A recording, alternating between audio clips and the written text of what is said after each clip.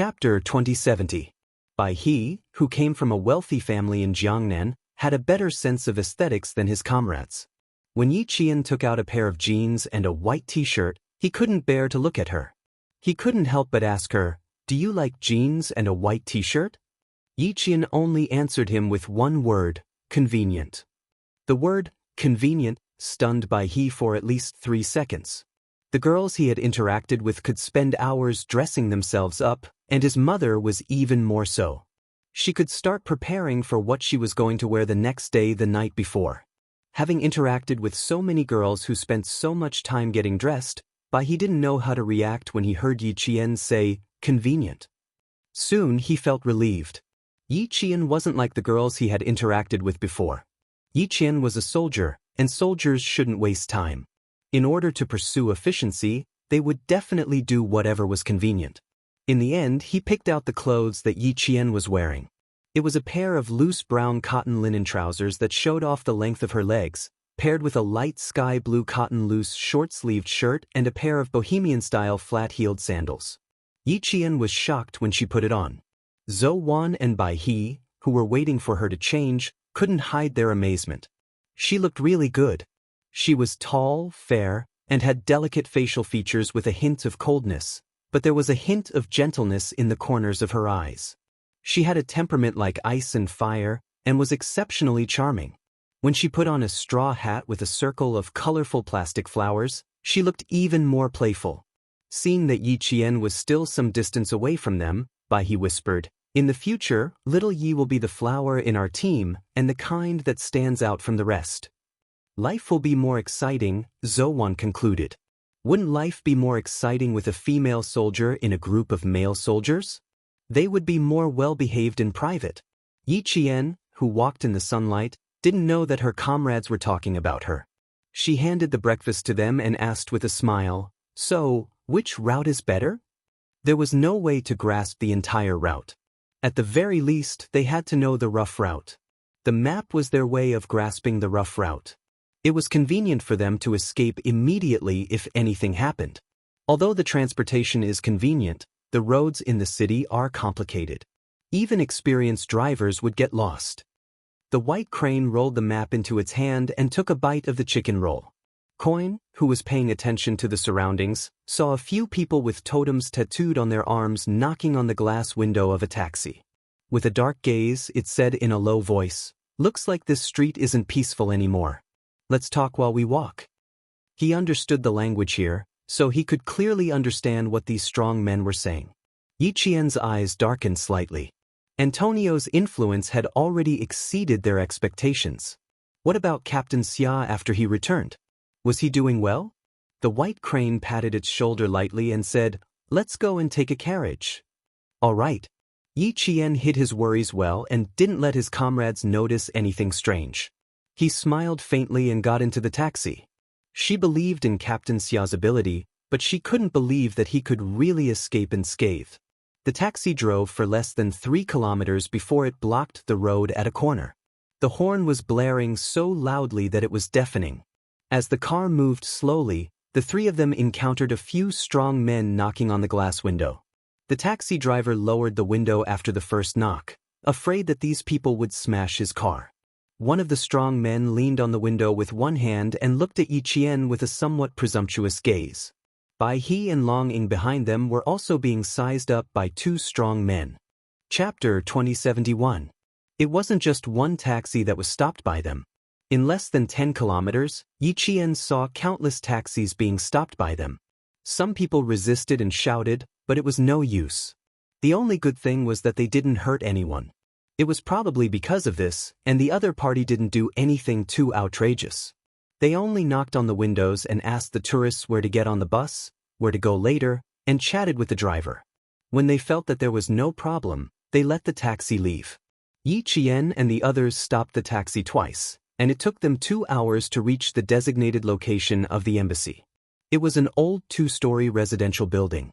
The person who received them was the deputy ambassador, who had been in contact with the military. When he saw the 3 of them standing outside the door, he couldn't hide the joy on his face. "We're safe here, we're safe here." The ambassador was a middle-aged man in his early 50s. He warmly welcomed the three of them into the living room and immediately poured them a cup of tea. The joy on his face hadn't completely disappeared. The country has been waiting for news of the three of you. Now that the three of you have returned safely, the country is relieved. The military was indeed relieved. Major General Yang received Yi Jian's call and heard her voice coming from the other end. Major General Yang, who was pressing down on the steel cup, slowly grasped it tightly. The heavy stone in his heart was finally put down. From now on, listen to the embassy's arrangements. Don't act on your own. Wait for the 4 p.m. flight to fly back to China. Also, don't worry about Q King. We have our own people working with him. You can rest assured. Since this was the first time Yi Qian knew that the members of the Snowfield Brigade had to infiltrate the enemy's camp to complete their mission, the Major General couldn't help but explain. If it were anyone else, they wouldn't have said a word. Yi Qian felt guilty when she saw that even the Major General was comforting her. She pursed her lips and said softly, "I know, you don't have to worry about me. He has his mission and I have mine. We're all working hard for our respective missions. We'll meet again when we return to China." That's right. Her words made the Major General smile involuntarily. Qing Miao's ability to accept things was very strong, and her self-control was also very strong. At that time, when she said she wanted to leave, she did not hesitate at all. From this, it could be seen that she knew her responsibility very well. A soldier who knew his responsibilities would not let his country down. As for Xia Jinyuan, he was afraid that there would be some trouble. After hanging up the phone, the Major General's face turned serious. He was going to suffer some physical injuries. For a soldier, flesh wounds were common even during training. He just had to grit his teeth and bear with it. Before he left the country, Xia Jinyuan knew what kind of criminal he would be facing. He was mentally prepared and would not be defeated so easily. Right now, the military didn't know where he was, and J5 and the others couldn't contact him either. They could only wait for him to contact the military. As for when to contact the J5, with Xia Jinyuan's ability, he would send out the news within 3 days. All-round Soldier King was not a title that could be easily given. When Yi Qian found out about Xia Jinyuan, she was accompanying Principal Chen to the hospital for a checkup. Although Principal Chen had been discharged, his body was still injured and had to undergo monthly checkups for half a year. Yi Qian, who was sitting outside waiting for Principal Chen to finish his checkup, saw the familiar number. When she pressed the answer button, she had already taken 2 deep breaths. Chapter 2072. From the nervousness when she answered the phone to the joy when she hung up, Yi Jian, who was holding the phone, covered her face in the end. The corners of her eyes were already wet. This is great, this is great, this is really great. He didn't go back on his word. The man she believed in and loved deeply didn't go back on his word. J5 has sent the latest news back to the country. Q King is currently safe and has successfully approached Antonio. This is beneficial for the completion of the mission. That was what the Major General told her. She could tell that the Major General was very happy. She had been back for 3 days. From the moment she boarded the plane back to the country until now, all she could think about was his smile and what he said. Even in her dreams, she dreamed of him wearing a neat and fitting military uniform, standing under the sun with his right hand holding his military cap. He gave her an elegant but slightly mischievous smile and said to her, "Little fox, I'm back." He was back. The man she loved was really going to be back soon. Yi Qian sat bent over with her elbows on her knees and covered her face. She alternated between crying and laughing. Her expression was indescribably relaxed. It wasn't until this second that the pain in her heart disappeared. The Major General's words disappeared in an instant. "This is great. Everyone is safe. This is really great." Wiping her tears, Yi Qian took a deep breath of the disinfectant smell that she hated. Her delicate face revealed a smile that was as bright as the sun outside the window. Her watery black eyes were full of vitality, sweeping away the darkness from before. Yi Jian stood up and was about to walk around when she suddenly felt an unfriendly gaze coming from the front. Yi Jian raised her eyes and glanced over. The corners of her mouth curled up slightly. She and Yi Ying were fated to meet each other. From her previous life to this life, they would always bump into each other inadvertently. Beside Yi Ying was Sun Dongqing. She was holding a stack of forms and complaining about the hospital's service. Seeing her daughter stop, Sun Dongqing couldn't help but stop as well. Looking up from the stack of forms, Sun Dongqing's eyes widened. Why did she bump into this wretched girl? Ying, let's go. We can't bump into this wretched girl. She's your nemesis. As long as you meet her, nothing good will happen to our family. Now, Sun Dongqing did not dare to confront Yi Jian head-on. After suffering so many losses, she was really a little scared. Yi Ying was not afraid. She smiled and said, "Mom, our family is not a place where a little military school student like her can do whatever she wants. With Dad around, she's nothing." The last sentence was said through gritted teeth. Who does an orphan think he is? How dare he ride on my head? In the past, she had been careless and had fallen for the wretched girl's tricks time and time again. In the end, she had missed the college entrance examination and had to go abroad to avoid the limelight. And now? Haha, did she still need to avoid it? He didn't want her to enter the army? But she just had to enter. What's more, the deputy chief of staff had personally made the call and completed all the procedures. All he had to do was to issue a certificate proving that she didn't have a heart attack and that it was really a misdiagnosis. Now that she had made a comeback, it was Yi Qian's turn to suffer. Sun Dongqing, who had wanted to leave, suddenly laughed. That's right, that's right. With old Yi around, what was there to be afraid of? Now that he was in contact with the deputy chief of staff it meant that Ying would have a powerful backer once she entered the army. Yi Qian, that wretched girl, was nothing. Once Ying entered the army, with a few tricks, Yi Qian would be dead. Instantly, Sun Dongqing, who was full of confidence, grabbed Ying's hand and walked towards Yi Qian with a smug look on her face. Chapter 2073. At this moment, Yi Qian really didn't want to see the mother and daughter walking towards her. However, the mother and daughter were obviously back to their previous arrogance. Their eyebrows were filled with pride, as if they couldn't wait for the whole world to know that their family had a happy occasion. Especially Sun Dongqing. Her gaze was as if everyone else was inferior and she was the only one who was noble. She even walked with her own wind. Yi Qian only glanced at the mother and daughter. She originally wanted to walk around, but she sat down again. If she walked away now, Sun Dongqing would definitely think that she was scared. She was really embarrassed. She might not have such a competitive heart towards others, but towards Sun Dongqing and her daughter, she really had to have a competitive heart. Otherwise, they would be even more insatiable. Yi Ying could already tell that Yi Qian had cried. Seeing this, her cherry lips curved into a sweet smile. When Yi Qian cried, she had to smile even more. Not only did she have to smile, she had to smile sweetly and beautifully. She had to let her know that she, Yi Ying, couldn't be defeated just because she failed the college entrance exam. With a cold gaze, Yi Ying sat down lightly. She didn't even dare to look at Yi Qian. She pretended to be worried and asked Sun Dongqing, "Mom, do you think I'll be able to enter the capital government regiment directly this time? I'm still a little worried." Not only did she smile sweetly and beautifully, but she also had to show the smile of a winner. Using words and actions to suppress others was Sun Dongqing's strength. Yi Ying took after her in this aspect. Hearing this, she immediately understood and smiled. "My precious daughter, what else do you have to worry about?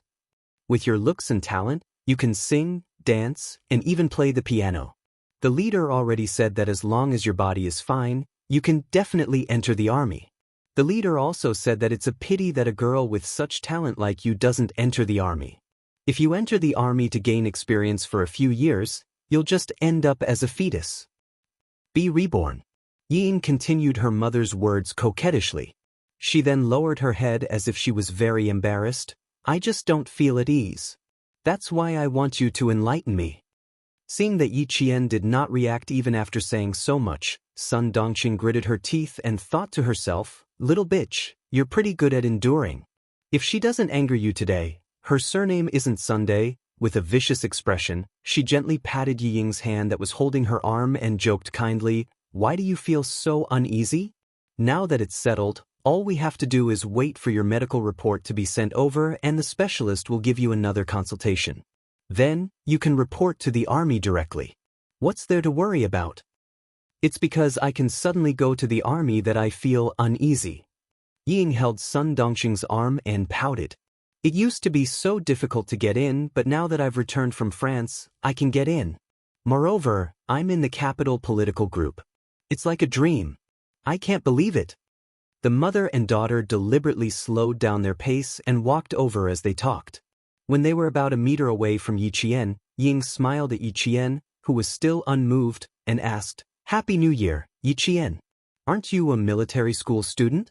You must know a lot about the army. Can you tell me why they said that I couldn't enter the army before, but now I can?" She intended to regain her lost face through Yi Qian. How could she let Yi Qian go? She asked aggressively, "I really can't figure it out. I didn't expect this to happen to me. If it were you, an orphan, and the army said that they don't want you, I dare say that you won't be able to enter for the rest of your life." Chapter 2074. Yi Qian knew exactly what Yi Ying was thinking.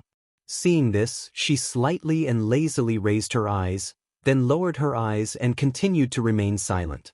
At this time, the more she remained silent and the less she spoke, the more it would ignite Yi Ying's anger. What she wanted to do was to ignite Yi Ying's anger and hear what she would say in her anger. Yi Ying was able to enter the military all of a sudden. Needless to say, it must be related to the Du family. In her previous life, Yi Ying was the daughter-in-law of the Du family. In this life, Yi Ying relied on the Du family's connections to enter the military. Would she become the daughter-in-law of the Du family? The Du family and family Xia did not get along. If the Du family, who used their power for personal gain, did a few more bad things, it would be easier for the family Xia to take action. Sun Dongqing could not stand Yi Qian's disregard. She stood up and stared down at Yi Qian, who had always looked down on her and thought she would not amount to anything. She gritted her teeth and said fiercely, "Stupid girl, you think you're so great just because you're a military academy student? How is my Ying inferior to you? As long as she wants it, there's nothing she can't get. In the past, it was because of you that Ying suffered so much in school, that she suffered so much and suffered so many grievances. Now Ying is about to enter the military, and it's the Beijing political regiment. I'd like to see how you're going to make things difficult for Ying." Sun Dongqing had always thought that Yi Ying's current situation was all because of Yi Qian. Yi Ying was not at fault at all. Why did she say that Yi Qian was here to make things difficult for Yi Ying? Because every time it was a critical moment, the unlucky one was always Yi Ying. No matter how good their family's calculations were, in the end, Yi Qian would be fine. Now that she had the help of a benefactor, and it was the deputy chief of staff Du, no matter how powerful Chen Dongfeng was, could he be more powerful than the deputy chief of staff Du? Could he still stop deputy chief of staff Du from arranging for Ying to enter the military? She couldn't enter the provincial army because her Ying was destined to be assisted by a noble to enter the capital government regiment. Seeing that Yi Qian had remained silent and still looked down on her family, Sun Dongqing wished she could slap Yi Qian to show him how powerful she was. What Yi Ying was thinking was also what Sun Dongqing was thinking. Seeing Yi Qian's indifferent expression, as if it was no big deal for her to enter the capital's political group, Yi Ying, whose heart was filled with resentment, no longer had the smug smile on her face. With a gloomy expression, she shouted in a low voice, "What's so great about you? Do you think you can stop what I want? What's so great about being a soldier? Do you think I care? In my eyes, he is just a poor soldier. I have neither money nor power. If it weren't for you, do you think I would have joined the army? Didn't I tell you not to think you're so great just because you got into the military academy? Even if I didn't get into the military academy, I can still be a soldier." No matter how much she said, Yi Qian's expression remained indifferent. He raised his hand to look at the time. It had been 10 minutes since Uncle Chen went in for a checkup. The mother and daughter had been talking for so long, but Yi Jifan still hadn't come out. The corners of Yi Qian's mouth couldn't help but curl up slightly. Without Yi Jifan around, Sun Dongqing and Ying were nothing to be afraid of. Finally, Yi Qian, who had been sitting quietly, moved. The moment she moved, the mother and daughter's faces lit up. They thought she had stimulated Yi Qian. "Yi Ying, what does your joining the army have to do with me? Is it worth it for you to come all the way to the hospital to report to me? Yi Qian put her hands into the pockets of her cotton-padded jacket. Her slender fingers pressed a few keys as she said, "There's really no need for that. I don't even want to know if you're a soldier or not." Chapter 2075. It would have been better if she hadn't opened her mouth, but the moment she did, the mother and daughter were infuriated. What did she mean by specially coming to the hospital to report? Who did she think she was? Yi Ying's face had turned green from anger because of Yi Qian's few words. However, Yi Qian didn't stop there. Since she had spoken, she naturally had to record what she wanted to record. Since you hate soldiers so much and say that we soldiers are poor, why did you choose a poor soldier who you despise for me? You really don't have to make things difficult for yourself for me, and don't make things difficult for others, understand? Yi Qian kept saying that Yi Ying joined the military because of her. Yi Ying's face had turned from green to black. She gritted her teeth and said angrily, "Yi Qi, you really think highly of yourself. Who do you think you are that I have to trouble myself to specially tell you? Report to you? I despise poor soldiers, so naturally I despise poor soldiers like you. Why would I need to report to you? What a joke." She was so angry, so angry. She made it sound as if she was afraid of her and needed to eagerly come to the hospital to ask her if she agreed to enlist. Yi Qian, who had been recording with his phone, saw that she was extremely rude. Her eyes darkened as she stared sharply at Yi Ying. "Who do you think you are that you dare to come to me to show off? A person who can't even take the college entrance exam, who wronged an instructor during military training, who spread rumors everywhere, who can't even stay in school, what right do you have to speak to me?" Yi Qian, who had a strong aura, not only suppressed the mother and daughter with her tone, but also her aura. After she finished speaking, the mother and daughter, who were arrogant just a moment ago, were now trembling with anger. "Wretched girl, what did you say? I dare you to say it again." Sun Dongqing, who was so angry that her temples were throbbing, glared at Yi Qian. She looked as if she would pounce on him and tear him apart at any moment. "My good daughter has been wronged by you. I dare you to say it again." Her anger did not affect Yi Qian at all. Yi Qian only raised his eyebrows slightly. "Wronged? If you don't qualify for the college entrance examination, the Education Bureau can investigate. During the military training, you wronged the instructor and the whole school knows about it. Do you need me to wrongly accuse you?" Suddenly, Yi Qian changed the topic and said mockingly, "That's right. Yi Ying is about to enter the army. Of course, she can't bring up her dark history. Otherwise, all of your family's efforts will be in vain." "That's strange. Since Yi Ying doesn't want to be a soldier, why does she have to be one? Just now, I said it was for me, but you guys said it wasn't." "Yi Ying, oh Yi Ying, did your father force you to join the Beijing political group? Director Yi actually has such great ability to actually send you to the Beijing political group. It seems that I really have to be more careful in the future. With such ability, no wonder you and your mother are so proud." Hearing this, Sun Dongqing laughed. She was laughing because of Yi Qian's last words. "Wretched girl, you think you can stand out just because you got into the military academy? You're just an orphan with no parents. Even if you get into the military academy, you're destined to be a basic officer. Even if my Ying doesn't get into the military academy, she can still be an officer. She'll get higher and higher. And no matter how hard you work, it'll be useless. As long as my Ying and your deputy do in the army." Before Sun Dongqing could finish speaking, Yi Qian was very alert and interrupted her. She said coldly to Yi Qian, as long as you're still in the army, I won't let you off." Chapter 2076. Even though Yi Ying interrupted Sun Dongqing in time, Yi Qian had already recorded what she wanted to record. She really was the deputy chief of staff Du. In her previous life, Ying did not join the army, but she successfully married into the Du family. In this life, she joined the army, so she could probably marry into the Du family. But Yi Jian stared at Yi Ying for a while with a vicious glint in her eyes. Then she chuckled. This chuckle made Ying feel a little flustered, especially when the look in Yi Jian's eyes was like a sharpened knife.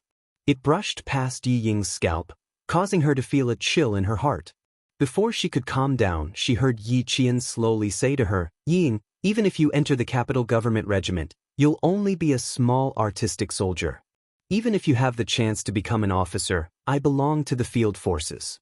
Can a mere artistic soldier like you extend your reach into the field forces? If you dare to extend your reach into the field forces, do you think my leader will let you do whatever you want? Ying, what do you think the army is? Is it a place where you can abuse your power? His voice was majestic, powerful, and powerful. Every word was like a clap of thunder, making Sun Dongqing panic. She turned her head to ask Ying, is what she said true? Could it be that even the deputy chief of staff can't do it? Ying was also shocked by Yi Qian. She was in a daze for a short while, and Sun Dongqing had already said the person who shouldn't have come out of her mouth. Ying was so shocked that she was like a cat whose tail had been stepped on. She exploded and said sternly, Mom, I'm going in for a checkup. Come with me. Screwed up again, screwed up again. Dad repeatedly told her not to let anyone know who sent her into the army, but Mom couldn't hold back and said the deputy chief of staff do. Luckily, she didn't say anything else and only mentioned the deputy chief of staff do. So what if the brat heard? She didn't have any evidence to prove that the deputy chief of staff helped. Ying quickly calmed down, but she didn't dare to say anything more to Yi Qian. She was still in a daze, only thinking that her daughter had joined the army and became an officer, but she couldn't teach Yi Qian a lesson. If that was the case, then what was the point of being a soldier? Ying, why don't? Mom, I'm going in for a checkup now. Stay with me, don't talk. Ying said in a low voice, Dad said we can't mention deputy chief of staff do. Mom, can you not be so impulsive? Sun Dongqing, who originally wanted to say, why don't you transfer to the field forces, was shocked. Her eyes flickered and she was quite uneasy. Did I just say deputy chief of staff do? Did I? Yes, she said it twice. She had recorded it clearly on her phone.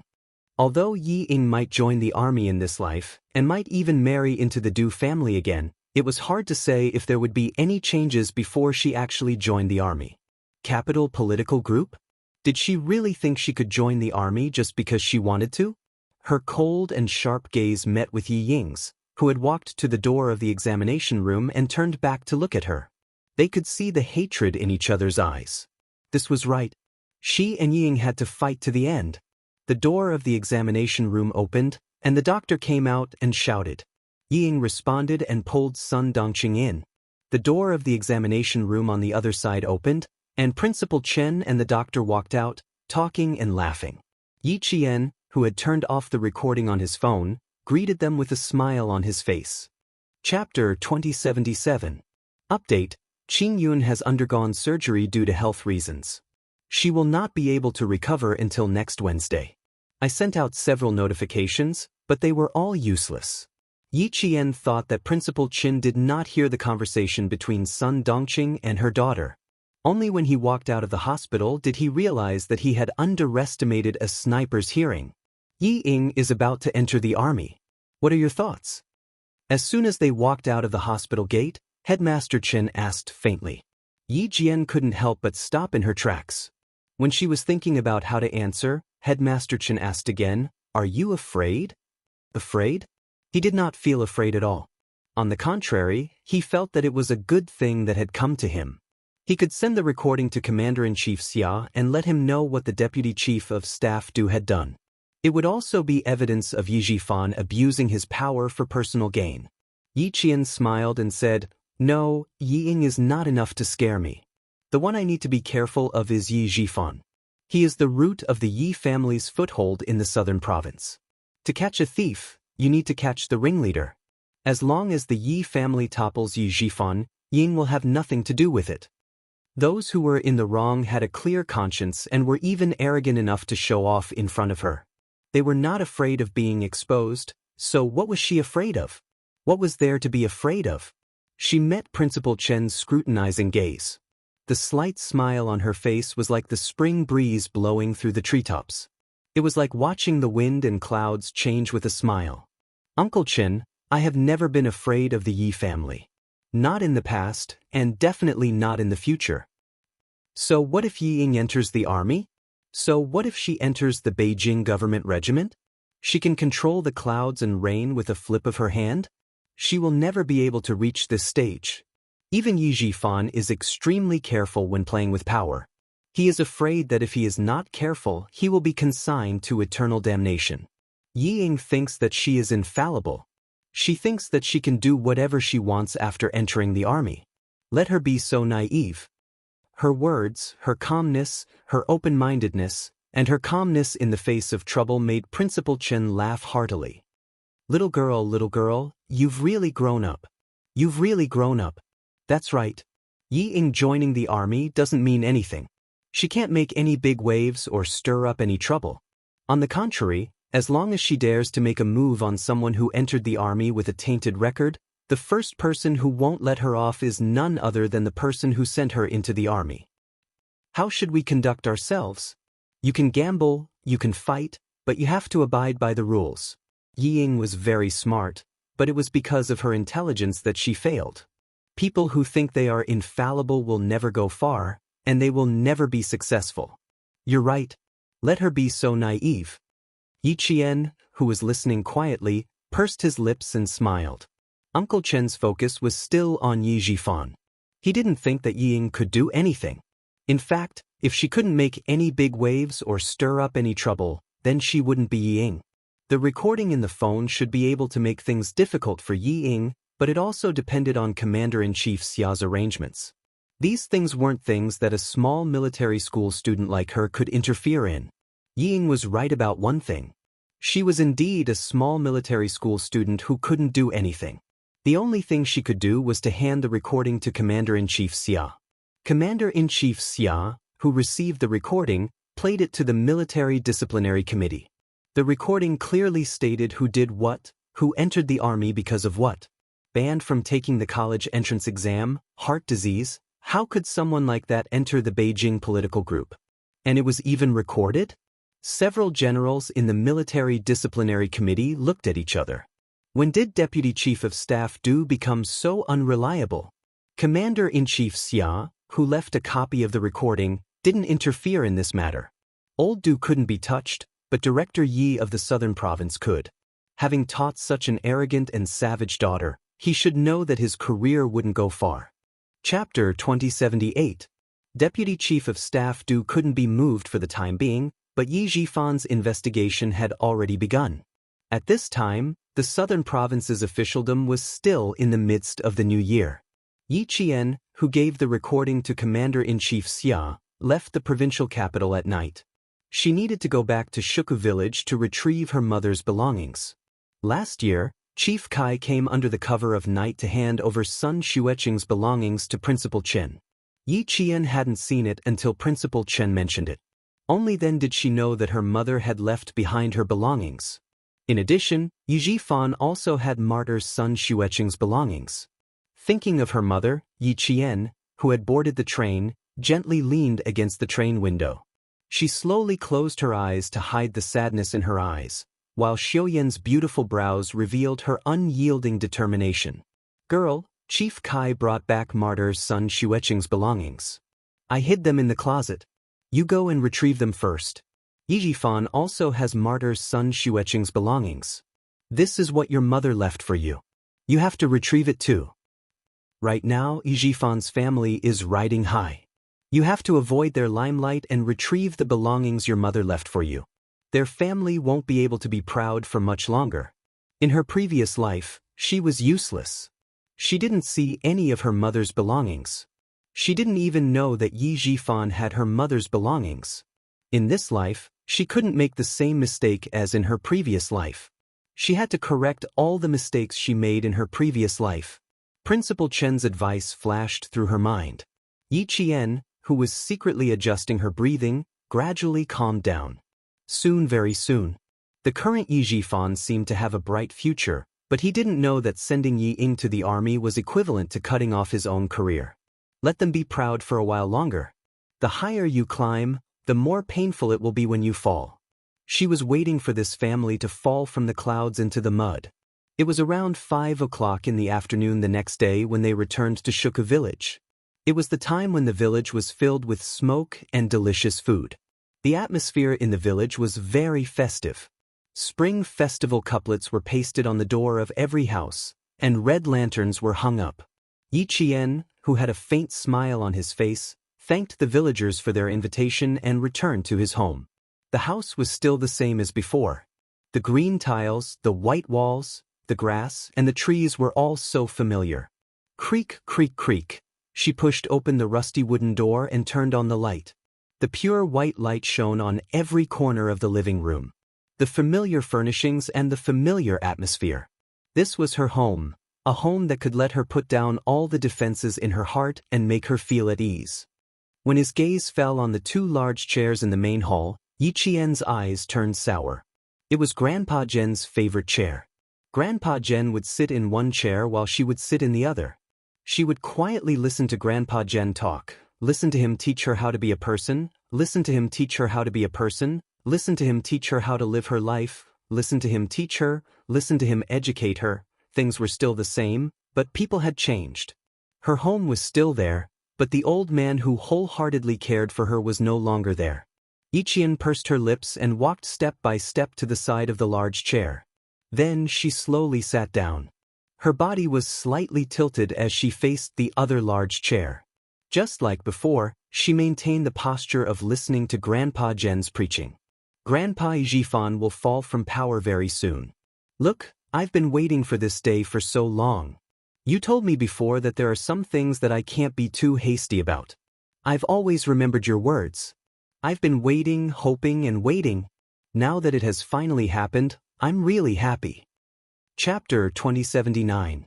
After returning home, Yi Qian sat on the big chair and looked at the empty big chair opposite her. She vaguely felt like she had returned to the past, when she saw the kind-looking old man in an old-fashioned military uniform looking at her with kind eyes. Yi Qian felt her eyes sting and she smiled. After returning home, she removed the outer layer that was the toughest and most resistant to wind and rain. The smile that lingered on the corner of her mouth was so soft. Grandpa, are you okay? I don't know when the girl will be back this time. Let me tell you a piece of good news. I've finally waited for Yijifan's end. I've waited for this family's end.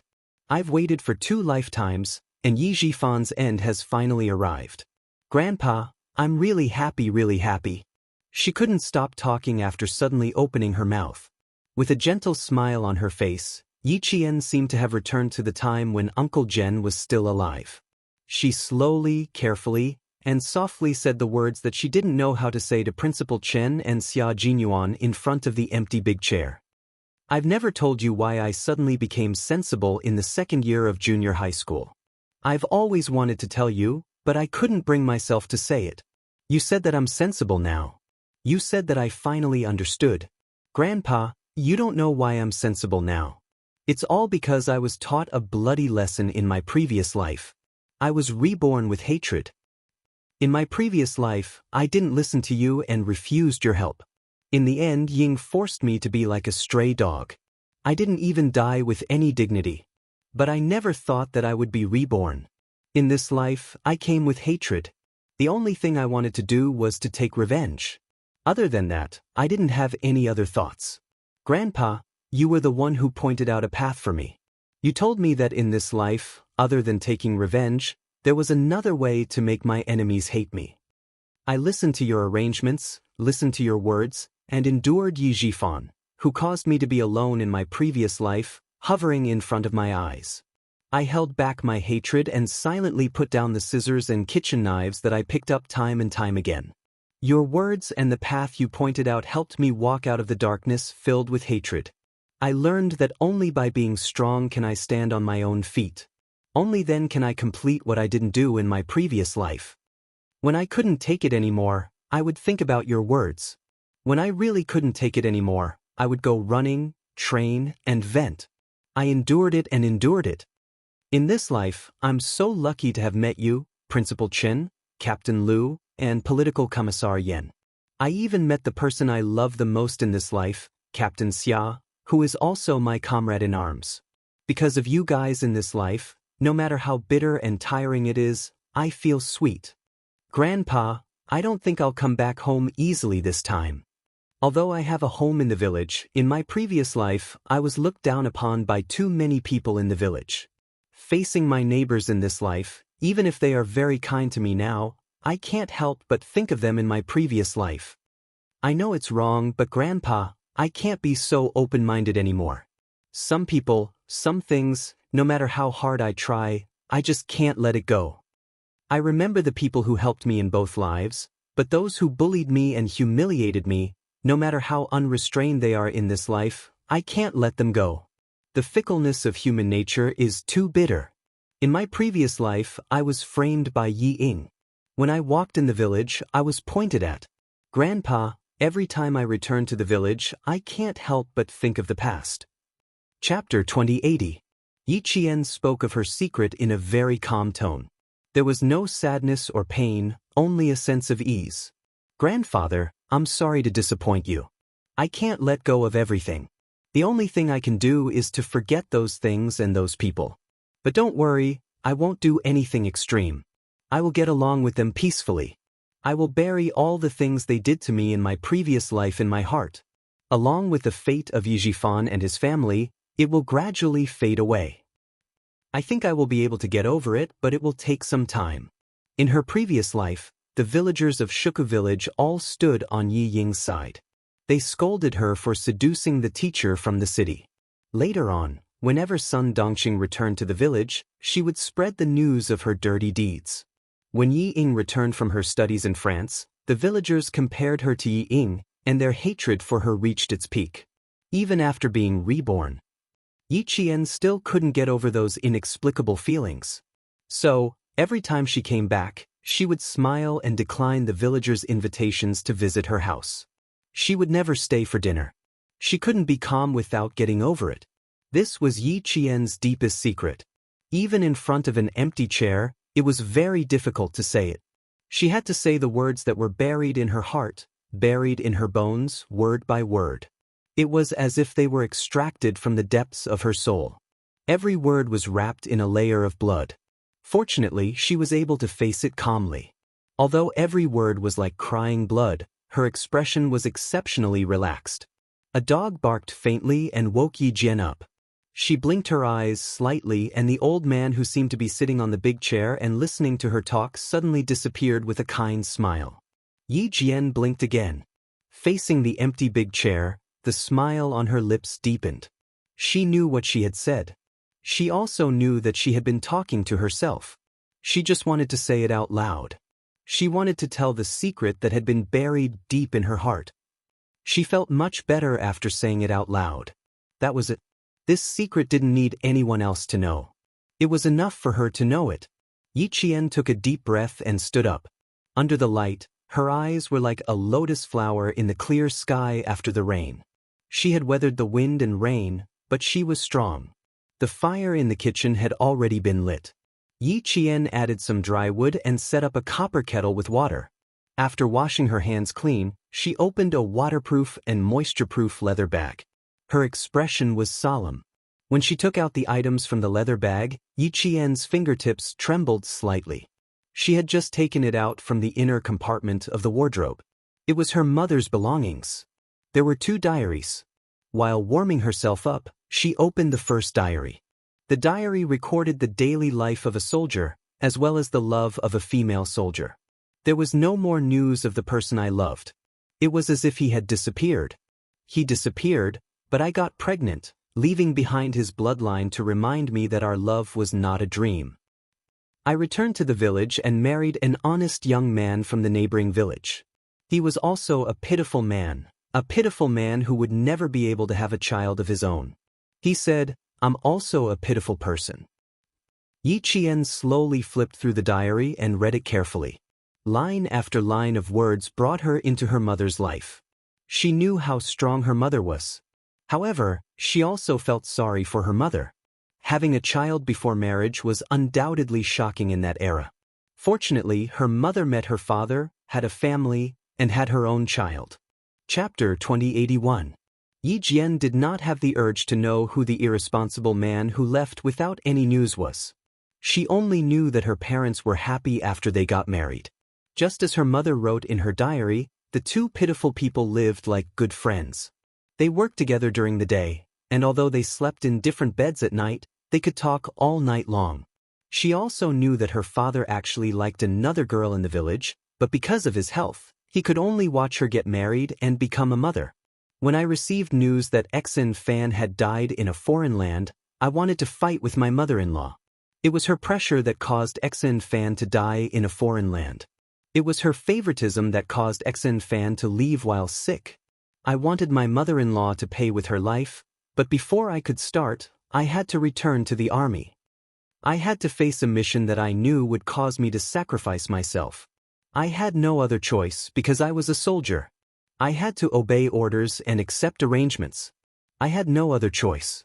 I was not afraid of sacrifice, but I was afraid that my daughter would be young and uncared for. I made a very bold choice. During the meeting, I stood up and loudly told the Prime Minister that if I sacrificed myself, I was willing to ask the army to take care of my daughter. As long as the Prime Minister agreed, even if my daughter lost me, she would be well taken care of. I also told my comrades that I was willing to ask them to take care of her. I did not ask for my daughter to live a life of luxury. I only wanted her to live a peaceful life. Even if she did not know that she had an irresponsible mother like me, it did not matter. I only wanted her to grow up peacefully and never know about those dirty and ugly things. I wanted her to grow up happily and happily. Seeing this, Yi Qian smiled with tears in her eyes. This was her mother, a fearless soldier who was not afraid of sacrifice. A great mother who left all her gentleness to herself. The peaceful life. Her mother wanted to make a final gamble in exchange for a peaceful life, but in her previous life, she failed to live up to her expectations and let her down deeply. In this life, she would not let her down again. Yi Qian, who had never seen martyr son Xueqing's belongings, read the two diaries again and again. The fire in the stove was extinguished and reignited. The water in the copper kettle was cold and boiled. In the end, Yi Qian was so familiar with the diaries that she could memorize them without missing a word. Putting the diaries back into the leather bag, Yi Qian picked up a booklet with yellowed pages.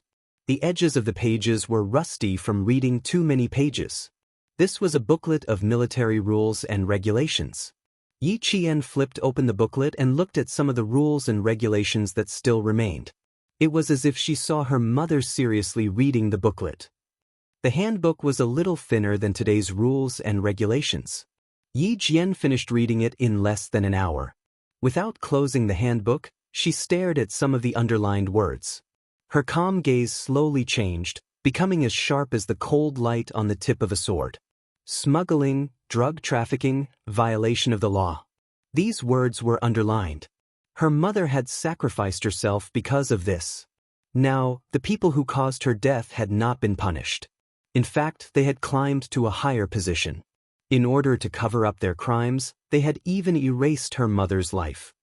Mother, your sacrifice will not be in vain. Your daughter will find the people who harmed you. Your daughter will finish what you have not finished. After putting all the items back into the leather bag, Yi Qian sat in the kitchen and rested for a few hours. She left Shuku village at 5 in the morning. When she reached the entrance of the village, she turned back to look at the peaceful mountain village.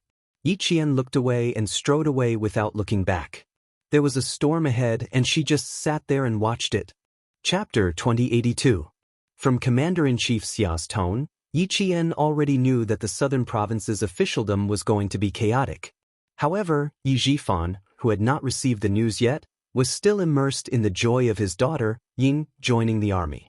After the physical examination, Yi Ying, who received the authoritative results and handed in all the information, quickly received the letter of enlistment.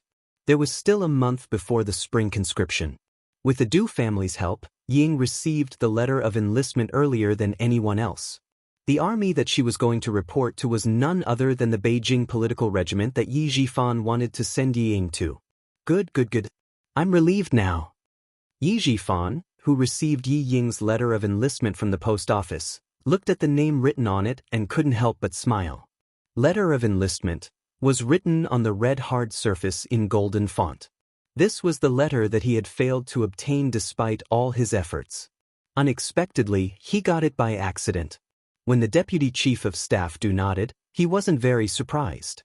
He only felt that things had taken a turn for the better and that his daughter might be able to join the army. After the application, the physical examination, the sending of the information, he didn't feel very happy. After all, everything was unpredictable. As long as it wasn't confirmed, he would choose to visit. Now that he received the letter of enlistment and everything was settled, Yi Jifan, who had always been calm, finally believed the deputy chief of staff do. Only then did the heavy stone in his heart fall off. Yi Jifan was naturally suspicious. In addition, this was all planned by the person behind the jade pendant. Previously, he had guessed that the person behind the jade pendant had asked Sun Yaozu to spy on him. At the same time, he didn't believe the person behind the jade pendant anymore. He also didn't believe that the deputy chief of staff Du could really send Yi Ying to the army.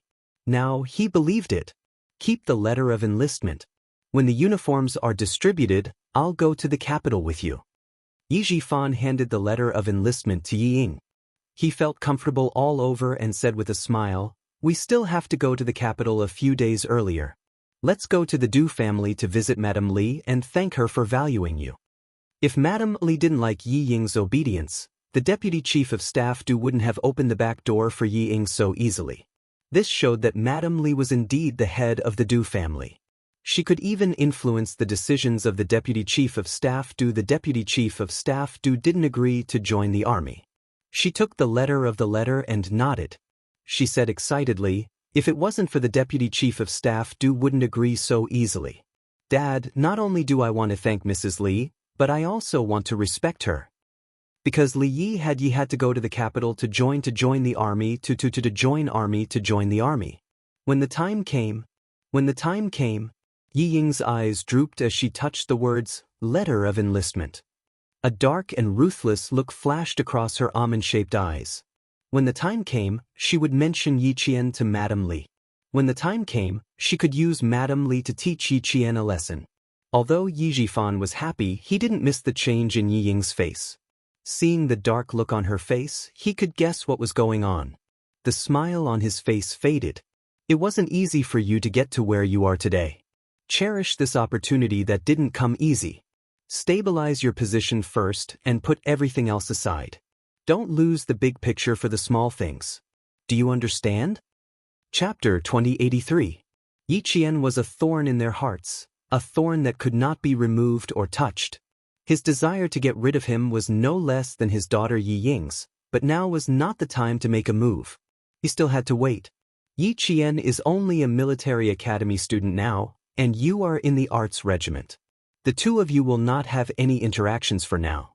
Even if you want to use Madame Li to get rid of him, you still need to find an opportunity for Madame Li to take the initiative to help you. Before you find that opportunity, Ying, you can only wait. Remember, Yi Qian's thoughts are not easily calculated by you. His ability is far beyond yours. This is an indisputable fact. You have already seen it, so there is no need for me to remind you. Also, I will keep an eye on Yi Qian. You don't have to be distracted. Work hard in the army. Don't disappoint Madame Li. As a father, Yi Jifan was undoubtedly qualified. He taught and nurtured his daughter with all his heart. He did not favor boys over girls. He only hoped that his daughter could achieve something. Now that she had received the hard-won enlistment notice, he was worried that his daughter would be too impetuous and lose the opportunity again. The smile on his face had already disappeared. As he spoke, his expression became especially serious. His tone was as cold as ice. Don't go looking for trouble with Yi Qian. Don't think that you can hold your head high in front of Yi Qian just because you received the enlistment notice. You should know that. Yi Jifan's speech became slower and slower. In the end, each word was as heavy as a rock as he finished the last sentence. Where did you get this enlistment notice from? Yi Ying's heart was pounding. Not only did she hold her head high in front of Yi Qian, her mother also mentioned the deputy chief of staff. Yi Jifan saw that his daughter was a little flustered. The past made him a little afraid. His heart sank. He suddenly raised his voice and asked, "Did you and your mother do something stupid behind my back again?" "Oh no." The question made Yi Ying shiver violently and deny it. She tried to suppress the panic in her heart and put the notice in the drawer. When she raised her head again, she forced a smile and said calmly, No, I didn't. I know that it's not easy for me to get the chance to join the army. How could I spread it around? Even my good friends don't know about it. You see, I haven't gone out to play during this period of time. After submitting the medical report, I've been staying at home. You see, Mom wanted to go out to play, but I stopped her. It's because I know that I can't tell anyone that I've joined the army. Mom went out with some of her good friends today. I even specifically told her not to mention that I'm going to join the army. I'm already so careful, so how can I go around talking nonsense? She said a bunch of things in a panic, but Yi Jifan wasn't completely at ease. However, when he thought about how the mother and daughter really hadn't gone out much during the new year, he felt slightly relieved. It's good that you know. The military uniform will be arriving in a few days. Once it's received, we'll immediately head to the capital. Dad will only be at ease if I personally send you into the army. Yi Jifan wasn't afraid of anything else. He was only afraid that the mother and daughter would run out to look for Yi Qian. Today, he was very afraid of Yi Qian. He was afraid that Yi Qian would find out that something had happened and cause trouble. Who knew that something had already happened and that something had already happened? A videotape of Yi Ying's extravagant lifestyle in a French nightclub was handed to Yi Qian by Ho Zi. Chapter 2084. Ho Zi had a very comfortable new year. After playing chess with Master Xia for 5 days without saying a word, he received the old man's approval and became the most legitimate son-in-law in the family Xia. Now, she was flushed with success. Even her smile had some unfamiliar warmth. Yi Jian, who came to pay a New Year's visit, was stunned for a moment when he saw Ho Zi, who had no hostility between her eyebrows, only gentleness. Even if you didn't come, I was going to look for you. After sitting down, Ho Zi went straight to the point and took out a videotape from the drawer of the coffee table. I heard that Director Ye's daughter is going to report to the military. Send this videotape to the military she's going to. I guarantee that she won't be able to enter the military. Videotape? Guarantee that Yi Ying won't be able to enter the military? Before the confused Yi Qian could ask, Xia Yiwei, who came out of the kitchen with fruits, heard what he said and glared at him. Then she said to Yi Qian, who had been in the house for less than 3 minutes, Xiao Yi, ignore him. Come eat some fruits. It's the new year, let's not talk about such boring things. With that, she pretended to be unhappy and glared at Ho Zi. Her gaze was as charming as water, and her glare made Ho Zi raise his handsome eyebrows. The smile on his handsome face suddenly had a hint of a deep smile. Yi Qian glanced at the videotape on the coffee table, then looked at Xia Yiwei, who was blushing from Ho Zi's smile. He thought to himself, did I come at the wrong time and disturb the two of them? Honey, what I told Xiao Yi was very interesting. Aren't you tired? Go back to the room and rest.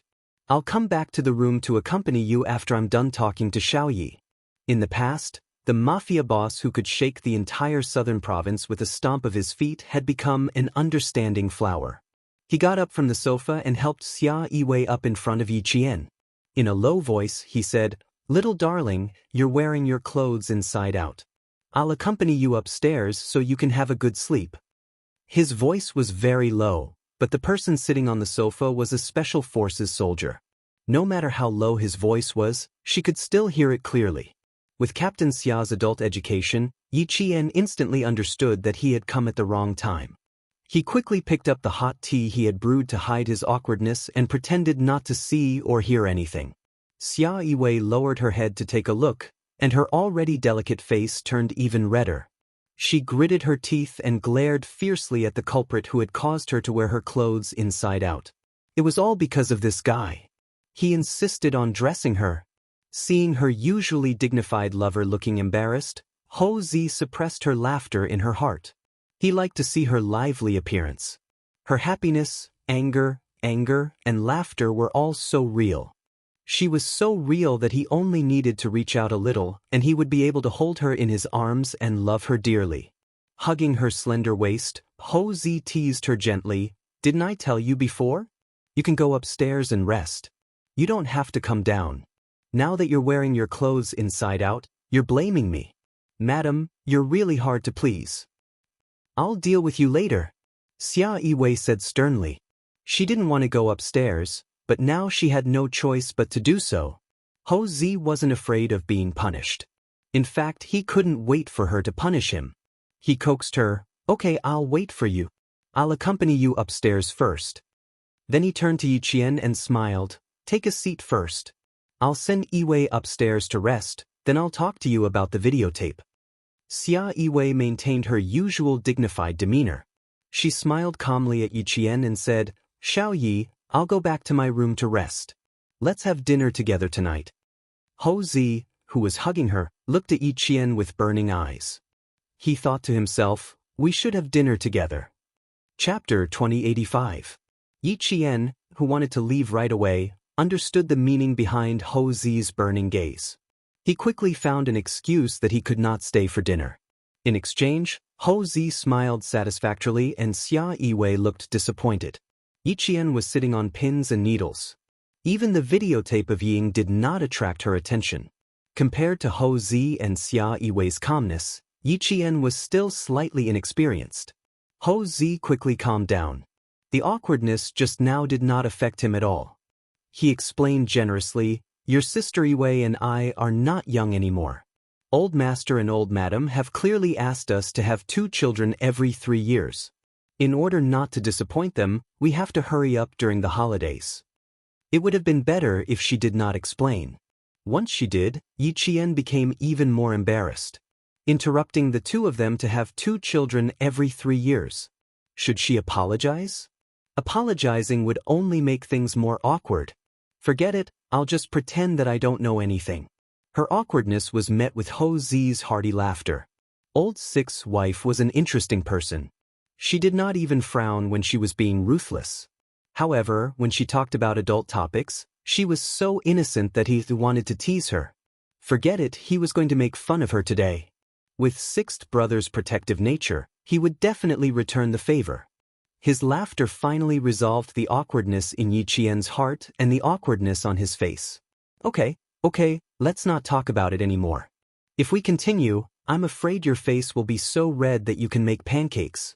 Come, have a cup of tea first." He picked up the cup of tea beside him and elegantly took a sip. The awkwardness in Yi Qian's heart dissipated. He looked at the mafia boss in front of him, who had lost his usual flirtatious demeanor and was only left with a mature and elegant demeanor. He felt that he did not seem as ruthless as he did when they first met. The 40-year-old Ho Zi had the indifference of someone who had experienced 1,000 sails and sat leisurely in the bamboo forest. Of course, this was just a facade that could easily mislead people. As soon as the real Ho Zi opened his mouth, his voice was piercing, and his indifferent expression hid a murderous aura. He shook the videotape that had just been sent back from France and said with a smile, "This videotape is full of Director Ye's precious daughter's romantic nightlife when she was studying abroad in France. You can take a look." A video of Yi Ying's nightlife in France? Taking the small rectangular video box, Yi Jian opened the box and took a look at it under Ho Zi's instructions. When his dark eyes saw the videotape, a faint light flashed in the bottom of his eyes. Closing the box, Yi Qian pursed his lips and asked Ho Zi softly, "Brother Zi, did Captain Xia ask you to do this?" It was a question, but also a confirmation. She could only think of Captain Xia and no one else. Because as long as it was about her and the Yi family, this man who loved her deeply would always help her in the dark. He had done so many things for her, so many that if he didn't mention it, she would never know. Yi Qian didn't know, and Ho Zi didn't find it strange either. He smiled and teased, "Other than old Six, no one else can do this. Doing a good deed without leaving a name, how great." When Xia Jinyuan asked him to keep an eye on Director Ye's daughter, he said that he didn't need to tell Yi Qian for the time being. The reason he didn't want to tell him was very simple. He didn't want to distract Yi Qian, who had just been admitted to the military academy. Old Six's devotion. Yes, it was comparable to his own. They were both good men who were loyal to their women and had no complaints or regrets. While praising Xia Jinyuan in his heart, Ho Zi didn't forget to praise himself as well. Xia Jinyuan wasn't the only thick-skinned person. Ho Zi was also one of the best. Chapter 2086. Thinking about how he and Xia Yiwei had almost missed each other because they had been in different places for a long time, Hosey spoke up for Xia Jinyuan again. It's not easy for you either. No wonder Lao Lu wants to protect you. He asked Yiwei to keep an eye on Yi Jifan, and he asked me to keep an eye on his daughter. Xiaoyi, Lao Lu said that it's his fortune to meet you, but I have to say that it's your fortune to meet him. They were a family. Yiwei and Lao Lu were closer than siblings. For Yiwei's sake, he had to put in a good word for Yiwei. He had no choice. The girl in front of him was extraordinarily outstanding. She was surrounded by wolves and tigers, and Lao Lu was often not by her side. If she was taken by another man, Lao Lu would be in trouble. Master Ho San, who considered himself as his brother-in-law, was worried about his brother-in-law's lifelong happiness. Yi Qian was already emotional because of Ho Zi's words. When he thought of Captain Xia, who was still on a mission abroad, his eyebrows were filled with deep affection. Brother Z, you're right. It's my fortune to meet Captain Xia.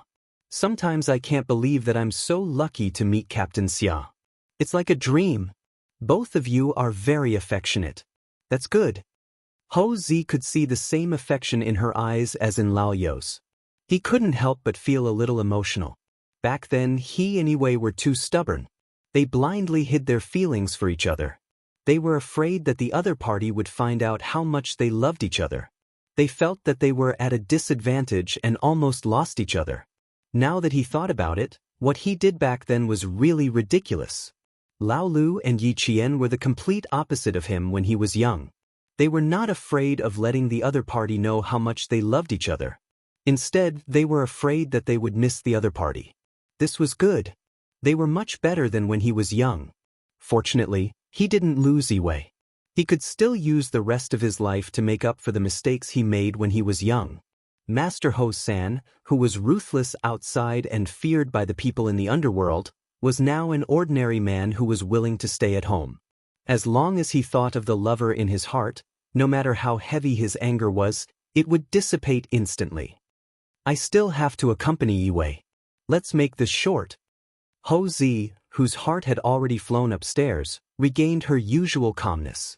She said to Yi Qian, "The videotape was just sent back from France yesterday. I took a look at it. There is a lot of content in it. You have to hold it tight. It's not an ordinary videotape. It's a knife, a big knife that can make you happy. I've given you the knife, so you have to use it well." Director Ye's career has been too smooth. He suddenly forgot himself and forgot how much weight he has. You can just stand there and watch. When the time comes, the saber will rise and fall and we'll both be happy. Brother Z, let me give you a word of advice. Once you take the knife, use your strength. When the knife rises and the knife falls, cut it without leaving its roots. This is what it means to be a person who can achieve great things. This is a principle that Brother Z has worked hard to come up with for decades. Now, I'll pass it on to you for free. Listen well and remember it well.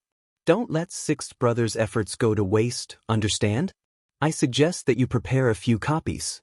Send one to the Military Commission for Discipline Inspection and one to Yi Jifan. Keep the original videotape for yourself. Even if Ho Zi didn't say it, Yi Qian also planned to do the same. Not only did she send it to the Military Commission for Discipline Inspection and Yi Jifan, she also wanted to send it to Mrs. Li. As Ho Zi said, this wasn't an ordinary videotape. It was a knife that cut off all of Yi Ying's escape routes. It was a knife that would make the Yi family unable to turn the situation around. Chapter 2087. With this videotape, she could make Mrs. Li hate Ying forever and never let her enter the family again. With this videotape, she could make Ying fall into the abyss of pain and experience all the pain she had suffered in her previous life. The investigation by the Commission for Discipline Inspection would only bring trouble to Yi Jifan and it would be difficult to implicate Yi Ying. This videotape was Yi Ying's lifeline, the lifeline of their family. Yi Ying would never be able to make a name for herself again. At Ho Zi's house, Yi Qian prepared a total of 4 copies of the videotape. She planned to send one to Commander-in-Chief Xia, one to Mrs. Li, and let Ho Zi keep the master tape. She would take the last one with her. She would not let Captain Xia's efforts go to waste. This videotape was the knife to cut off Yi Ying's path.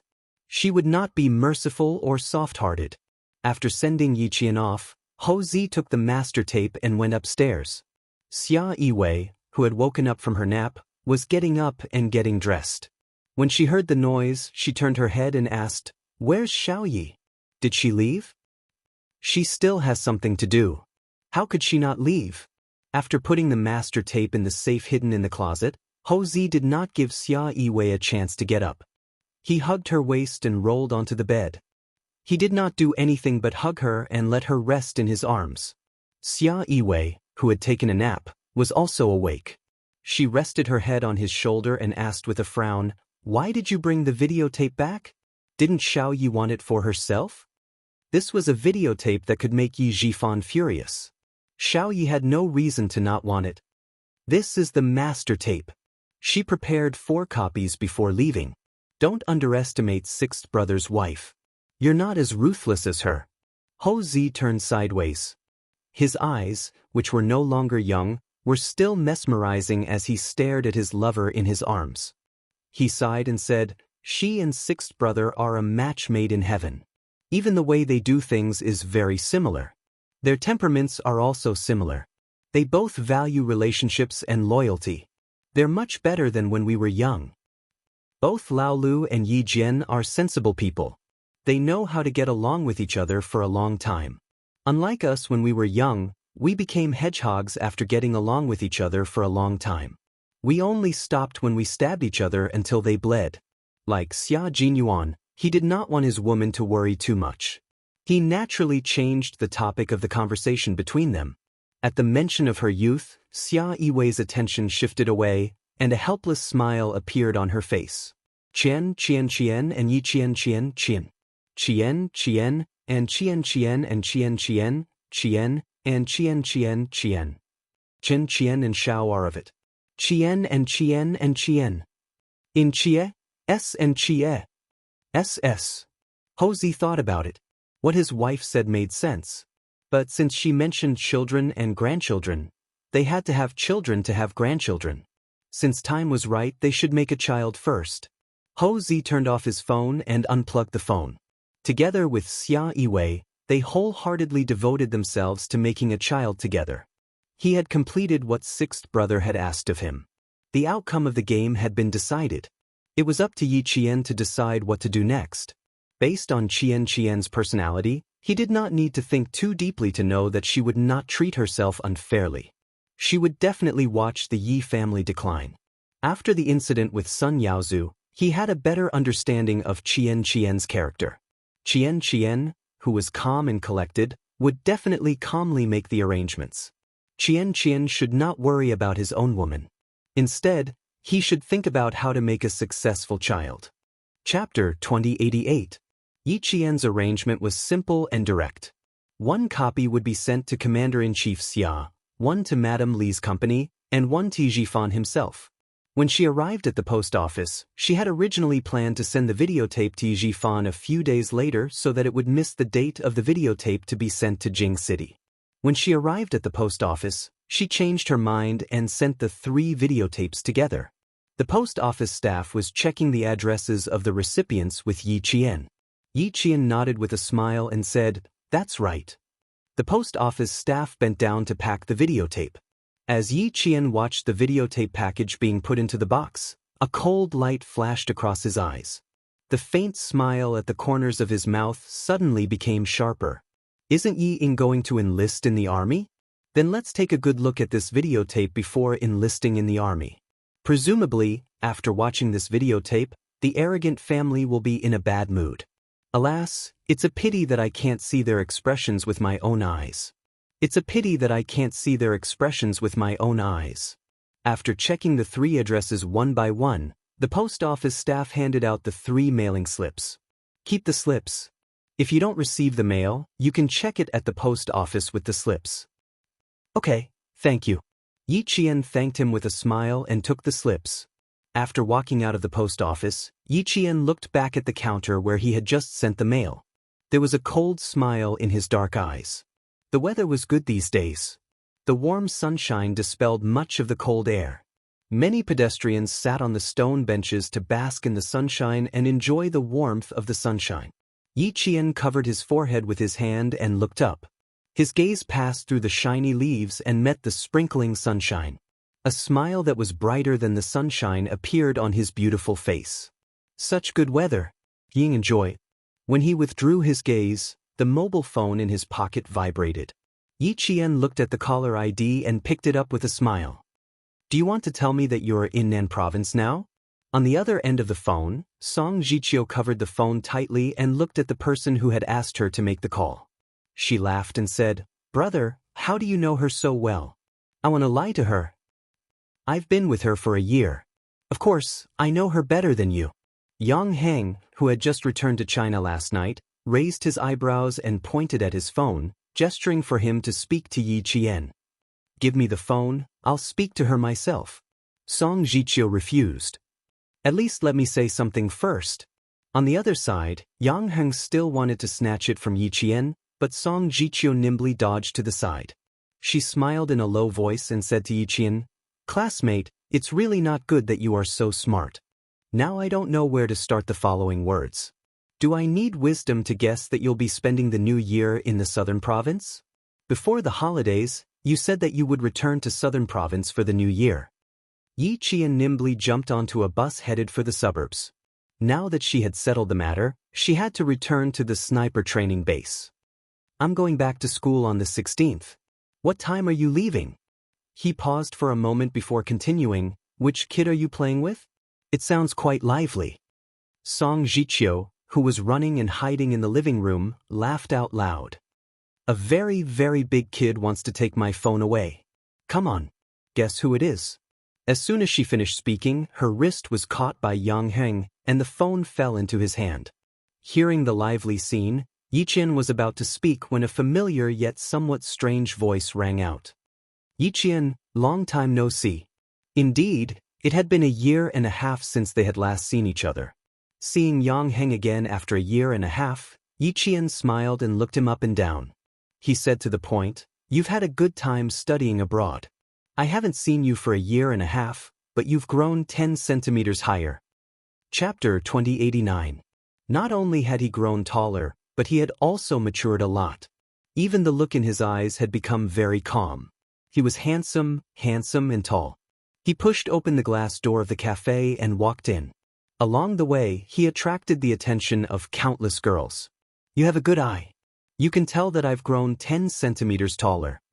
Having not seen each other for a year and a half, Yang Heng had thought that they would feel unfamiliar with each other. However, when she smiled at him, he knew that he was wrong. There was no unfamiliar feeling, only the joy of reuniting with a good friend. Song Jiqiu, who came with him, was about to pull out a chair and sit opposite Yi Qian when Yang Heng pushed her shoulder directly. She was pushed into the seat inside without warning. "Brother, you're burning the bridge after crossing the river. Without me, how could you contact Yi Qian?" Song Jiqiu, who staggered into the seat inside, complained directly to Yi Qian. "Yi Qian, my brother is not kind. You should stay away from him. He just came back last night. If my grandma hadn't stopped him, he would have come to my house to disturb me in the middle of the night. Today, when he came to my house to pay a New Year's visit, the first thing he said to me was to contact you as soon as possible. Now that he saw you, he pushed me away. How unkind he is." Although she said that she was complaining, she actually wanted to tell Yi Qian how anxious her brother was to see her. Yang Heng and Yi Qian both understood the meaning of her words. After looking at each other and smiling, Yang Heng patted his cousin's shoulder and sighed. "My relationship with Yi Qian is not what you think. I have a girlfriend. Don't say anything that will make her misunderstand." "Song Jiqiu, you don't have the potential to be a matchmaker." Yi Qian laughed. He had misunderstood her relationship with Yang Heng since the beginning of the semester, and he still misunderstood her until now. "You don't even know that your brother has a girlfriend. You're a failure as a younger brother." It was not until Song Jiqiu saw the photo in Yang Heng's wallet that he truly believed that his cousin had no feelings for Yi Qian. Yang Heng, who was drinking coffee, looked at his friend whom he had not seen for a year and a half. There was a big smile on his handsome face. He really had no feelings for Yi Qian from the beginning because he knew himself well. Yi Qian had said that he had matured, and so had she. The high school girl who had almost thrown him over her shoulder was even more outstanding than before. She faintly exuded the majesty of a soldier. When she sat, she didn't slouch like the others. Her back maintained a straight posture as if it was going to soar into the sky. His aura was even more astonishing. Even though he was wearing casual clothes, no one dared to size him up. He had a natural military aura. Although her picturesque features were clear and cold, her brows were relaxed. It could be seen that she had lived a good life for more than a year. That's right, she got into the school she wanted to go to. With her ability, she would definitely be like a fish in water. This kind of school life would naturally make her feel good. This was the Yi Qian he knew, the Yi Qian who shone brightly no matter where he was. This kind of Yi Qian, this kind of girl. He still said the same thing. Ordinary people should just be tactful and be friends with her. Don't even think about chasing her. Otherwise, he would become very unconfident. Why do you keep looking at me? Don't you recognize me? Yi Qian returned the photo of his girlfriend and joked, "Don't say that I'm not as beautiful as your mixed-race girlfriend. Otherwise, I'll be very embarrassed." Yang Heng's girlfriend was a mixed-race beauty with deep facial features. She was half Chinese. Not only was she beautiful, but she was also very elegant. After looking at the photo, Song Jiqiu exclaimed, "Cousin, your girlfriend is so beautiful." Chapter 2090.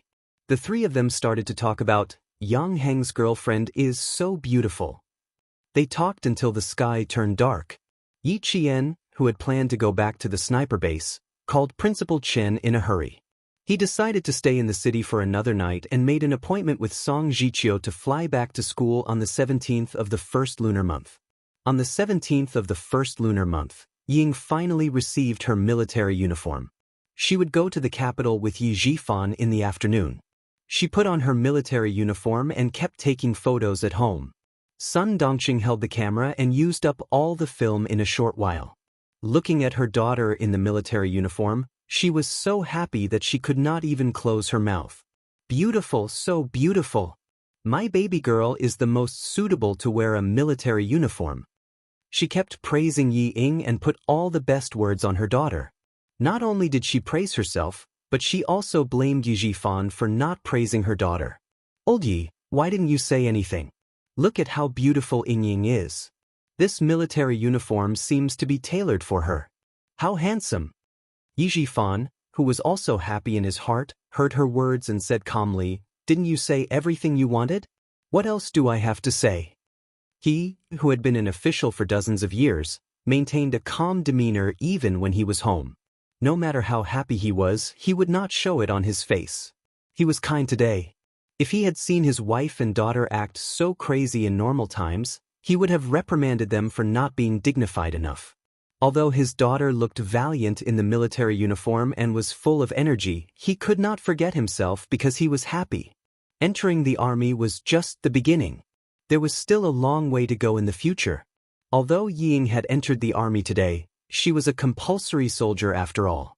Compared with Yi Qian, who had graduated from the military academy and was at least a second lieutenant after graduation, Ying was much worse. A compulsory soldier who would retire at the end of his term and a second lieutenant who had graduated from the military academy. Anyone could see the difference between the two. Thinking of Yi Qian, Yi Zhifan, who was leaning on the sofa, felt a little relaxed. He could not help but sit up straight. Looking at his wife and daughter, who were so happy that they forgot themselves, Yi Zhifan, who had been smiling, looked a little cold. He was almost overjoyed. Sun Dongqing said, "Oh you always praise everyone in the meeting. Why don't you say anything when it comes to your daughter? Don't you remember that our daughter went to the capital this afternoon? It will be difficult for us to see her again."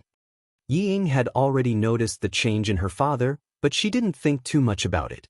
She was overjoyed when she saw that Yi Zhifan didn't seem to be interested, so she turned around and sat on the sofa.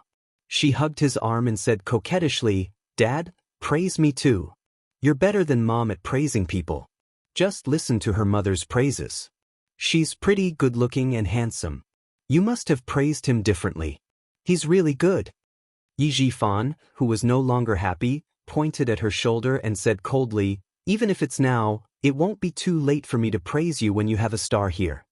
That one sentence made the smile on Yi Ying's face disappear. During this period of time, she had learned about the military rank system in our country and knew what it meant to have a star on the shoulder. She was smart, so she quickly understood what Yi Jifan was trying to say. Sun Dongqing also knew this, but she didn't want to see her husband's mood dampening, especially when she saw her daughter, who was about to join the army, looking so wronged. She immediately said, "If you're so capable, why don't I see you wearing a military uniform and getting a few stars?" Chapter 2091. The more she spoke, the angrier Sun Dongqing got. She threw the camera in her hand onto the sofa and yelled, "All you do is criticize our daughter here and there. Yi Jifan, do you think our daughter can't compare to that wretched Yi Qian? Let me tell you, Yi Jifan, my daughter is amazing. So what if she has Xing Xing? When she finds a son-in-law who is a general, let's see if you can still say that she can't compare to Yi Qian." Every time Yi Jifan scolded Ying, Sun Dongqing would jump out to defend her, as if someone had stepped on her tail. She was afraid that her precious daughter would be criticized. Yi Jifan saw that she was being foolish again and yelled, "I'm just reminding our daughter not to get carried away. Don't forget that Yi Qian has a higher starting point than her. You only know that our daughter is wearing a military uniform, but do you know what military rank Yi Qian has after graduating from the military academy? Do you know what kind of soldier our daughter is? She's an art soldier and a compulsory soldier. What about Yi Qian? She's an officer. Even if she's a basic officer, she's still an officer with a position. What do you know? You only know how to yell all day long. You're still daydreaming about finding a general as a son-in-law. Sun Dongqing, keep your mouth shut. It won't be too late for you to be smug when our daughter really climbs above Yi Qian." Yi Jifan would only be wary when he thought of Yi Qian and constantly remind himself not to underestimate Yi Qian. Sun Dongqing, on the other hand, was the complete opposite. Whenever Yi Qian was mentioned, she would only get angrier and lose her mind. She still didn't know that her family was about to face a storm. When she heard her husband mention Yi Qian again, she went all out. She glared at him and yelled, "Hing, I finally understand. You just don't like us, mother and daughter. Fine, since you think that Yi Qian is better than Ying, then acknowledge her as your daughter. Stop being such a wet blanket and scolding Ying all day long. Ying will have Madame Li's help in the future. It doesn't matter whether you're there or not. She'll find a general to be her son-in-law in the future. Don't bask in Ying's glory and live your own life." To Sun Dongqing, her daughter, Yi Ying, was her pillar of support. Now, she believed that Yi Ying had found someone to rely on. Compared to Yi Qian, who had no one to rely on, Ying was many times stronger. Her words implied that the mother and daughter would no longer rely on their husband. Yi Jifan was enraged when he heard this. He slammed his palm on the coffee table and shouted angrily, "Are you tired of living? You want to make trouble with me? It's because I have a mother like you that I've made so many mistakes." Originally, they were still happy. Suddenly, it turned into a husband and wife scolding each other. Instantly, the atmosphere was filled with the smell of gunpowder. Hearing that, Yi Ying's face turned pale. She stood on her father's side and said to Sun Dongqing angrily, "Mom, what are you saying? The reason why Madame Li helped me was because of my father. Mom, how could you be so foolish?" The angry Yi Jifan felt a little better when he heard this. At least his daughter wasn't foolish. Yi Ying's anger was extinguished by Sun Dongqing. She said angrily, "It's because your father thinks that you're not as good as that wretched girl, Yi Qian. That's why I'm angry." "How is my daughter not as good as that wretched girl? She's pretty, can sing, dance, and play the piano. She even studied abroad. Compared to that wretched girl who only went to military school, she's so much better. Even the deputy chief of staff Du said that it's a waste of talent if Ying doesn't enter the army. What's so good about that wretched girl?" The ringing of the doorbell interrupted Sun Dongqing's words. She glared at Yi Jifan and quickly went to open the door. After a while, she came in with a small package. She threw the package at Yi Jifan and said unhappily, "It's yours." Chapter 2092. Yi Jifan would also receive documents sent home by his subordinates when he was at home. They were not important, so he would take a look at them if he was interested. If he was not, he would just put them aside and take them out when he was free. He had just finished arguing with Sun Dongqing, so he was not in the mood to look at the documents. He threw them on the sofa and stood up. "Take out your luggage. We're going to the airport." Yi Jifan had originally planned to leave after lunch, but the argument made him not want to stay at home for even a moment longer. Ying did not dare to go against Yi Jifan, who was the real head of the family. She quickly glanced at Sun Dongqing and bit her lip. "Mom, don't be angry at Dad. I know that everything you do is for my own good. Dad is the same. Don't misunderstand him." Yi Qian may be a military academy student, but Dad was right. She will have a military rank after graduation. As for me, if I don't work hard, the day she graduates and joins the army will be the day I retire. I'll go to the airport with Dad first. Take care. I'll come back to see you during the holidays. Compared to the blind Yi Ying in the past, she was much more sensible. However, her temper had long been raised to the point where she could not keep her cool at the slightest thing.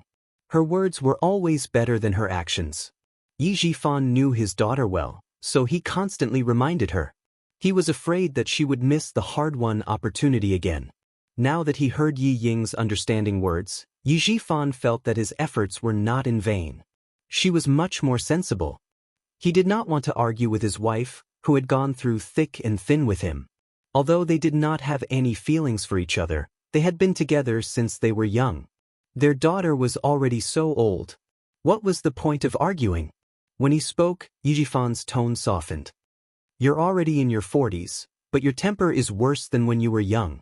In the future, when my daughter is not at home, I'll have to give in to you so that my daughter won't worry about the family." Although his tone softened, he did not mention anything about Sun Dongqing going to the airport to send Ying off. Sun Dongqing knew the reason why he didn't mention it at all. She also knew that what he said just now was just to reassure her daughter. It didn't matter. She didn't care about it anymore. She wasn't afraid that he would mess around outside. As long as he dared to mess around, at that time, no one would have a good time. They would run to the Urban Construction Bureau and the provincial government to make trouble, so that he wouldn't even be able to keep his official position. The reason why Yi Jifan didn't ask for a divorce was because he was afraid that Sun Dongqing would come to his workplace and make a scene. That was why he tolerated it. It couldn't be helped. Sun Dongqing was a shrew who could do anything and wasn't afraid of being embarrassed. After saying, "I'm going back to my room to get my luggage," Yi Jifan turned around and went back to his room without even looking at his wife. His patience with Sun Dongqing had long run out. He was only giving in to her for the sake of his daughter. Yi Ying, who already knew that her parents had problems in their relationship, heaved a sigh of relief when she saw that they were no longer at each other's throats. She didn't know who to help, and she couldn't help either of them. She could only coax them. When Yi Jifan entered the room, she shook Sun Dongqing's arm and said softly, "It's okay, Mom. Don't be angry. Dad, a bureau chief, has already given in to you. What are you unhappy about? I've already gone to the army. I'm afraid that I won't be able to come back even once a year. You only care about being angry and don't care about me anymore. I can't call home often when I go to the army. Don't make Dad angry. He's a bureau chief after all. You should at least give him some face at home. I've told you before that Dad is doing well now. If you keep quarreling with him, you're pushing Dad out. When the time comes, a vixen will appear and won't let Dad come home. Mom, by then, you and I will have a hard time." Chapter 2093. Her family's achievements today were all thanks to her father, who was the director. She didn't want others to take advantage of her. Yi Ying, who had studied abroad in France for half a year, was no longer as naive as she was in China. Sun Dongqing disagreed. "You don't have to worry about us adults. With me at home, your father wouldn't dare." Sun Dongqing didn't listen to anyone but her daughter. The anger in her heart was gradually extinguished by Yi Ying's coquettishness. However, her daughter didn't help her just now, so she felt a little embarrassed.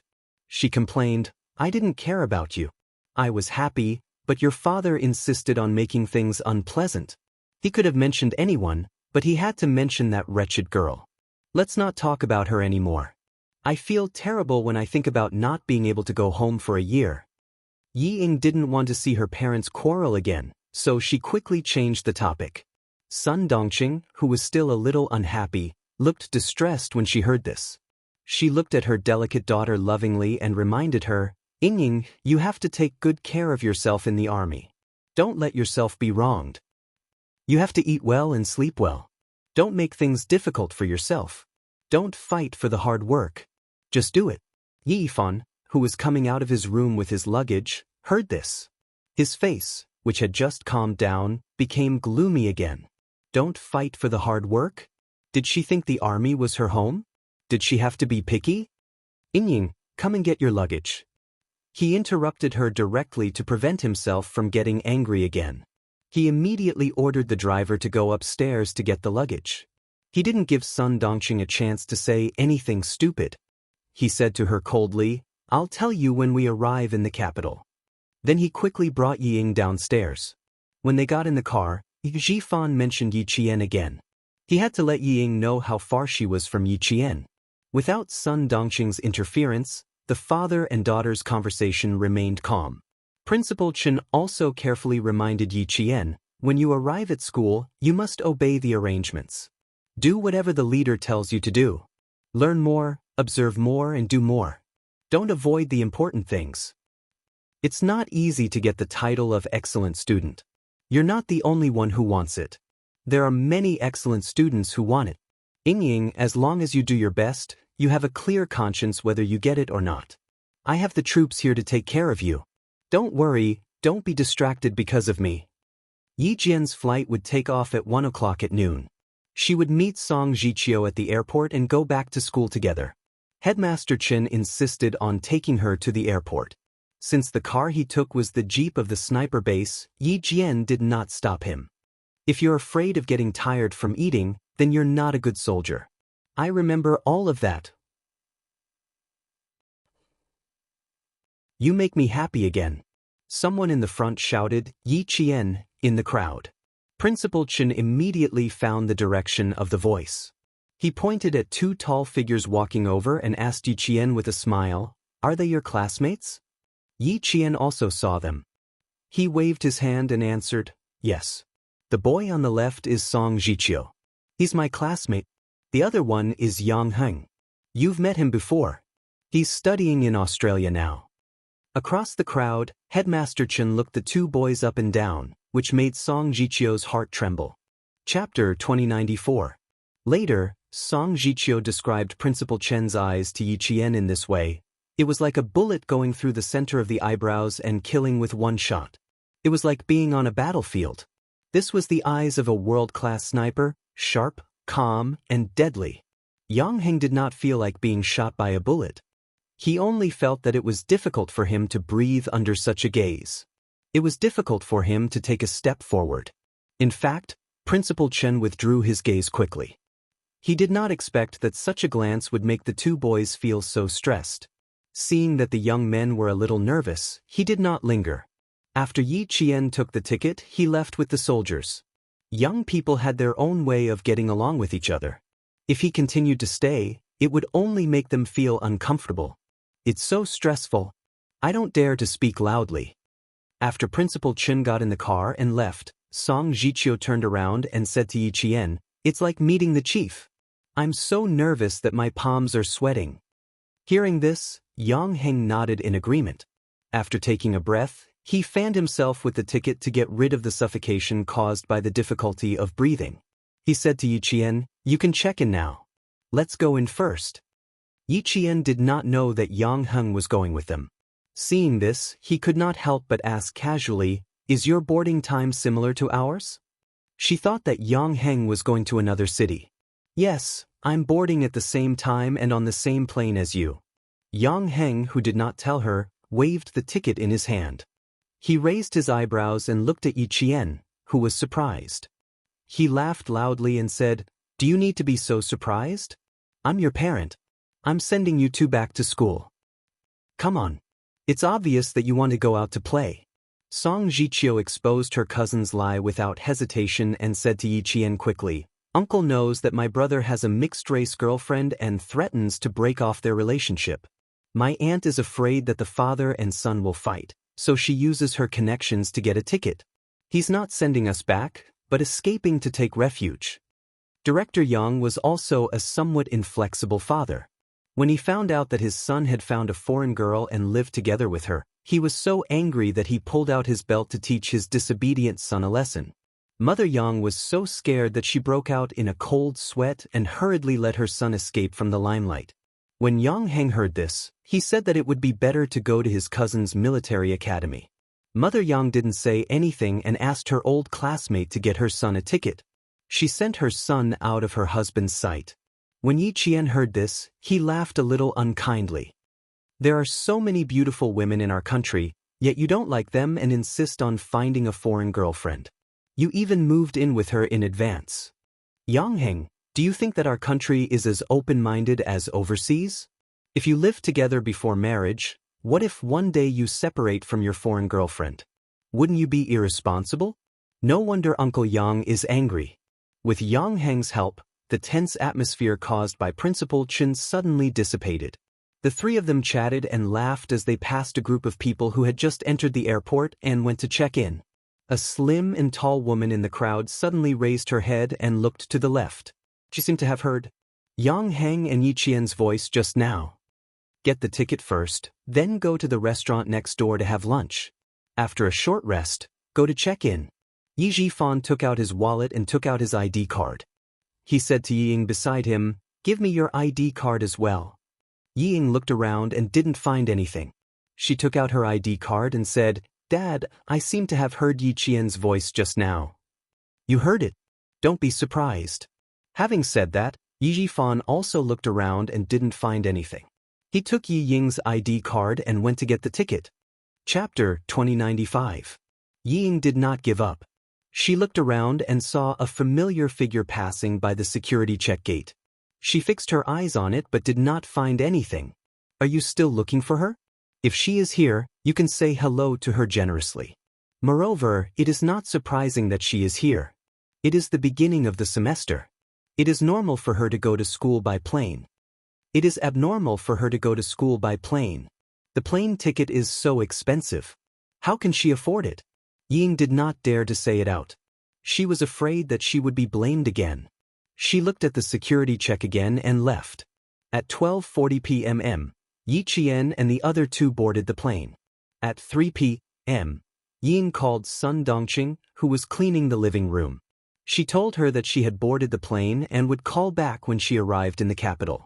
Sun Dongqing, who was sitting on the sofa, picked up the postal package she had received in the morning and put it on the tea table. She said to Ying worriedly, "Okay. Take care of yourself. Don't be afraid to tell your father. I will take care of the family. Your father can't do anything." Her voice was so loud that Yi Jifan, who had turned off his mobile phone, heard it clearly. He ignored her and took out the magazine on the plane to read. It took more than 3 hours to go from the southern province to the capital. It only took a little more than an hour to go from the southern province to the city where Yi Qian's school was. At this time, Yi Qian and Song Jiqiu had arrived at the gate of the school. They watched Yang Heng, who could not enter the school, leave. The University of Science and Technology of China and the Army implemented military management at the same time. Irrelevant people were not allowed to enter or leave the school at any time. Even if Yang Heng wanted to visit the school, he could not. He had to go out alone. His back is so lonely. I told him not to go with me, but he didn't believe me. Song Jiqiu took pleasure in Yi Jian's misfortune. Then she said to Yi Jian with a smile, "However, my brother has friends all over the world. Don't worry. He will definitely call me later and tell me that he has a playmate." That was true. Yang Heng was very popular in high school. He had a group of friends with different faces wherever he went. Yi Qian picked up the suitcase with the students' military uniforms and said with a smile, "Let's go. Let's start anew." She lowered her voice when she said the word, new. She, who had turned around, suddenly turned back. She looked at the road with cold eyes. The moment she turned around, she felt someone staring at her. It was the start of the school year, and countless motorcycles were parked at the school gate with the students on them. Even if Yi Jian felt that someone was staring at her, she could not catch it immediately. An inconspicuous black car slowly passed by the roadside, and the tea-colored windows slowly rolled up. A man wearing sunglasses sitting in the back ordered the driver indifferently, "Go back to the hotel." The driver, who was wearing white gloves, answered respectfully, "Yes, sir." He stepped on the accelerator and drove into the traffic. Then he smiled inexplicably. "But she looks a little trickier than her mother." The person on the other side of the phone said something. The man in the sunglasses said, "You don't have to keep an eye on Yijifan for now." He didn't interfere with Sun Yaozu's business. As for his daughter, "Wait until we get to the army." The man's voice was not young. It was deep and a little hoarse. It sounded cold and creepy. It seemed that every word he said was full of calculation. At the same time, Sun Dongqing picked up the postal package on the coffee table and cut it open with a pair of scissors. She didn't know why, but when she cut open the package and saw the videotape, her eyelids suddenly twitched. She was distracted for a moment, and a small cut appeared on her finger. Chapter 2096. Sun Dongqing, who was in pain, hurriedly got up to treat her wound. The phone at home rang. She pressed on her finger to stop the bleeding and looked up at the clock on the wall. A deep smile appeared on her face. She put the videotape on the coffee table and ignored it. She hurriedly went to pick up the phone at the corner of the sofa. Yijifan did not call Sun Dongqing immediately. The driver who picked him up had gotten the wrong address. He had to let the driver find them first. Seeing his daughter make the call, he said calmly, "You stand here and wait. I'll go ahead and take a look." Yi Ying, who happened to pick up the call, nodded hurriedly and said, "Dad, put down the luggage. I'll stay here." "Okay, don't wander around. Otherwise, I'll come back to find you." The driver who came to pick them up called again. With a smile on his face, Yijifan answered the call and said, "We're already outside. I'm waiting for you in the corridor. You should be able to see me after you turn the corner." "Thank you." Yijifan naturally had to be polite to the driver sent by the Du family. If he put on airs because of the other party's identity, he would be looking down on the Du family. Sending someone to pick you up was the Du family giving you face. If you looked down on the driver, wouldn't it be the same as looking down on the Du family? Yijifan, who wanted to build a good relationship with the Du family, would not do such a stupid thing. It was 6:30 in the evening in Beijing. The lights had already been lit. Yi Ying, who was standing in the corridor of the parking lot, reported that they were safe. She could not wait to tell Sun Dongqing the good news. "Mom, Madam Li sent a driver to pick us up. Dad and I will take the car directly to the hotel to meet Madam Li. Madam Li also said that her daughter is also in the arts regiment. It's a pity that her daughter is not in the Beijing political group. It would be better if she was. It would be even better if Madam Li's daughter was in the Beijing political group. She would definitely make her happy every day, just like how she made Yao Jing and the other girls in the past." Hearing such good news, Sun Dongqing couldn't help but feel a headache coming on. She said happily, "Like I said, my Ying Ying is such a lovable person. You have to listen to Madam Li, coax her a little more, and say a few more sweet words. It doesn't matter. Mom, don't worry. I know what to do." Seeing Yijifan waving at her, she hurriedly covered her phone and said in a sweet voice, "Mom, I'll stop talking. Dad found the driver sent by Mrs. Li. I'll get in the car first. I'll call you tomorrow." Ying was afraid that Yijifan would overhear her, so she quickly broke the phone before Sun Dongqing could finish speaking. By the time the car arrived in front of her, she had already adjusted her facial expression. The chauffeur sent by the Du family opened the door and ran to Yi Ying's side. He greeted her respectfully, "Miss Yi." He first opened the door for her to get in, and then put the luggage in the trunk. Yi Ying, who had gotten into the car, was so surprised that she felt a little unnatural. It was really like the chauffeurs on TV who invited rich ladies into the car. He was so polite that she thought she was really a noble lady at that moment. "Director Yi, Miss Yi, my family's madam is holding a banquet at the Wangfu Hotel. I'll send the two of you there now. The hotel you're staying at is also Wangfu Hotel. I hope you'll be satisfied." The driver's politeness made Yijifan feel more assured. Their food and accommodation were arranged by Mrs. Li herself, which showed that the Du family valued them. Chapter 2097.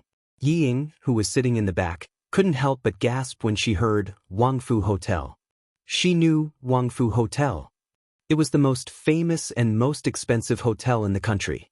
It was loved by stars both at home and abroad, as well as Hong Kong and Taiwan. Even the cheapest standard room cost more than 10,000 yuan for a night. Although her family had some assets, they weren't rich enough to spend more than 10,000 yuan for a night in a hotel. Thinking of how much Mrs. Li valued her and how much she would eat and live in the future, Ying couldn't help but feel happy. She was even more determined to make Mrs. Li happy. Before she arrived at the hotel, Yi Ying's heart had already flown there. She just wanted to see Mrs. Li as soon as possible. The imported luxury car left the airport parking lot with the excited Yi Ying. When the car completely drove out of the parking lot, the door of a silver-gray car parked at the place where Yi Ying was standing before opened. Someone with long legs stepped out and got out of the car lazily. It was very cold outside. The man who got out of the car was wearing clothes that were completely opposite of the season. He stood tall and straight in the cold wind with only a thin black shirt. He was completely unaffected by the cold, and his temperament was still noble and elegant. Xia Jinyuan, who came back from a hot country, was in a hurry. He didn't have time to prepare a thick winter coat. When he got off the plane an hour ago, he shivered even though he had been trained to resist the cold. "Why did you get out of the car? Is something wrong?" A man in military uniform with the rank of major strode over from the other side of the car. When he saw Xia Jinyuan, who was supposed to be resting in the car, standing by the car door, his face darkened and he quickly walked over. Xia Jinyuan, who was wearing a black shirt, looked away from the parking lot exit and smiled at his comrade V8. "Nothing happened. Get out of the car to get some fresh air. Let's go back to the military headquarters and report." Mrs. Li, the Arts and Crafts Group. It seemed that Yi Jifan had made a big move while he was away. He even had such a good relationship with the wife of the Deputy Chief of Staff. Yi Jifan wanted to send his daughter to the army so that she could compete with Lan Weihu. With Mrs. Li's relationship, the possibility of sending his daughter to the army was higher. The Deputy Chief of Staff Du was famous for being obedient. Once Madame Li gave the order, he would definitely obey. To be more ironic, Madame Li's words were more effective than military orders. "Why are you in such a hurry to return to the military? The Major General has spoken. It won't be too late for you to go to the hospital and treat your injuries before reporting to him." V8 frowned and started the car.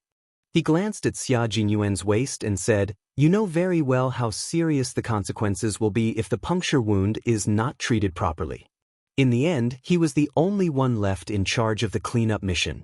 The rest of the team returned home immediately after taking control of the illegal dealer from China who dared to come to China to sell guns. Q King, who was left alone, returned home 4 days later than the rest of them. 4 days, 96 hours. He faced it all alone. His comrades who had returned to the country were all on tenterhooks, afraid that something bad would happen to him. Xia Jinyuan adjusted his seat so that his long legs had more room to move. After buckling his seatbelt, he said calmly, "No need. I'll take care of it myself. I'll go to the military headquarters first." He had to report all the important matters at hand first. After that, he had to figure out the situation between Yi Jifan and the Du family. He also had to go to Nan province to meet Lan Weihu. There was not enough time, so he had to hurry. Chapter 2098. Reporting to the military wasn't something that could be done in 1 or 2 hours. Arriving at the military at 8 o'clock would take at least until the wee hours of the morning. Everyone knew that Q King was injured. If he didn't treat his wound first, everyone would be worried. V8, who came to pick him up, was ordered by the Major General to send Xia Jinyuan to the hospital for a thorough examination. It wouldn't be too late for him to go to the military after his wound was properly treated. Xia Jinyuan was thinking about Yi Jifan and the Du family, so he didn't want to waste too much time on himself. V8 saw that he was determined to go to the military, so he stopped the car on the side of the road and said to Xia Jinyuan, "Before I came out, the Major General ordered me to send you to the hospital and treat your wound before returning to the military. Since you don't want to cooperate, you can explain it to the Major General yourself." He couldn't persuade him, so he could only ask the Major General for help. Xia Jinyuan was a little helpless when his comrade stopped him, But he couldn't say that he didn't want to go to the hospital and went straight to the military academy for Yi Qian. Seeing that he was really going to call the Major General, he reached out his long arm and quickly snatched the phone from V8. Don't get distracted, just focus on driving. I know my own wound.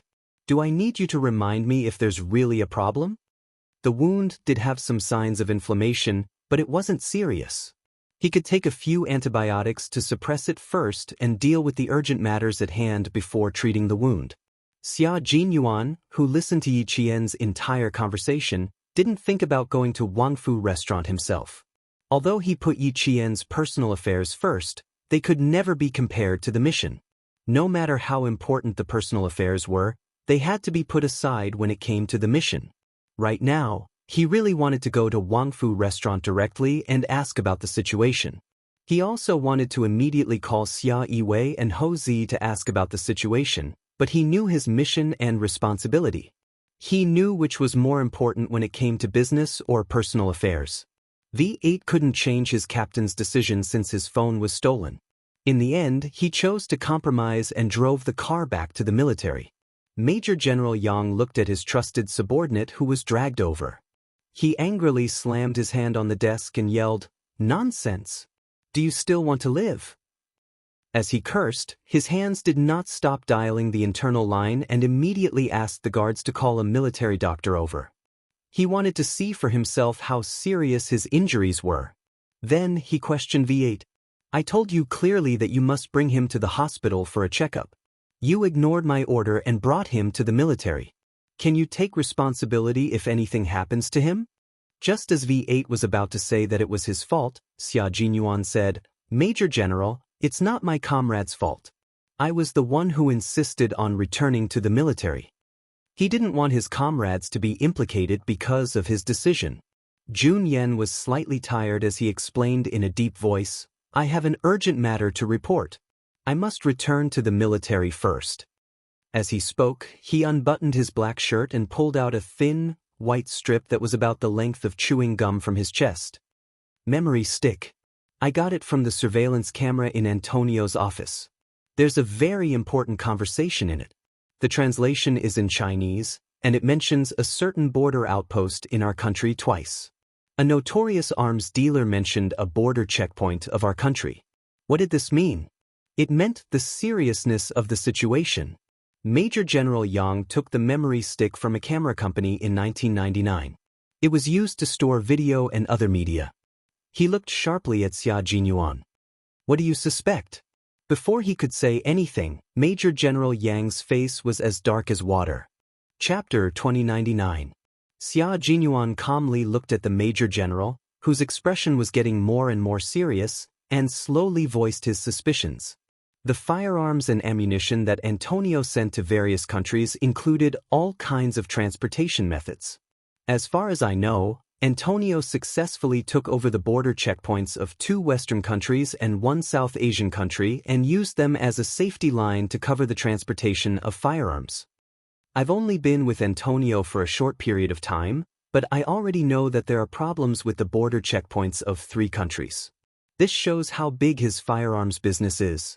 Currently, there are always traces of firearms dealers in the war-torn countries of Wei Su, Acre, and Iran, as well as Antonio. The more wars there are, the more the firearms dealers earn. They illegally transport weapons and endanger the safety of a country. I can't help but think deeply about it." His words made the Major General's brows furrow even tighter. "What are you trying to say? Just say it." "Right now, I suspect that the Chinese businessman who was escorted back to China had a route at the border," Xia Jinyuan said directly. V8, who hadn't left, showed an incredulous look on his face when he heard this. It was as if he had heard something shocking and couldn't believe it at all. King Q meant that if we didn't completely solve this problem, our country would become a war-torn country? Wasn't that a little too much? There was a brief silence in the office, and then the Major General shouted angrily, "Xia Jinyuan." His suspicion made the Major General furious, and his heavy military power came straight at him. It was as if the air was being compressed, and it was as heavy as a heavy stone falling down. "Do you know what you just said? If you dare to suspect those soldiers, I'll be the first to come after you." The Major General's understanding was different from V8's, but he did partially guess the meaning of Xia Jinyuan's words. In the face of the Major General's anger, Xia Jinyuan didn't show any fear and replied in a deep voice, "Major General, I know very well what I said. I really do suspect that, and now I'm only reporting my suspicions to the military. Whether things are as I suspect, the military still needs to investigate." The businessman who was escorted back to China transported illegal weapons to China through layers of checkpoints. "Major General, how many ways do you think he went through? How many people have benefited from it? Also, I won't suspect the comrades stationed at the border. They're loyal to their duty and protect the country. They even sleep with steel guns in their arms. Major General, they've sacrificed enough.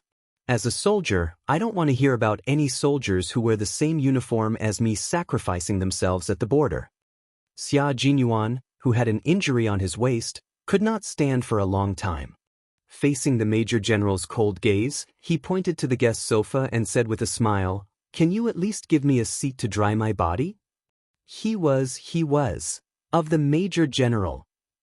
And mentally, the Major General wanted to throw the documents on the table directly at the face of the guy who was still in the mood to smile with him, but it was just a thought. He really couldn't bear to throw it. Of the he was. Aren't you trying to show off your ability? Can't you stand for a while? While he said that, his eyes signaled for V8 to go over and help him. He didn't want to cause any problems. Chapter 2100. This kid had always been a tough guy since he was young. He never screamed unless he was pushed to his limits. Could it be that he was seriously injured? The Major General thought of Xia Jinyuan's usual behavior and his expression became particularly grave. Just then, there was a knock on the door. The guards had arrived with the military doctor. "Come in." The Major General, who no longer pursued Xia Jinyuan's words, immediately raised his voice. After the military doctor entered, he pointed at Xia Jinyuan and said anxiously, "Doctor, hurry up and take a look at him." V8, who helped Xia Jinyuan sit down, said softly, "Captain, your courage is as big as your reputation. You managed to make the Major General's mood fluctuate with just a few words. You're amazing. You flatter me." Xia Jinyuan's thin lips curled slightly. While the Major General was instructing the military doctor, he lowered his voice and said, "Brother, I've implicated you just now. Find an excuse to leave. Don't stay here any longer."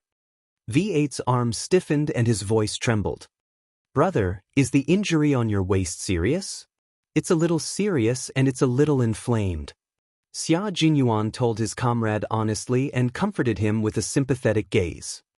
"That's why I reminded you to find an excuse to leave so that the Major General won't be angry with you. Then I really have to thank you for your reminder." V8 gritted his teeth and helped his comrade sit down. He said to the Major General, "Major General, I have something to deal with here. Can I leave first?" The Major General did not hesitate and waved his hand in agreement. V8 did not stay for a second and strode away. Soon, the military doctor removed the blood-stained gauze. The Major General, who still had some anger in his heart, saw the wound on his waist. At that moment, the last trace of anger in his heart was extinguished instantly along with the bloody wound. It was a very serious wound that went straight through the side of his waist and came out from the back of his waist. Although the wound had been stitched up, there were signs of inflammation around it. It was red and swollen and looked terrifying. The military doctor picked up a small medical flashlight and shone it on the wound. Wearing a mask, he examined the wound and said in a deep voice, "The wound shows signs of inflammation. We can't rule out the possibility of pus forming inside. To be conservative, we should remove the stitches again." The military doctor gently pressed his hand around the wound with a pair of sterile gloves. After taking a closer look, he raised his head and asked Xia Jinyuan in surprise, "Did you sew it yourself?" Although the stitching technique was appropriate, the stitching was sloppy, and there were signs of pulling at the top and bottom of the stitching. At a glance, it was obvious that the stitching was done by oneself. Moreover, the stitching speed was very fast, and the stitching was not done properly. Xia Jinyuan nodded faintly and said, help me disinfect the surrounding area first. We'll talk about removing the stitches later. Do you want to be taken to the hospital by the guards? The Major General glanced at him coldly and asked the military doctor how serious the infection was. Compared to the military doctor's shock, the Major General was much calmer. During battle, if the special forces of the Snowfield Brigade were injured, they would treat their own wounds if they had no comrades by their side. What he was concerned about was whether the infection was serious. From the outside, I can't tell how serious it is for the time being. However, gunshot wounds are different from other injuries, especially penetrating wounds. Sometimes, the situation looks good on the outside, but the inside may have formed pus. The military doctor was somewhat impressed by the soldier in front of him who dared to sew his own wound. He took off his gloves and answered the Major General's question with a serious expression. I suggest that you go to the hospital to see if there is any inflammation inside. Xia Jinyuan knew that he could not escape going to the hospital tonight. He asked the military doctor to disinfect the wound first and said to the Major General, "There's no need to trouble the guards. I'll take the initiative to go to the hospital after reporting to you." Chapter 2101. Major General realized that the problem did not end with the arrest of the illegal Chinese businessman. He looked at Xia Jinyuan, who was in charge again, and asked the military doctor, "Can his injury be treated in a few hours?" "There are no signs of fever. It can be treated in a few hours." The military doctor packed up the medical supplies, saluted and left. It was already 8:30 at night. The office building of the military headquarters was brightly lit. The security outside was tight. Inside, uniformed soldiers were working on their work quietly. The Deputy Chief of Staff Du came out of the General Staff Department building and took a car to Wang Fu Restaurant. He was tired after an entire day of meetings, so he sat in the back and closed his eyes to rest. Director Yi of the Southern Province took his daughter to report to the Beijing political group. In the end, his wife insisted that he go over and talk to Director Yi. He had already said what he needed to say and helped with what he needed to do. What else did he need to see? The Deputy Chief of Staff Du did not want to go. When the waiter opened the door of the private room, his face was full of smiles. He strode over and said with a smile, Sorry, the General Staff Department called for an emergency meeting. Director Yi has to wait for so long." Yi Jifan didn't dare to accept this sentence. He had been paying attention to the movement at the door. When he saw the corner of a military green coat, he was very perceptive and stood up to greet the Deputy Chief of Staff Du before he walked over. "I'm sorry to disturb you. Please forgive me." He did not forget to remind Yi Ying to get up quickly. Mrs. Li liked the father and daughter's eyesight. People should have good eyesight. Otherwise, they would appear clumsy. Okay, you two don't need to chat. Old Du, let the waiter serve the dishes. Director Yi saw that you did not come and insisted on waiting. I couldn't persuade him, so I had to serve some desserts for Ying Ying to eat. Mrs. Li, who was wearing a gold velvet cheongsam with a rich peony flower embroidered on the collar, smiled and invited the two to sit. She personally poured a cup of tea for her husband and said elegantly, "The two children have not arrived yet. The new year has just ended. I really don't know what they are busy with. I want to find someone to eat with, but there is no one to accompany me. Ying Ying is the best. She is obedient and sensible. She knows that I want to talk and chat. See, before you came, it was this child who kept me company to relieve my boredom." Hearing this, the Deputy Chief of Staff Du laughed even louder. He looked at the young lady beside his wife and nodded approvingly. She is indeed obedient. Director Yi has taught her well. If it was Jai tsk, at most, 10 minutes. Yi Ying, who was flattered in her heart, tried hard to suppress the corners of her mouth that wanted to curl up. She lowered her head shyly as if she couldn't bear the compliment. Her voice was a little soft, but she didn't sound petty as she replied, "You're flattering me. Madam is knowledgeable. It's my fortune to be able to talk to Madam. Hey, why are you so cute? I am still outside, but I can still hear you through such a thick door." The one who spoke was Du Jai.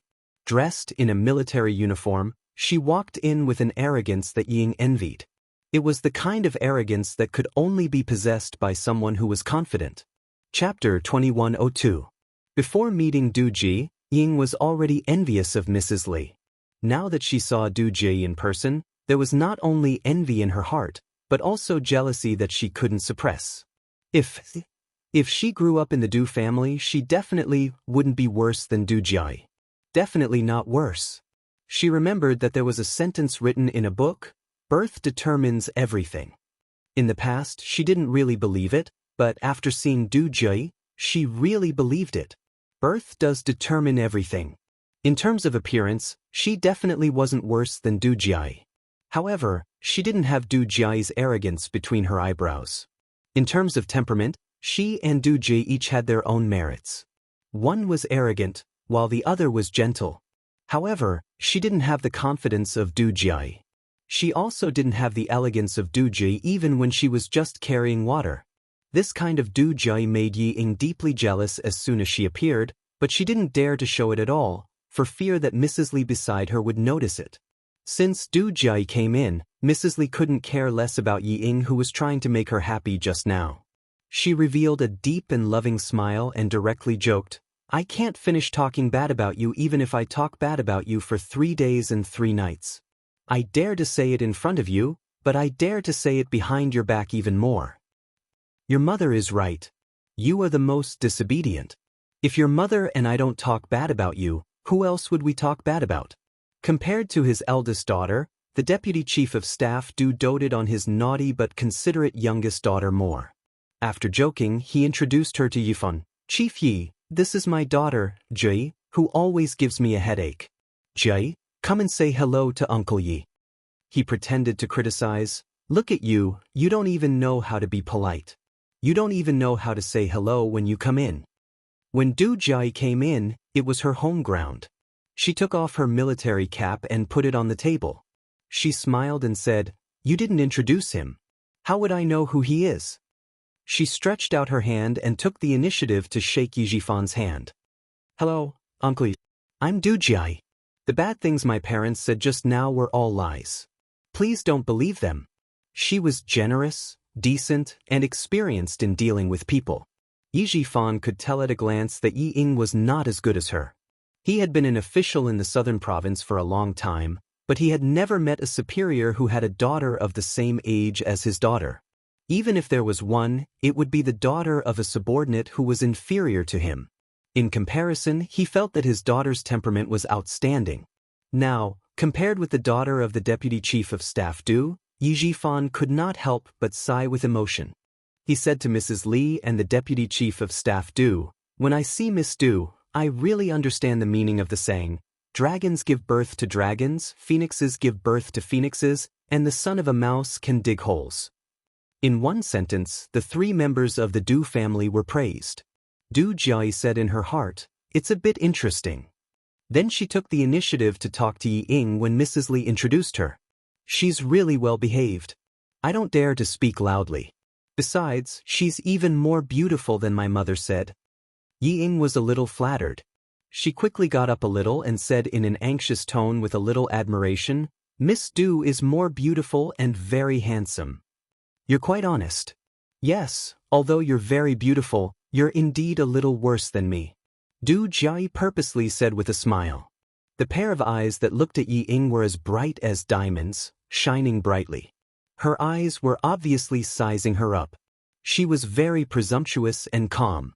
Yi-ing was a little nervous because of her words. Now she was sizing her up, which made her even more nervous. Moreover, as a girl, her intuition told her that although Du-ji was smiling at her, there was unfriendliness in her eyes that made her tremble. She didn't like her. Chapter 2103. This discovery made Yi-ing's palms break out in layers of cold sweat. She did not even notice that the phone in her bag had been vibrating nonstop. Yi-ing's intuition is correct. Du-ji really doesn't like Yi-ing. Obedient, well-behaved, honest, and beautiful. Yet another one who wants to establish a relationship with the Du family. If it wasn't for her father's saving Big Brother's life, I really wouldn't have come over to entertain this father and daughter pair who came from God knows where. Mrs. Li doesn't show up, letting her daughter look at Yi-ing wantonly. She wants to find herself an obedient daughter-in-law. If her future sister-in-law can't stand it and gives her a hard time, she won't want such a daughter-in-law. The little wife Mrs. Li chose for you this time is really good-looking. You can come up. Du Jiai doesn't care about Yi Ying's feelings. She sends a letter to her brother Li Yuan, who is 1 year younger than her downstairs. Under Mrs. Li's knowing eyes, she starts to chat with Yi Ying enthusiastically. Li Yuan takes Mrs. Li's surname. After he was born, Mrs. Li made the decision directly. The Du family didn't say anything and let Mrs. Li make all the decisions. When Li Yuan comes up, the real master is here. Li Yuan, who has just turned 23, is tall and handsome. He has been studying abroad for many years and has an unruly arrogance. But Mrs. Li has taught him well. He is tall and straight, with the noble air of an aristocratic family. When Mrs. Li sees her youngest son, she talks more than before, especially the sentence, "My son has never had a girlfriend. Director Yi, how about we be in-laws? What do you think?" Li Yuan's half-joking words made Yi Ying's heart beat like a little deer. When Li Yuan smiled and said, "Miss Yi is very suitable for the image of a girlfriend in my heart," Yi Ying's cheeks were so red that Li Yuan could not help but cast sidelong glances at her. Yi Jifan knew that Madame Li would not speak without thinking. She only said this because she really meant it. For a moment, even someone as calm as him was a little excited. The father and daughter are so excited that they don't care about the vibrating mobile phones in their bags. After 3 rounds of drinking and talking happily, the vibrating mobile phones in their bags are directly turned off by Sun Dongqing. Sun Dongqing heard that both phones had been turned off. She sat weakly on the sofa like a frosted eggplant. It's over, it's over. The days that I finally had hoped for are over again. Her disappointing daughter, this time she was really going to be angered to death. He had sent her abroad to study because he wanted her to study hard and start from scratch. But what about her? But as for her, Ioyo, she was so angry. But she actually hung out with those blonde guys from overseas, and even allowed them to put their hands into her clothes and grope her all over. She even curled up on the sofa with the 2 men and kissed them here and there. She was infuriated. She didn't look like a student at all. She was just a slut. Sun Dongqing, who was shocked by the contents of the videotape, was really angry. Although she always defended Yi Ying, she was a woman who came from the countryside. What she hated the most was debauchery. The things that she couldn't bear to see the most, her daughter had done them all. Everything was done. God damn it. The whole family was disgraced. Sun Dongqing, who couldn't get through to her husband, burst into tears. It was too embarrassing. After such a shameful thing happened, she wanted to take a rope and strangle herself to avoid being criticized behind her back. Sun Dongqing called the phone again and again, but it was always turned off. She was so angry that she screamed and jumped. Suddenly, she rushed back to her room and rummaged. She wanted to go to the capital. Chapter 2104. Sun Dongqing didn't think about anything else. She just wanted to bring her daughter back from Jing City as soon as possible. It was okay if her daughter was humiliated at home, but she couldn't let her daughter embarrass herself outside. That was all she could think of. The most important thing now was to bring Yi Ying back from Jing City. She didn't think that Yi Ying was about to enlist in the military, nor did she think that the videotape might have been sent to more people. Sun Dongqing found her ID card. She only brought her wallet and mobile phone. She didn't bring any other luggage. She locked the door and went to the airport. She didn't dare to ask the driver to send her home. She was afraid that the driver would notice something wrong from her face. She even covered her face with a thick checkered scarf to take a taxi. On the way to the airport, she was so anxious that she kept calling her father and daughter, hoping that one of them would turn on his phone. Yi Jifan, who was chatting happily with Deputy Director Du, didn't even look at his phone until they returned to the hotel room. Ying was even more so. Facing the handsome and rich Li Yuan, who had a good family background, her heart was pounding like a deer the whole night. She didn't care about anything else. She was not attracted to Li Yuan, but to the Du family's family background and wealth. She didn't expect that her mother's words would come true. She would really find a husband who could be a general in the future. No, no, Li Yuan said that he didn't want to join the army. She didn't want to find a general as her husband, but a general as her father-in-law, and a mother-in-law from a famous family. It didn't matter whether Li Yuan was handsome or ugly. Of course, she would feel more comfortable if he was handsome. Although Yi Ying was excited the whole night, she didn't become impetuous because she was always calm in front of others. It was as if Mrs. Li was just joking. After a short moment of shyness, she returned to normal. Mrs. Li was more and more satisfied. Before leaving, she held Yi Ying's hand and said with a smile, "Tomorrow is Jiai's birthday. There will be a birthday party at home. Remember to come with your father." Not only did she need to be obedient, but she also needed to see how good her social skills were. She then turned to Yi Jifan and said, "Director Yi, remember to come tomorrow. Don't forget about it." Yi Jifan was stunned for a few seconds by the sudden good news. When he finally recovered, he slapped his forehead and said apologetically, "I didn't think that tomorrow would be Miss Du's birthday. I didn't make any preparations at all. It would be rude of me to go over there." How could Yi Jifan forget about this kind of good thing that could help his daughter integrate into the upper-class circle as soon as possible? He still had to put in 120% of his effort, but he still had to say some polite words. How could Yi Ying compare to Du Jie when it comes to speaking? Du Jie, who secretly curled her lips in disdain, smiled like a flower in the blink of an eye. "Do I still lack a gift from you? It's fine as long as you're here. I'll introduce a few friends of your age so that you can play with them during your holidays." How could Yi Ying not notice the hidden meaning in Du Jie's words? She was disdaining her for not having enough status to give her a present. She hadn't done anything to anger her, but she had been saying such harsh words the entire night. Yet, on the surface, it sounded like she was being magnanimous and polite. Isn't she just afraid that I'll steal Madame Li's attention? Chapter 2105. A lady from a prestigious family? But she's so narrow-minded. If it weren't for her surname, I wouldn't have bothered with her. Yi Ying, whose heart was in turmoil, continued to pretend that she didn't understand Du Jie's sarcasm. Maintaining a sweet smile, she said calmly, "No need, no need. I'm already very satisfied to be able to attend Jiai's birthday party. There's really no need to trouble Jiai to introduce more friends. I'll take my time." Mrs. Li had been paying attention to their conversation the whole time. Seeing that Yi Ying was polite and a little domineering in her daughter's reply, she nodded with satisfaction in her heart.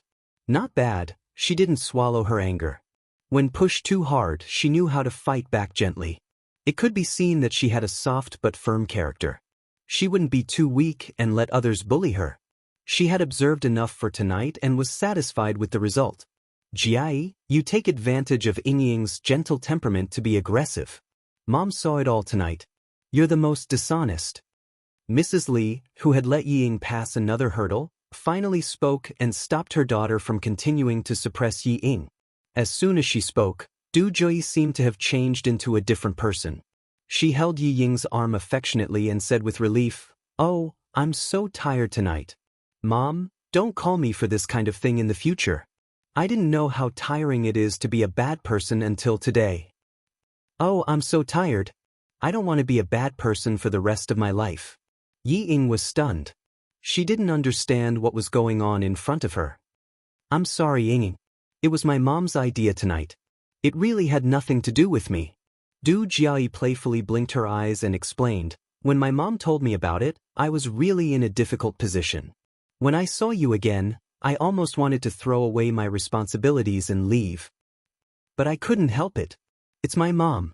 As long as my mom says something at home, it's like an imperial edict. Even my dad doesn't dare to disobey. As her daughter, I don't dare to do anything." The more she spoke, the softer her voice became. In the end, she whispered into Yi Ying's ear, giggling as she continued, "Let me tell you a secret. My mother is quite satisfied with you. As for you, you only need to coax my mother in the future. As long as my mother is happy, the whole family is happy." Yi Ying, who understood what was going on, actually wanted to avoid it. Her body had even stiffened from the contact with Du Jie. She did not feel any warmth from the hand that was holding her arm. Instead, she felt her heart tighten. Well, I'll see you tomorrow. Go to bed early tonight and come over early tomorrow to help me receive the guests. Du Jiayi had always been strong-willed. Regardless of whether Yi Ying was willing to come over early or not, she made the decision directly. To her, letting the daughter of a small bureau chief come over to help her in advance was already giving the other party a lot of face. She could only rush over. How could she refuse? Madame Li, who was already strong, did not think that her daughter was strong. Instead, she thought that her daughter's arrangement was good. She smiled and said to Yi Ying, "Okay, I'll send a driver to pick you up early tomorrow. You don't have to prepare a gift. Your sister Jiayi doesn't lack anything. You don't have to worry about your outfit.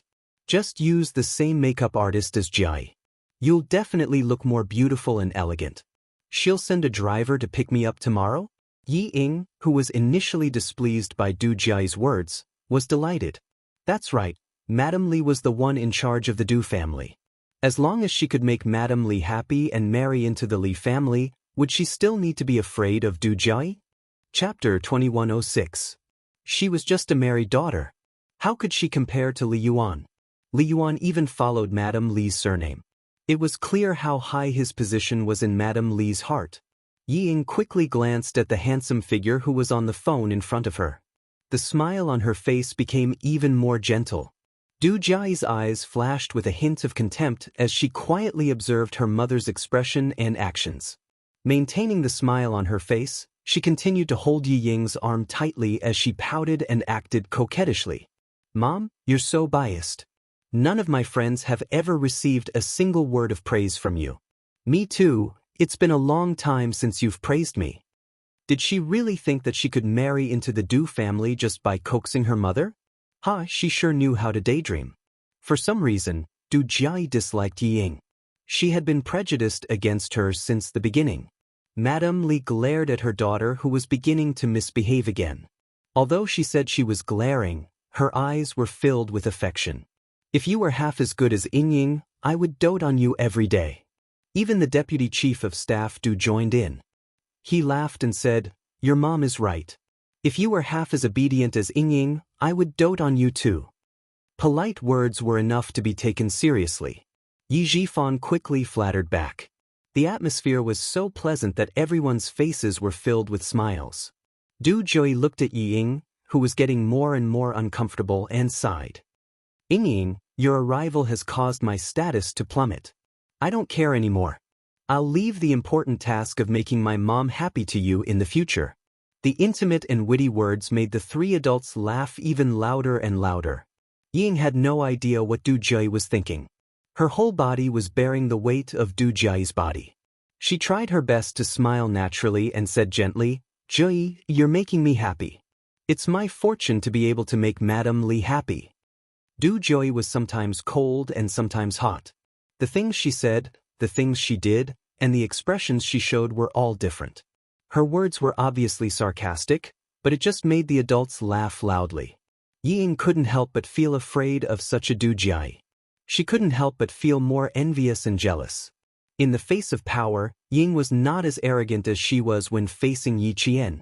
Even if Du Jiayi was rude to her, she was willing to endure it. After the Du family of four got into the car and left, Ying gritted her teeth as she stared at the back of the car. Her fingers were tightly gripping the corner of her shirt as she silently vented her anger. Yi Zhifan, who had appeared out of nowhere, looked at his daughter's fingers, which were fiddling with her clothes.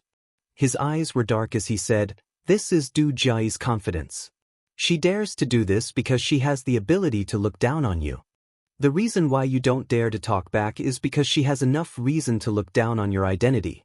Ying, what does it mean to be above others? A person above others dares to say what they want to say and do what they want to do. Even if others feel uncomfortable, they can only accept it. Ying, whose eyes were red, bit her lower lip tightly. She looked up at her father and reluctantly put down her pride. She gritted her teeth and said, "I know. That's why I can only endure it for now. I can only endure it until I can marry into the Li family." Madame Li was just joking. Did you take it seriously? Yi Zhifan's cold voice interrupted Yi Ying's beautiful dream. What kind of family is the Du family? Are they afraid that they won't be able to find a daughter from a prestigious family to be their daughter-in-law? Ying stopped dreaming. You should think more about how to make use of Madame Li's love to fight for a place in the military. See if it's possible to transfer to a military academy and become an officer with a military rank. Chapter 2107. Yi Ying's beautiful dream had just begun, and before she could get to the right place, Yi Jifan poured a bucket of cold water on her. Ying almost shed tears. Although she thought it was possible, she did not dare to say it out loud. She could only think about it in her heart. Go back to your room and have a rest. Get up early tomorrow and wait for the driver sent by Mrs. Li. It's good to go to the Li family early. I think Mrs. Li will introduce you to the wife of the governor who is close to her. As long as you can rely on the Du family, Ying, your marriage will not be too bad.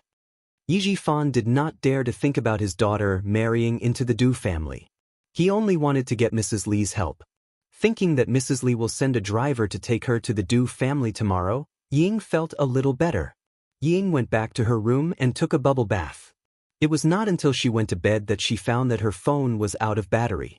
She plugged it in but did not turn it on. She went to bed directly. Yi Jifan was afraid that something would happen in the bureau, so he charged his phone and turned it on. As soon as he turned it on, countless text messages beeped. It was either the home phone or Sun Dongxing's phone. There were nearly 30 text messages in total. Yi Jifan, who seldom received continuous calls, calmly called home. No one answered the home phone, and the phone was turned off. He did not have much patience with his wife, so he ignored it and went to sleep. At this time, Sun Dongxing was sitting in the luxury cabin flying directly to the capital. Other passengers had fallen asleep, but she was not sleepy. She was looking forward to getting off the plane as soon as possible with her eyes wide open. In the car, Mrs. Li was asking Li Yuan about his impression of Yi Ying. Li Yuan did not think much about it, nor was he interested. He just said to please Mrs. Li, "She is not bad. At least she is pleasing to the eye. She is not like the women I have seen before who think they are so great. She seems to have a good personality. She doesn't look like someone who will make trouble." Mom, it is useless to ask Li Yuan. As long as a woman is beautiful, he will like her. Du Jiayi smiled coldly and did not hide her disdain for Yi Ying. She is not bad-looking, but I don't see anything good about her personality. A dog that bites will not bark. People like her are like this. She's not causing trouble because she doesn't dare to cause trouble at my house. She doesn't have the guts. Madame Li had long seen that her daughter was against Yi Ying. Although she didn't say anything, it didn't mean that she didn't know. Hearing her daughter's words, she smiled and looked at her daughter, who had always had sharp eyes. She praised, "Your eyes are indeed more accurate than Li Yuan's. Yi Ying doesn't make trouble, but it doesn't mean that she is really weak. Her character is quite gentle. I admire her forbearance. She's also a sweet talker, just like her father. She doesn't give people the impression that she's trying to flatter them. I just feel that she's a little smart. Considering her age, she's quite tactful in dealing with things. She's much better than the girls your brother has dated before." The deputy chief of staff Du, who was sitting at the front, turned his head and said to his son and daughter, "Your mother is very satisfied with her. You two can just go along with what she says. Your opinions don't count. Dad, you've always been on Mom's side. Turn around and look straight ahead. Don't speak, don't interrupt." Du Jui leaned over and raised her hand to cover half of the deputy chief of staff Du's face. She pushed him back and said, "We'll talk about our own things. Just listen to us." "I won't say anything. I won't say anything. You two continue to talk." The deputy chief of staff Du, whose face was pushed back by his daughter, laughed. He never cared about the things at home. It was enough for him to have his wife. If she said it was good, it was good. If she said it was bad, it was bad. Chapter 2108. Mrs. Li patted her daughter's arm with a smile. "You're so rude. Sit up straight. Don't affect the guards driving." "I haven't finished yet." Du Jiayi sat back with a smile and continued to say what she disliked about Yi Ying. "I don't like her very much. It feels like she's pretending. She blushes all night and she's so shy. It's as if I'm so thick-skinned. I don't like her. And Mom, Didn't you notice that her eyes were a little flirtatious? When Li Yuan came in, she quickly glanced at him and lowered her head. I really thought she was shy at that time. But in the end, you said you wanted her to be Li Yuan's girlfriend. Du Jiayi snorted softly with a mocking look on her face. She started to stare at Li Yuan from time to time. She's not looking at him shyly. She's just sizing him up. Does she want to see if Li Yuan is good enough for her? She's just the daughter of a little director. What right does she have to think that Li Yuan is good enough for her? Du Jiayi's words had a great impact on Mrs. Li. After a long time, she nodded and said, "You're all young people. Looking at young people with the eyes of young people, sometimes you can see more clearly than adults." Hearing what you said, it's possible that Yi Ying deliberately behaved well in order to leave a good impression in front of me. Although Mrs. Li agreed with her daughter's words, she did not directly deny her love for Yi Ying. But she's really gentle and filial. You can see it from her pouring tea for Yi Jifan from time to time. She turned to ask Li Yuan, who was not interested, "What about you? What do you think?" Her daughter's thoughts were important, but it also depended on her son. As long as she's good enough for you and my sister, I have no objections. Li Yuan shrugged indifferently. Yi Ying's beautiful face flashed in his mind, and his eyes were a little more interested. Her father is not bad. Southern Province is a rich province. I want to go there to develop my career. If I have Yi Jifan's guidance, it should be smooth. Du Jiayi rolled her eyes at Li Yuan. Do you need Yi Jifan's guidance to develop your career in Southern Province? Isn't it enough for you to have uncle's guidance? Eldest uncle, second uncle, and third uncle can also help. Do we still need Yi Jifan? Sister, you're dreaming. Uncle will only help Li Jinyan. Why would he help my mother? It was already good enough that he didn't go against his mother. Third uncle doesn't want to count on him either. He's been hiding abroad for so many years. What can he do to help me? At the mention of his grandfather's family, a layer of darkness appeared in Li Yuan's eyes. With eldest uncle and second uncle around, what can we do? If you don't even try to fight for it, how do you know you can't do anything? Third uncle was forced to retire from the army and go abroad by first uncle. Now you can join forces with third uncle, right? There's also first aunt. She's his second wife, and she can't wait to get rid of Li Jinyan. Don't you know that you should join forces with first aunt? Hearing this, Li Yuan glanced coldly at Du Jiayi, who had simplified the matter. No matter how much eldest aunt wants to get rid of Li Jinyan, she won't help me, who also wants to divide the Li family. What are you arguing about? All of you, shut up. Madame Li glanced at her son and daughter angrily. The smile in her eyes was replaced by dark clouds. Your second uncle will be here tomorrow. Don't talk about his past. Also, spend more time with your grandmother. She loves you too the most. Chapter 2109. Du Jiayi doesn't dare to make trouble when Mrs. Li is angry. She secretly glares at Li Yuan, who caused her to be criticized, and feels depressed. Thinking of her grandfather's family, Du Jiayi purses her lips and holds Mrs. Li's arm gently. She says softly, "Mom, don't be angry. My brother and I know what to do. We won't embarrass you and third uncle in front of eldest uncle and second uncle."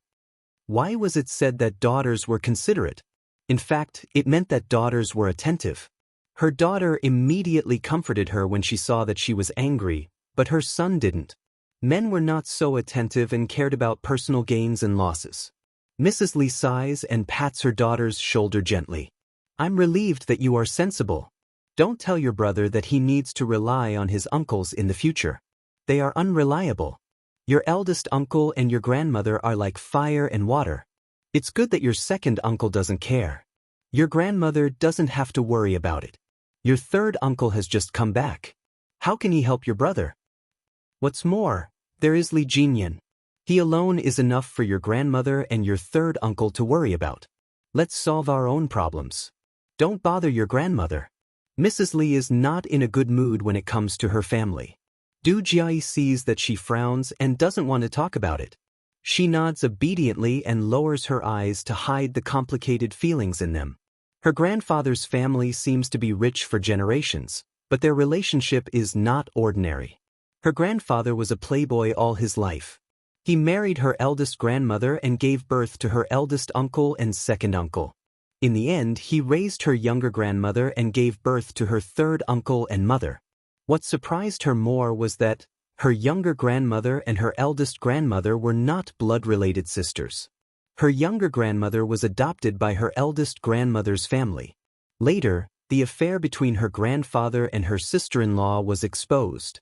Her eldest grandmother, who was strong-willed, slapped her younger grandmother in the face, and the two sisters turned against each other. It was not until her eldest grandmother passed away due to illness that her younger grandmother was able to marry into the Lee family and become her grandfather's legal wife. The two elders fought for her grandfather for a lifetime and let the resentment of the older generation continue to the next generation. Du Jiayi thinks that her grandfather's family is obviously prominent, but the resentment of the older generation affects her generation. She can't help but sigh heavily. It is very quiet in the car, so her heavy sigh is particularly obvious.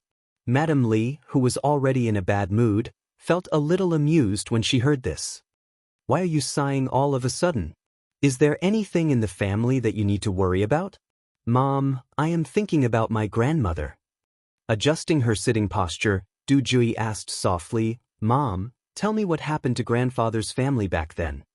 Why did eldest aunt pass away in an accident, and why was third uncle forced to retire from the army and leave for a foreign country? Tell me, I really want to know." Lee's mother. Lee's aunts. Mothers. Hearing this, Madame Lee's face turned cold again, and she said in a low voice, "Don't ask about things you shouldn't know." "Why, Deputy Chief of Staff Du interrupted Du Jiayi and said with a smile, "Jiayi, that's all in the past. Why are you, a young person, bringing up the past?" He is still as secretive as before. His face changes as soon as he mentions it. Du Jiayi reluctantly says, "Oh." She thought about it and said, "Didn't Li Jinyan say that he is back?" "Mom, do you think he will come to our house tomorrow?" Chapter 21:10. That depends on your first aunt's mood and his own mood. Madame Li's attitude was quite cold when it came to Li Jinyan. It's better if neither of them comes.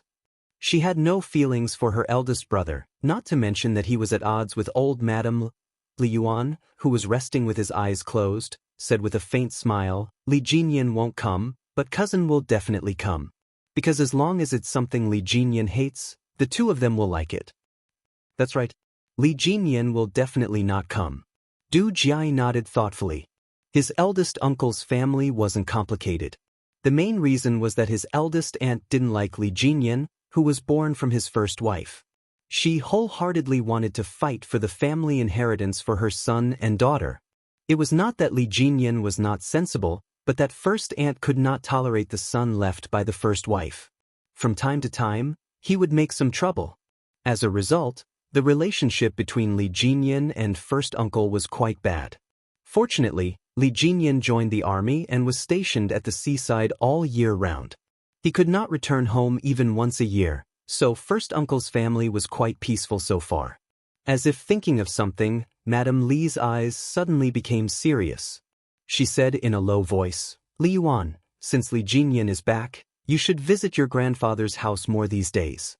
Your grandfather still cares about his eldest grandson, Li Jinyan. Don't let him take all the benefits." Li Yuan twitched the corner of his mouth and refused. "No, it's boring. Let my sister go.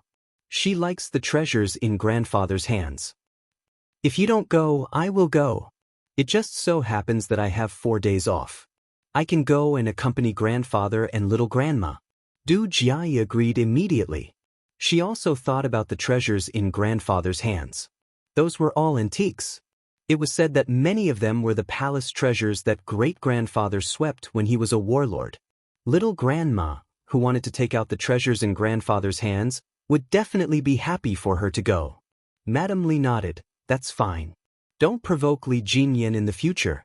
Although your grandfather also wants to leave good things for me and your third uncle, Li Jinyan is the eldest grandson of the Li family after all. Although your grandfather dotes on you, he will never do more than his eldest grandson." The family whispered from time to time in the car and only stopped when they reached home. Li Jinyan, who had just returned home, was now sitting on an aged sofa made of yellow pear wood. He had a cold expression on his face as he chatted with the two elders. Although he said that he was accompanying Zhang Xian, he was actually just sitting by the side and listening quietly. Tomorrow is that last Joy's birthday. Old master, now that third brother's child is back, why don't you let Jinyan bring his brothers over tomorrow? Let third brother's child recognize everyone. Otherwise, when he goes out in the future, he won't be able to recognize everyone. That would be too disrespectful. The one who spoke was Old Man Li. She was 15 years younger than Old Man Li. She took good care of herself, so her hair was still dark. She wore an old-fashioned modified cheongsam, which made her look particularly elegant and dignified. She spoke unhurriedly with a soft accent. Just by listening to her, one could tell that she had a good voice when she was young. Li Jinyan, who had been silent all this time, raised his eyes when his name was mentioned. He said indifferently, "My leave is limited. I still have a meeting tomorrow. Sorry, I don't have time." "Is that so? I didn't think it through," Old Madam Li said with some disappointment. She looked at Old Master Li and deliberated for a moment before saying, "Then I'll bring her over. There's no need to trouble Jinyan. As for the gift, Old Master, why don't you give Joey the painting that second brother drew? This lass has liked it for a long time, and I've never been willing to give it to her." Chapter 21:11. Among the descendants left behind by her elder sister, only her second son made her slightly satisfied. He didn't care about anything and didn't care about his family. He carried a picture clip and walked the world, becoming a famous painter both domestically and abroad. She had several of his paintings in her hands, and any one of them was worth hundreds of thousands. Li Jinyan had no interest in these things.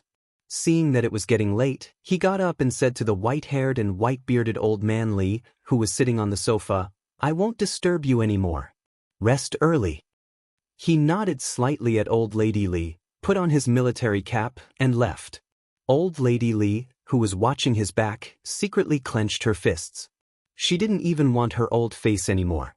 She just hoped that he would say something and let the old man open his mouth and give the painting to her granddaughter. In the end, he was the same as his father. He just didn't let her have her way. It would be good if everyone in the first branch died outside, so that one or two of them wouldn't come to anger her. I have no objections if you want to leave the good things for third son. Third son's surname is Li. No matter who he leaves it for, it will be a descendant of the Li family. Old Man Li's old but strong voice suddenly sounded. Old Lady Li was so shocked that she quickly loosened her fists and quickly adjusted her expression, making every wrinkle on her face appear benevolent. Forget about Jai. Her surname is Du, and she's not a descendant of the Li family. I will keep the things I give her, but they won't be good things. I won't leave them for her, but I won't treat her unfairly either. Inside the house, the gloomy old Master Li raised his voice as if he wanted someone to hear him. Jinyan is the eldest grandson of the Li family, and he's also the most promising one. Naturally, I have to leave the things in my hands to him. And the things I give you, you naturally have to leave them for third son's family. It's just a small birthday. What are you trying to do? Do you need the eldest grandson of the Li family to congratulate you? Did they come to Jinyan's birthday? As his grandmother, have you ever thought of giving him something good? The more she spoke, the more respectful Old Lady Li's expression became. It seemed that her relationship with Old Man Li wasn't like husband and wife, but more like master and servant. Old Madam Li, who had lived cautiously all her life, did not dare to show any disrespect to this husband who could control her life and death back then. Hearing this, he smiled and nodded. You're right. The Li family's things naturally have to be left to the Li family's descendants.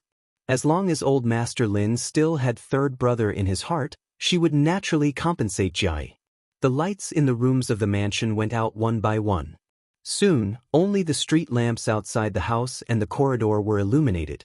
Li Jinyan, who walked out of the mansion, looked back at the mahogany door plaque, and a faint sneer appeared in his cold eyes. Li Mansion?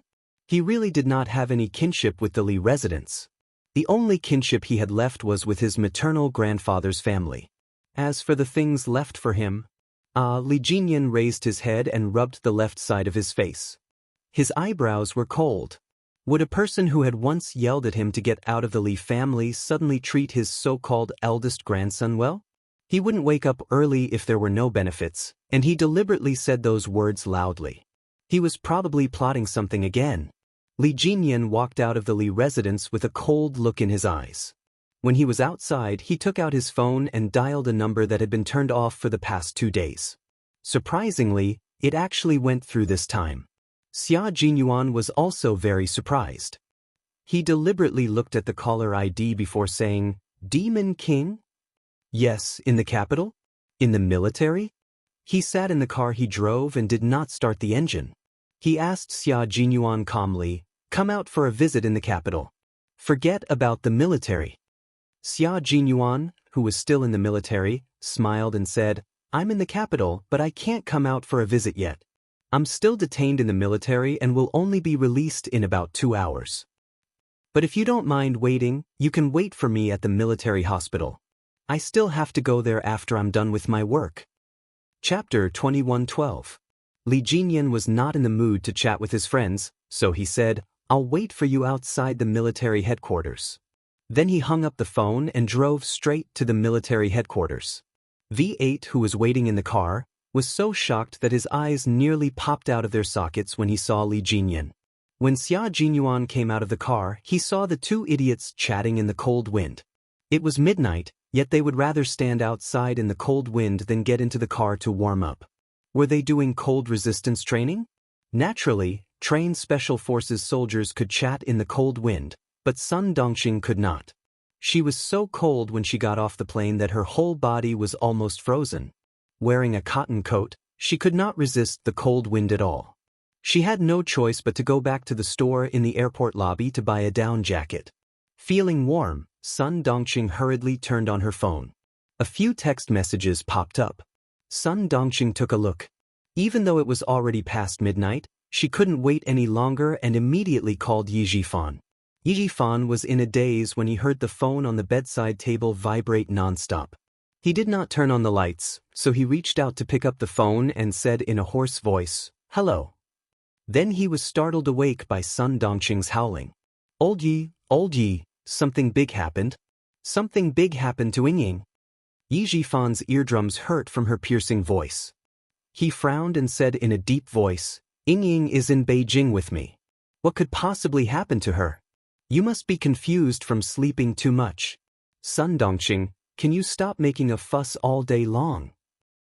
Someone sent a video to our house. It was the package I received yesterday. I thought it was material for you." Sun Dongxing, who was finally able to talk to her husband, suddenly had a backbone. She quickly told him the whole story. "What should we do? What should we do? I asked her to study abroad so that she could make a name for herself, but in the end, this damn girl did something shameless. Old Yi, I'm afraid we're really in big trouble." Yi Jifan got up from the bed with a livid face and said angrily, "Take a taxi to Wangfu Hotel right now. Call me when you're downstairs and I'll come down to pick you up. Remember, don't let the hotel staff see your face. Also, hold on to the videotape in your hands." Something big had happened, something really big had happened this time. After hanging up the phone, Yi Jifan's face was gloomy as if a storm was about to come. He put on his clothes, opened the door with force, and walked to the next room. He kept ringing the doorbell impatiently. Yi Ying was having a beautiful dream. She dreamt that she had married into the Du family and had become Li Yuan's wife. Just as she was exchanging rings with Li Yuan, she suddenly saw Yi Qian walking over from the front. Just as she was about to provoke her with a smile, the ear-piercing sound of police sirens came from outside the church. Yi Ying quivered and opened her eyes. There was no sound of the police car, but the doorbell rang clearly. It was ringing very urgently. Yi Ying, whose beautiful dream was interrupted, got up from the bed with a gloomy face. She was angry, but she did not dare to open the door directly. She looked through the electronic eye and saw that it was her father. Only then did she suppress the anger in her heart and open the door. "Dad, why aren't you asleep yet?" she said unhappily. "I was sleeping soundly. Why did you wake me up? I have to go to Mrs. Lee's house early in the morning tomorrow. If I don't sleep well, I won't even look good with makeup." Yi Jifan, who was so angry that his chest was heaving up and down, did not speak immediately. Instead, he walked into the room. Yi Ying, who was still in a daze, did not realize that something was wrong with him. She closed and locked the door. Just as she turned around, a black shadow flashed past her eyes. Pa! She was slapped hard on the face as she was caught off guard. Chapter 21:13. Yi Ying was stunned by the slap. She covered her face and stared at Yijifan in disbelief. After a few seconds, she asked loudly, "Dad, what are you doing? Instead of sleeping at night, you came here to slap me. What are you trying to do? What did I do wrong? Did I make you unhappy? You still have the cheek to ask me what you did wrong." Yijifan slapped Yi Ying's left cheek again without any hesitation. The two slaps left 10 red fingerprints on Yi Ying's cheeks. Yi Ying, whose mouth tasted of rust, widened her eyes. Tears welled up in her almond-shaped eyes. She screamed, "Am I your biological daughter? Am I your biological daughter? You came here and slapped me twice without any reason. Dad, are you trying to beat me to death? If you weren't my biological daughter, I would strangle you to death right now." Yijifan was so angry that his face turned the color of a pig's liver. After he slapped her with all his strength, his vision turned black. Ying, who felt wronged, wailed, "I'm not your daughter. I'm not your daughter. I want to go back to the southern province. I want to find Mommy." She was as wronged as a 5 or 6-year-old child. "Since when did you treat me as your biological daughter? All you do is compare me to Yi Qian. You say that I'm not as good as him here and there. You belittle me to the point that I'm worthless. Now you come here and hit me. Dad, since when did you treat me as your daughter?" After being slapped twice for no reason, Ying felt as wronged as a child who had lost her parents. She screamed until her eyes were about to pop out. Yijifan looked at his daughter coldly. Not only did the anger in his heart not dissipate, it burned even more fiercely. He didn't understand how his daughter had become like this. When she was young, she was clearly smart and clever. She was like a jade carving that was loved by everyone. At that time he thought, forget it. If I don't have a son, so be it. If I have a smart daughter, as long as I nurture her well, she will be better than other people who secretly give birth to a son. He really thought so back then. But now? He regretted it. He regretted it. She regretted not giving birth to a son and bringing him home. She regretted raising such a shameless thing. She still had the cheek to coax him and call him that. She was shameless. Yijifan turned on the lights in the room. As soon as the bright and luxurious crystal chandelier lit up the room, Yi Ying, who was screaming, saw clearly how ugly Yijifan's expression was. However, she didn't understand what she had done wrong during the day. She couldn't accept being slapped twice in the middle of the night. Tomorrow, she still had to go to the Du family to accompany Madame Li on stage. Tomorrow, she still had to get to know the young masters and young misses of the more powerful families. How could she, who had been slapped twice in the face anyone? "You keep saying that I'm your daughter, but do you treat me as your daughter? You clearly know how important tomorrow is to me, but you came up and gave me 2 slaps. How can I face anyone tomorrow? Can you meet anyone? Is that bitch Yi Qian your real daughter? All day long, you only say that she's better than me. When have you ever said that I'm better than her?" Never. The more she blamed him, the angrier Yifan became. He pointed at Yi Ying, who still dared to challenge him, and shouted fiercely, tell me everything you did in France." What? France? France? Chapter 21:14. Before she could say anything, Ying was shocked when she heard the word, France. Her screams stopped abruptly, and her almond-shaped eyes, which had been full of grievances, were suddenly filled with panic. "You've been wronged, haven't you? Well, tell me all the nonsense you've been doing in France. Changing boyfriends every week? Running to a bar to be hugged by 2 men? Not going back to the dorm in the middle of the night and going to a hotel with a man? Ying, do you still feel wronged? Don't you think you're shameless?" Ying was completely shocked. How could it be? How could it be? It was so long ago. How could Dad know about it? Her expression made Yijifan even more certain that these things were true. They were all true. Yijifan clenched his teeth as the anger in his heart grew stronger. The anger on his face surged directly between his eyebrows. He shot a murderous look at Yi Ying, which made Ying step back in fear. She was scared. She was scared. She was really scared that she wouldn't be able to walk out of the hotel room. Yi Ying's cowardly retreat made Yi Jifan's face burn with anger. Unable to restrain his anger, he lifted his foot and fiercely stomped on the coffee table. Still not satisfied, he picked up the cups and plates on the coffee table and threw them all at Yi Ying. The first coffee cup hit Yi Ying's shoulder, and the frightened Yi Ying came back to her senses.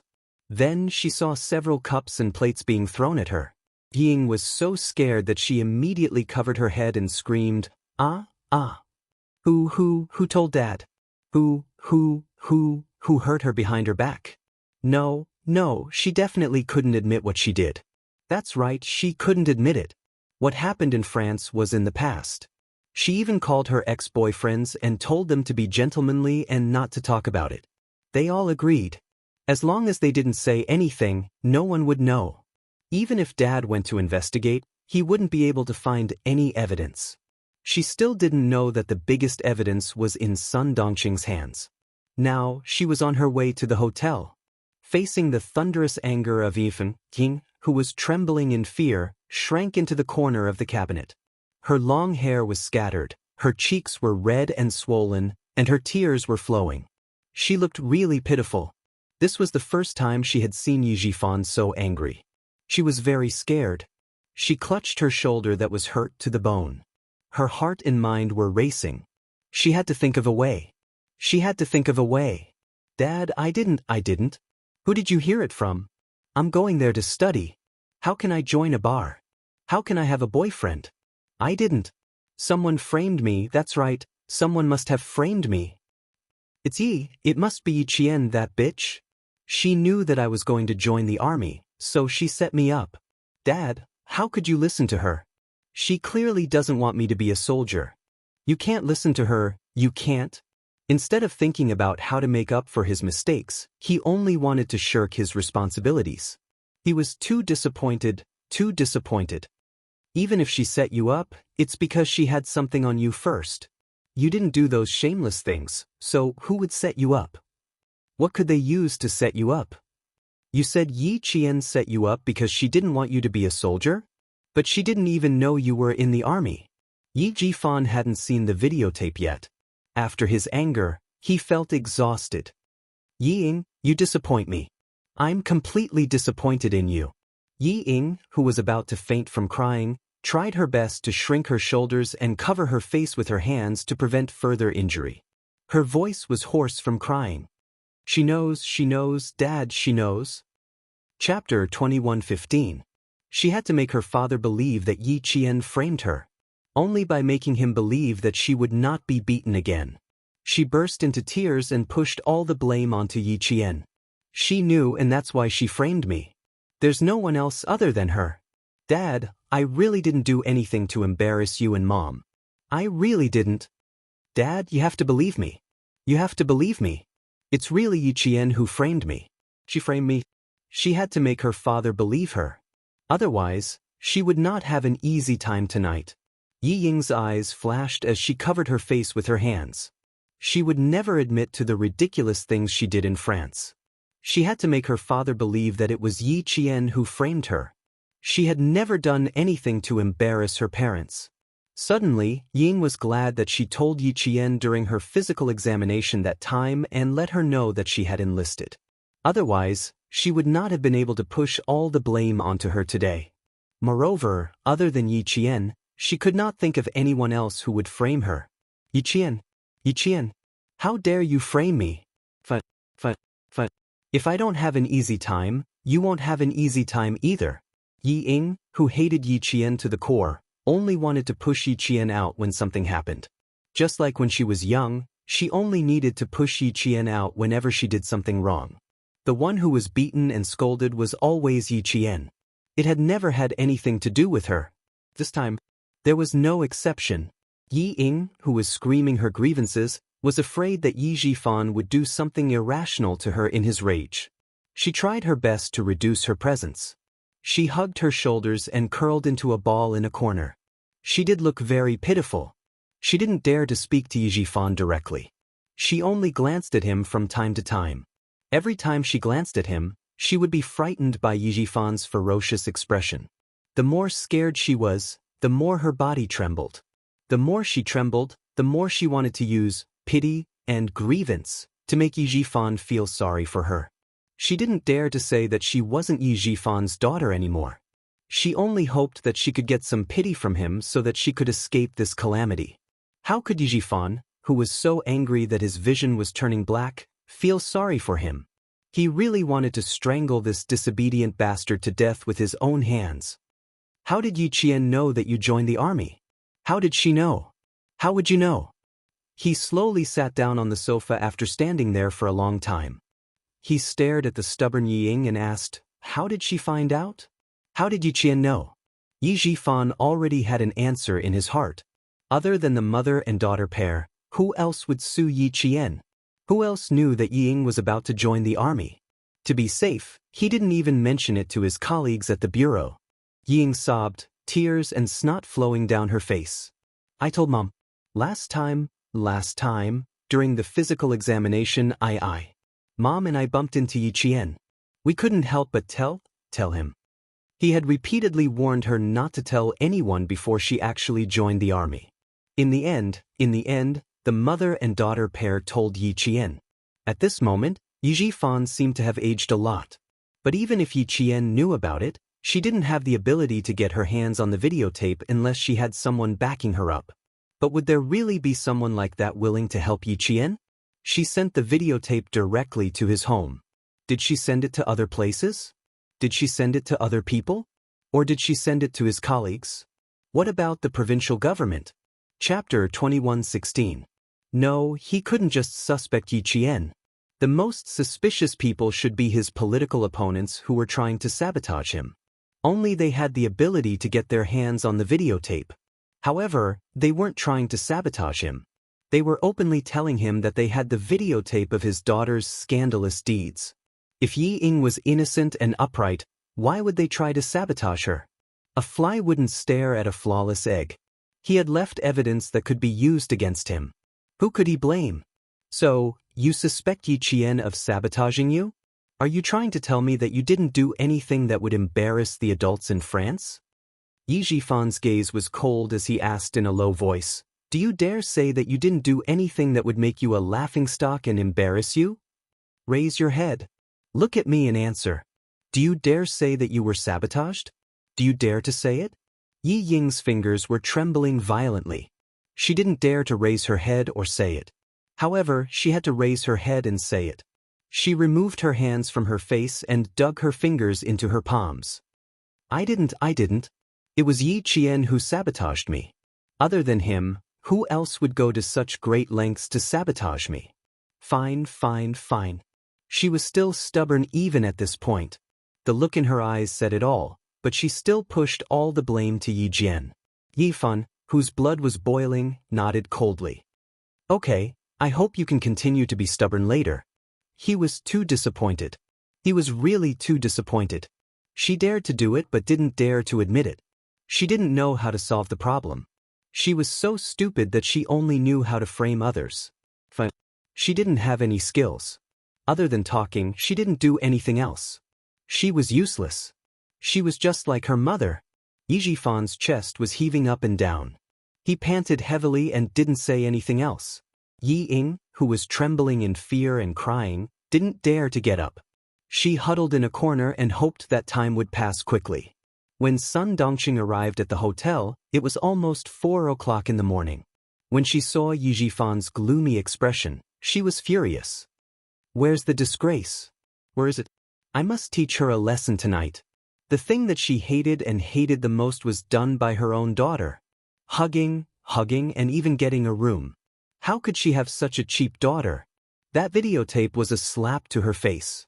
Her face was burning hot. It really hurt. What a good daughter you've raised. Yi Jifan glared at him and said through gritted teeth, my Ying Ying is the best. Yes, your Ying Ying is the best. This was her goodness. This is the good that you've taught. I've really learned something new. Sun Dongqing was not as protective as before. She rolled up her sleeves and took a step forward. What a disgrace. I'm going to beat her to death today.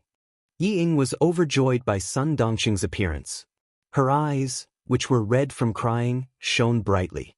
She cried out miserably, "Mom, save me!" She got up with disheveled hair and threw herself at Sun Dongqing. Her savior was here, her savior was here. As long as her mother was here, her father wouldn't be able to touch her. What welcomed her was not Sun Dongqing's protection, but 2 slaps that were louder than before. Not just one, but countless slaps, punches, kicks. Sun Dongqing, who was so angry that she had lost her rationality, punched and kicked her. I'm going to beat you to death, you disgrace, you disgrace. Chapter 21:17. Yi Ying, who had never been hit by Sun Dongqing before, was horrified. Compared to Yi Jifan's 2 slaps, Sun Dongqing's was much more violent. Mom, I didn't, it hurts, Mom, stop hitting me, I really didn't. Yi Ying, who was beaten to the ground, bent her body and desperately protected her face and head. She was overwhelmed with horror. How could this be? How could this be? Why didn't her mother help her? Why? Yi Ying screamed and begged for mercy, but Sun Dongqing beat her even more fiercely. I didn't send you to study abroad so that you could learn to sleep with foreign devils. I didn't want you to be a prostitute. I didn't want you to change your boyfriend every week. I'll beat you to death, you shameless thing. You can live a good life, but you have to humiliate yourself. If you want to find a boyfriend, fine, I won't stop you, but you should find me a boyfriend like Mrs. Li's son. Find a foreign devil to sleep with? Shameless thing, who did you learn this from? Who did you learn this from? Just as Sun Dongqing was about to kick Yi Ying's head, Yi Jifan, who was expressionless, frowned and grabbed his wife who had lost her mind. That's enough. If she continued, she might really beat Yi Ying to death. Sun Dongqing was a barbarian and a shrew. When she lost her mind, she was even more ruthless than Yi Jifan. In this way, Yi Jifan's attitude was much gentler. There was a video recorder in the hotel. Yi Jifan put in the tape. After a while, Yi Ying, who was wearing heavy makeup, appeared in the video. She was intimately dancing with a blonde man on the dance floor of the KTV. After seeing this scene, Yi Jifan, who was so angry that the veins on his temples bulged, closed his eyes. It wasn't a trap, it wasn't a trap. This was to tell him that his daughter, Yi Jifan, was a slut abroad. Yi Ying, who was bruised all over, was completely dumbfounded. How could it be? How could it be? How could these things be recorded into a tape? Who was it? Who was it that messed with her? The image flashed, and it showed her hugging and kissing the golden-haired man dancing on the sofa. The man's hand lifted her shirt and reached for her chest. The image was very clear, as if someone was filming it right in front of her. No, it's not like that. Don't look, don't look. All of a sudden, Ying rushed up like a madwoman. She was so flustered that she was out of her wits. She tried to take out the tape from the VCR and destroy it. The more anxious she was, the more confused she became. The more confused she was, the more she couldn't take out the tape. She screamed in panic, picked up the VCR, and threw it against the wall. No, she didn't do those things, she didn't. The noise was so loud that it woke up the guest in the other room. Soon, the hotel staff and the lobby manager arrived. Because of this guest, Ying did not continue to be beaten up by Sun Dongqing. After explaining and sending the lobby manager away, Yi Jifan sat on the sofa and said coldly, "You don't have to go to Miss Du's birthday party tomorrow. You don't have to join the army. I'm going to book the tickets now. You go back to Shuku village tonight." "No, I don't want to. I don't agree." Yi Ying screamed, "Mrs. Li likes me so much that she wants me to be her daughter-in-law. I must go tomorrow." She crawled to Sun Dongqing on her knees and hugged her feet. She cried until she was out of breath and begged, "Mom, please persuade Dad. I must go to Mrs. Li's house tomorrow." Chapter 21:18. Scared Ying was scared. Even Sun Dongqing, who loved her the most, had hit her. Ying was scared. She didn't know why she was so sure that she had done something shameful in France. It was as if she had seen her ridiculous life when she was studying abroad. She couldn't accept her fate. She wouldn't accept her fate so easily. She had to convince her mother to stand by her side. She had to convince her. Ying was also a character. She could always find all kinds of excuses to make herself feel at ease and comfort herself when she was in a desperate situation. She could also shamelessly think that she had done nothing wrong and that it was all the people who wanted to hurt her who were wrong. The videotape, it didn't matter. Who hadn't been young and frivolous? Who hadn't lost themselves?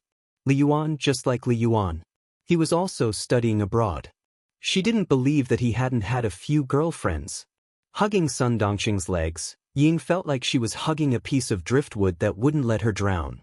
With a red and swollen face, she kept saying, "Didn't you say that if I wanted to find a boyfriend, I should find a boyfriend like Mrs. Li's son? I have a chance. I really have a chance." "Mom, Mrs. Li really said during dinner that she wanted me to be her son's girlfriend. It's true. I didn't lie to you. I didn't lie to you. I want to go. I must go. If I don't go, I won't have a chance. Mom, I'm begging you. Please help me. I'm your daughter. You love me the most. Please help me. Please help me." She begged bitterly. She couldn't go back. It was really over if she went back. Dad would definitely not care about her anymore.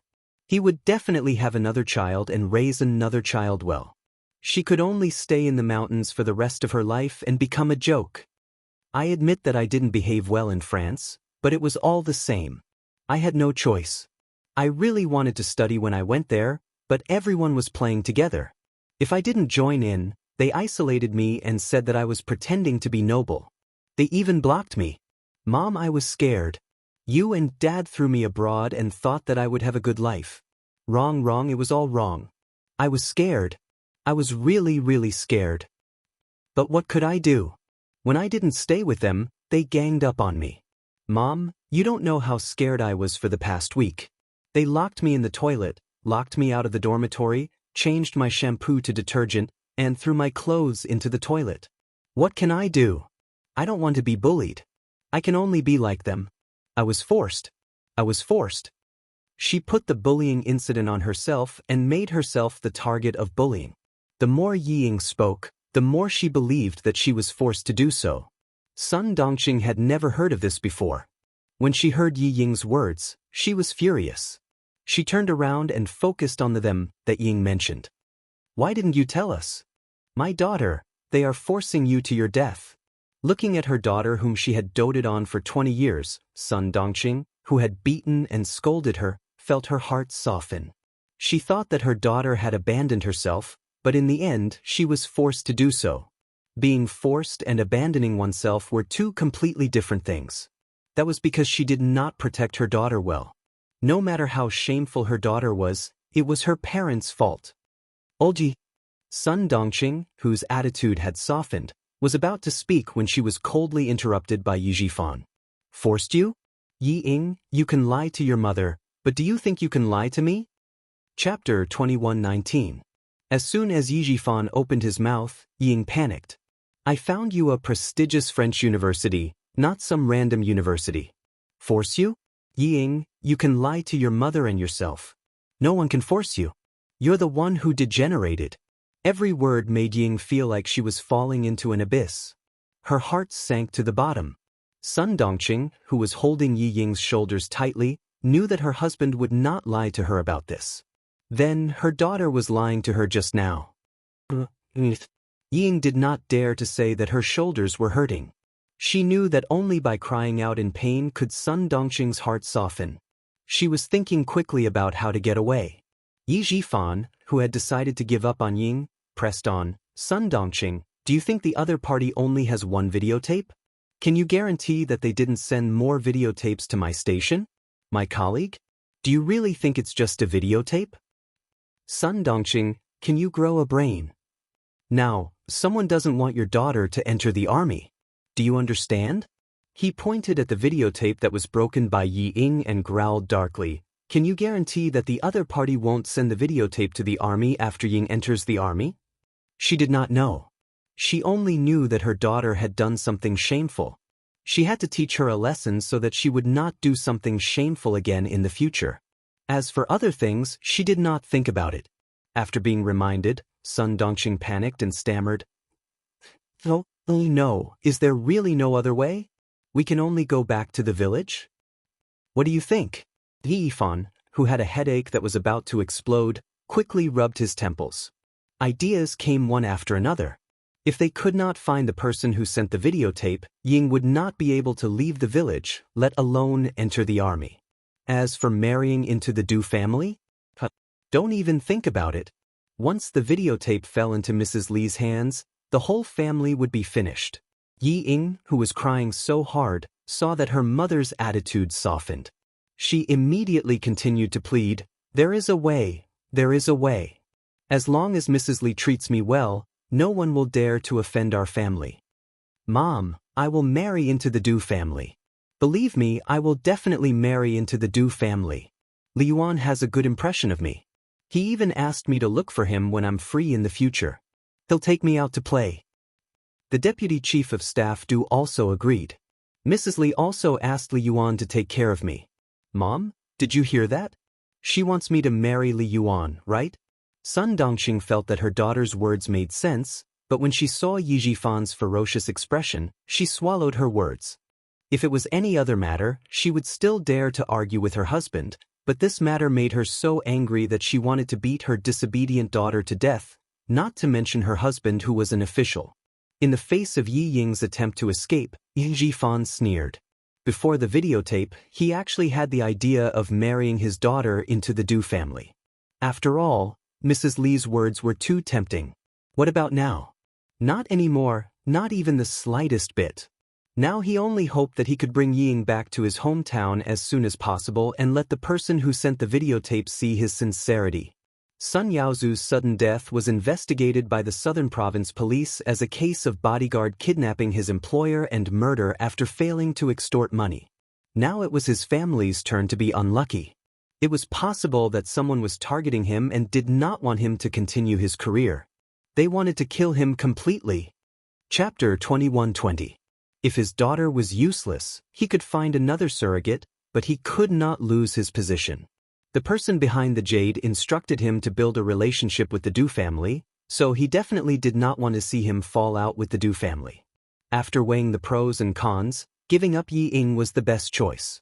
As Yi Qian said, for his career, Yi Jifan would definitely disown his family. Whoever stopped him, he would be ruthless, even if his own daughter stood in his way. Yi Jifan, who had made up his mind, said coldly, "Mrs. Li has a good impression of you? Ying, you think too highly of yourself. If you sent the videotape to Mrs. Li's house, what do you think will happen to you?" Yes, Mrs. Li did reveal that she wanted her son to marry you, but did you live up to her expectations? You left such a big weakness for others to use against you. This is a bomb that will blow up our whole family and make us lose everything. If we did not have a relationship with the Du family, this videotape would at most make our whole family lose face. But now, once Mrs. Li watches the videotape, she will not let you go, and she will not let me go. Sun Dongqing, if I am finished, my whole family will be finished. The power of the last sentence was no less than a bomb thrown into Sun Dongqing's heart, blowing away her stupidity and miraculously understanding the predicament in front of her. Now that she had completely understood what Ying meant, she howled and punched Yi Ying's shoulder hard. What sin have I committed to give birth to such a disgraceful thing like you? It is not easy to find a general's wife who likes you, you actually. Sun Dongqing, who was sad from the heart, punched Yi Ying and then punched her own chest hard. Her heart was so painful, so painful. Such a good opportunity, gone again. Gone again. Seeing that her father would not help her, Ying, who was desperate, cried and got up. Mom, don't be angry, I was wrong. She hugged Sun Dongqing and suddenly said in a low voice, Mom, if you don't help me, Dad will not want you, and he will not want me. Sun Dongqing, whose body suddenly stiffened, heard her daughter say, Dad is only in his early 40s, the golden age for men. As long as he wants to have children with his official position, there are many young and beautiful women who want to give birth to his children. Mom, you must help me go to the Du family. I can't be fooled by Dad. He didn't want me to go because he was afraid that he would offend the deputy chief of staff Du. Madam Li likes me. Mom, I'm confident that I can win her heart. I'm also confident that Li Yuan won't be able to run away. Tomorrow is my last chance. If I miss it, Mom, both you and I will be abandoned by Dad. Don't say that Dad doesn't dare, he dares. I can't compete with you over Dad. Mom, you can't compete with him over what he wants to do, and neither can I. So, I'm going to take a gamble. If we win the bet, we win. His words touched Sun Dongqing's heart. That's right, that's right. Her daughter was right.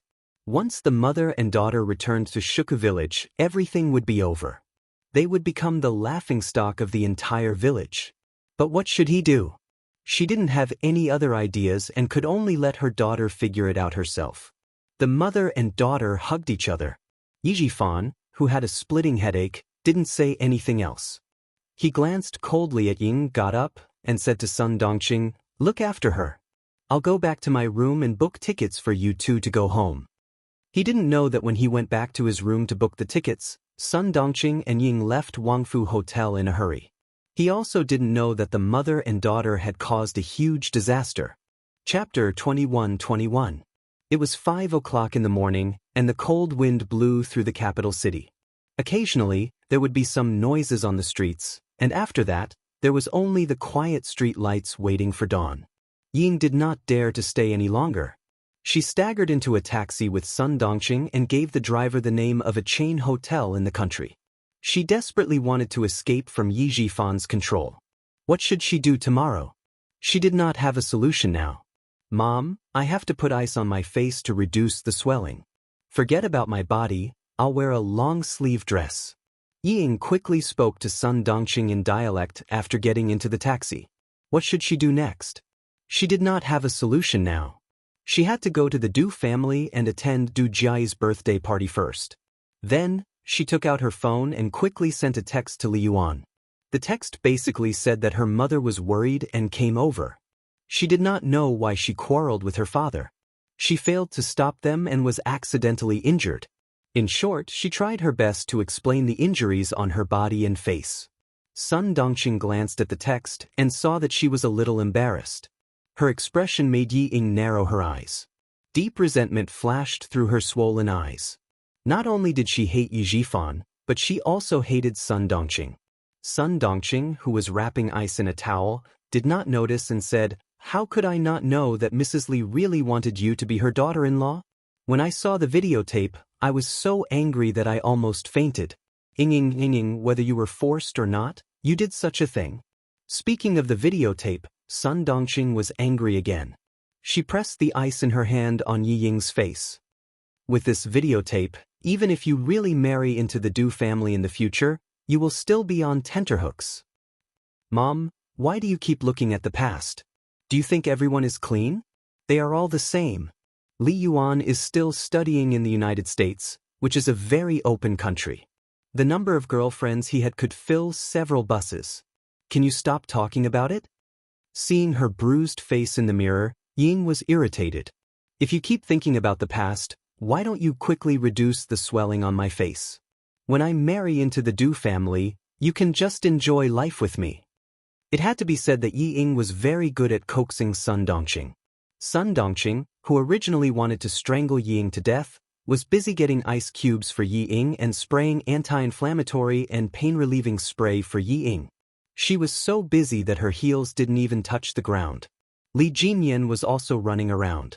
He didn't expect that he would become Xia Jinyuan's errand boy when he arrived at the hospital. There were examinations, forms, stitches, and medication.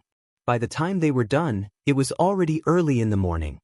Xia Jinyuan, who had finally cleaned up the pus in the wound and was stitched up again, lay lazily on the hospital bed and chatted with Li Jinyan, who was resting on the hospital bed. "You came here in the middle of the night to talk to me about the overseas competition. Is your time that tight?" "I haven't seen the specific list of people on our side, and the Major General didn't mention to me who will be going either. When the list is out, we will arrange a training session to improve our teamwork." Li Jinyan, who was resting with his eyes closed, just wanted to find someone to talk to. The list was secondary. When he heard Yi Ying, he said calmly, "You are injured now, how are you going to arrange the training? Yi Qian should also be selected. Her schedule isn't easy to arrange." It had been a month since the last training session. She should have started school by now. Chapter 21-22. If she does well this time, the school won't have too many problems. If she doesn't, I'm afraid they won't let her go. After all, the school doesn't know what she's training for. After Xia Jinyuan finished speaking, he thought for a while and said, "Actually, you can say that she's training for the competition. The National University of Science and Technology often sends students to participate in the competition. She can do it too. I'll call you later to ask about the situation. You should know about Yi Qian's results." When they talked about the military, Li Jinyan's slightly depressed mood suddenly became a lot more cheerful. After resting for a while, he got up, straightened his military uniform, and said calmly, "Rest well. I'll go to the military headquarters for a meeting." Xia Jinyuan, who could tell that he had something on his mind, looked at him meaningfully and said with a half-smile, "You're in a good mood so quickly? Are you sure you don't need to talk to me anymore so that I can talk to you?" Talking to Yi Qian can indeed improve my mood quickly. Faced with his comrade's teasing, the handsome and cold Li Jinyan calmly replied. That one sentence made Major Xia choke in his throat. After he calmed down, Major Xia smiled and said, "Major Li, Yi Qian is my girlfriend. You're late." "So what if she's your girlfriend?" "She's also my comrade." She's also my comrade. She's both my girlfriend and my comrade." Major Xia, who was now the boyfriend, calmly responded to the sudden provocation, "You're not interested in stealing your comrade's girlfriend." He was indeed not interested in being immoral, but Li Jinyan looked at his former opponent, who was now his comrade, and sneered, "Didn't I tell you before? Yi Qian gives me a familiar feeling. Major Xia, wait for me to check it out. When the time comes, it'll be hard to say what your identity and mine will be." "Check it out?" Xia Jinyuan's smile did not fade, but his eyes darkened. He said in a deep voice, "Devil, Yi Qian's situation is a little special. What do you want to check?" "The situation is a little special?" Li Jinyan, who was about to leave, sat back on the bed and asked coldly, "What happened? What I'm investigating here, could it possibly affect her?" His eyes suddenly turned cold and sharp as he said, "Or do you know what I'm investigating? Someone is investigating it too?" This time, it was Xia Jinyuan's turn. His eyes suddenly turned cold and sharp. He stared at Li Jinyan, and even his voice was frosty. "Devil, what did you find out about Yi Jian? He was a major and a marine. What right did he have to investigate Yi Qian? Check the relationship between Yi Qian and my family." Since it was related to Yi Qian, Li Jinyan did not hide anything. "I want to know why I feel a sense of familiarity with her. The relationship between the little fox and the Li family?" Xia Jinyuan did not expect to be asked such a question. He could not help but chuckle. How could she be related to the Li family? The Li family used to be a warlord. Yi Qian's family has been farmers for 3 generations. How could they have anything to do with you? Knowing that no one was investigating the same thing as him, the sharpness in Li Jinyan's eyes gradually disappeared. "That's why I want to check it out." He calmed down and said indifferently, "Otherwise, I'll always wonder why I feel a sense of familiarity with Yi Qian." It was not a sense of familiarity between a man and a woman. At first glance, he felt a sense of déjà vu, so much so that he misunderstood that he might like Yi Qian. When he found out about the relationship between Xia Jinyuan and Yi Qian, he did not feel sad, nor did he feel jealous. Instead, he felt relieved. These two feelings puzzled him, so he had no choice but to investigate. Xia Jinyuan felt that it was a fantasy. How could it be possible? Chapter 21-23. Demon King, perhaps you can think of the so-called sense of familiarity as a kind of appreciation between the strong. Looking at his stubborn comrade, Xia Jinyuan felt helpless. "I once conducted a detailed investigation on Yi Qian. The military has also investigated her. Devil, I can tell you with certainty that she has nothing to do with the Li family. If she does, the military will definitely find out. The military has detailed information on 3 generations of her family. You're overthinking it." Li Jinyan only replied calmly to his comrade's advice. "I trust my intuition." "To hell with your intuition." Xia Jinyuan cursed in his heart. Seeing that he was so insistent, he reminded him, "Recently, Yi Qian has been troubled by something. Since you have to investigate it, I hope you can postpone it for the time being. I don't want to complicate matters because of your investigation." "Sure." Li Jinyan nodded. He would definitely be cautious when it came to Yi Qian, but he pursed his lips and asked, "What's troubling Yi Qian? What happened to make you so nervous?" "No, it's not Yi Qian. As for the specific reason, I'm sorry, Devil, I can't tell you. I just hope you can delay your investigation." His intuition told him that Yi Qian had something to do with the Li family. He didn't know what to say. Go ahead, go ahead, go ahead.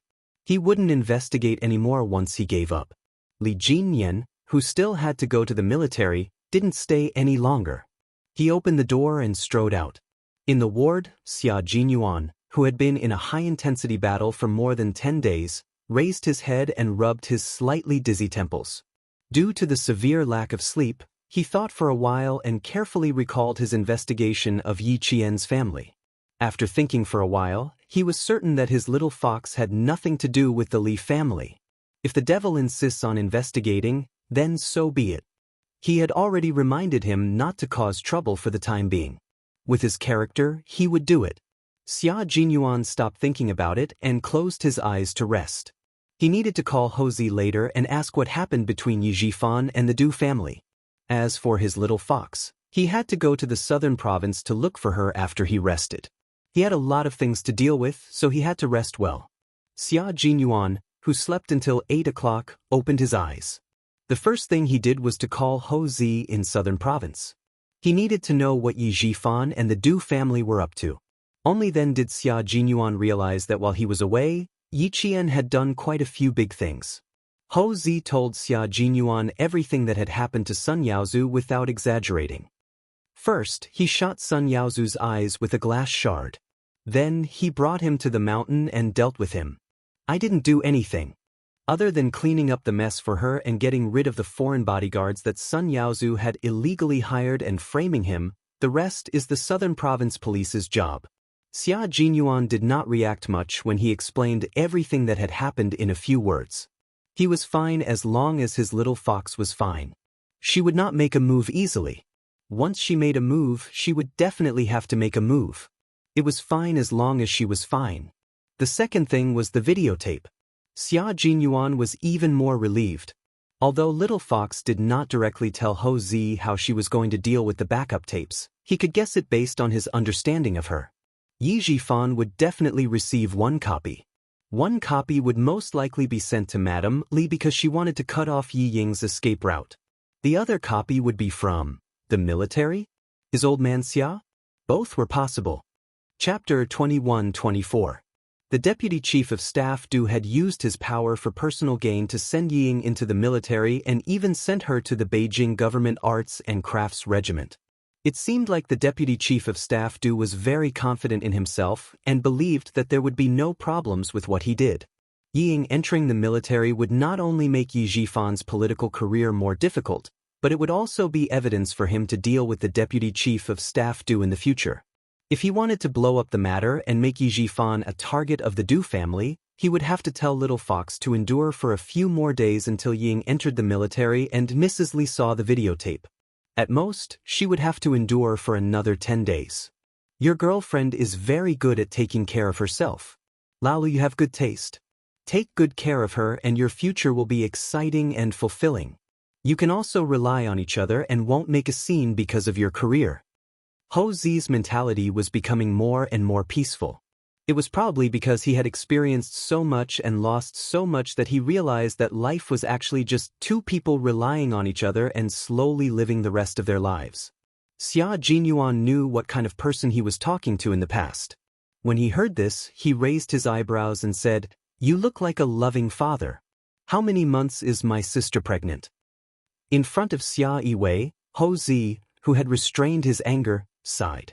"Why don't you believe that I've really changed? She's pregnant for a month. Good news. I have to be a loving father. I'm already in my 40s and I have a child at an old age. If I don't learn to be a loving father, your sister will sharpen a kitchen knife in the middle of the night and warn me. Ho Zi had been in the underworld for more than 20 years and had been a mafia boss for more than 10 years. Even if he had washed his hands in a gold basin, the anger in his bones could not be washed away in such a short time. However, he was willing to give up for the person he loved and cultivate for the sake of the little life that was about to come. From his appearance, he was no longer as ruthless as he used to be. At least, when Yi Qian saw him, he almost thought that he had the indifference of sitting in the bamboo forest and looking at the clouds calmly. Xia Jinyuan, on the other hand, saw through Ho Zi and directly exposed him. When he found out that Xia Yiwei had been pregnant for a month, Xia Jinyuan was happy for the two of them. The two of them had an average age of 40, so it was time for them to have a child.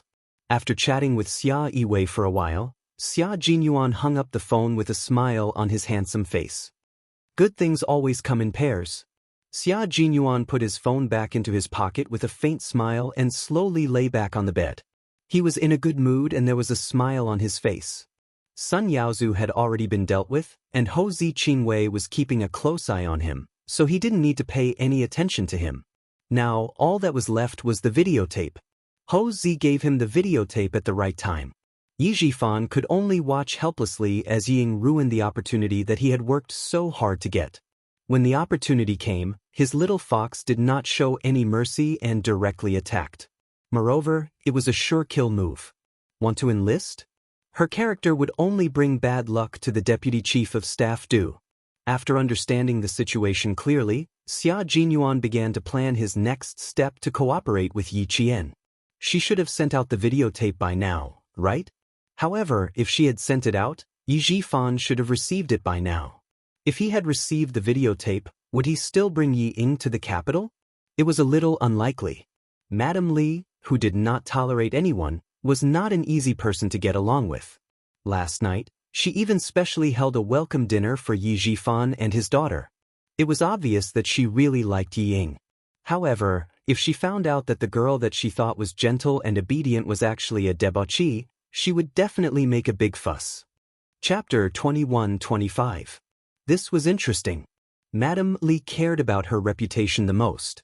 Yi Ying's move was undoubtedly a slap in her face, putting her in an awkward position. With Madame Li's vengeful personality, she would definitely fall out with Yi Zhifan.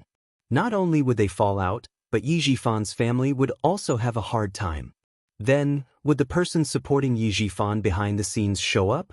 Would they lend a helping hand? He really hoped that the person behind the scenes would help. As long as they showed up, the truth about Sun Xueqing would be revealed.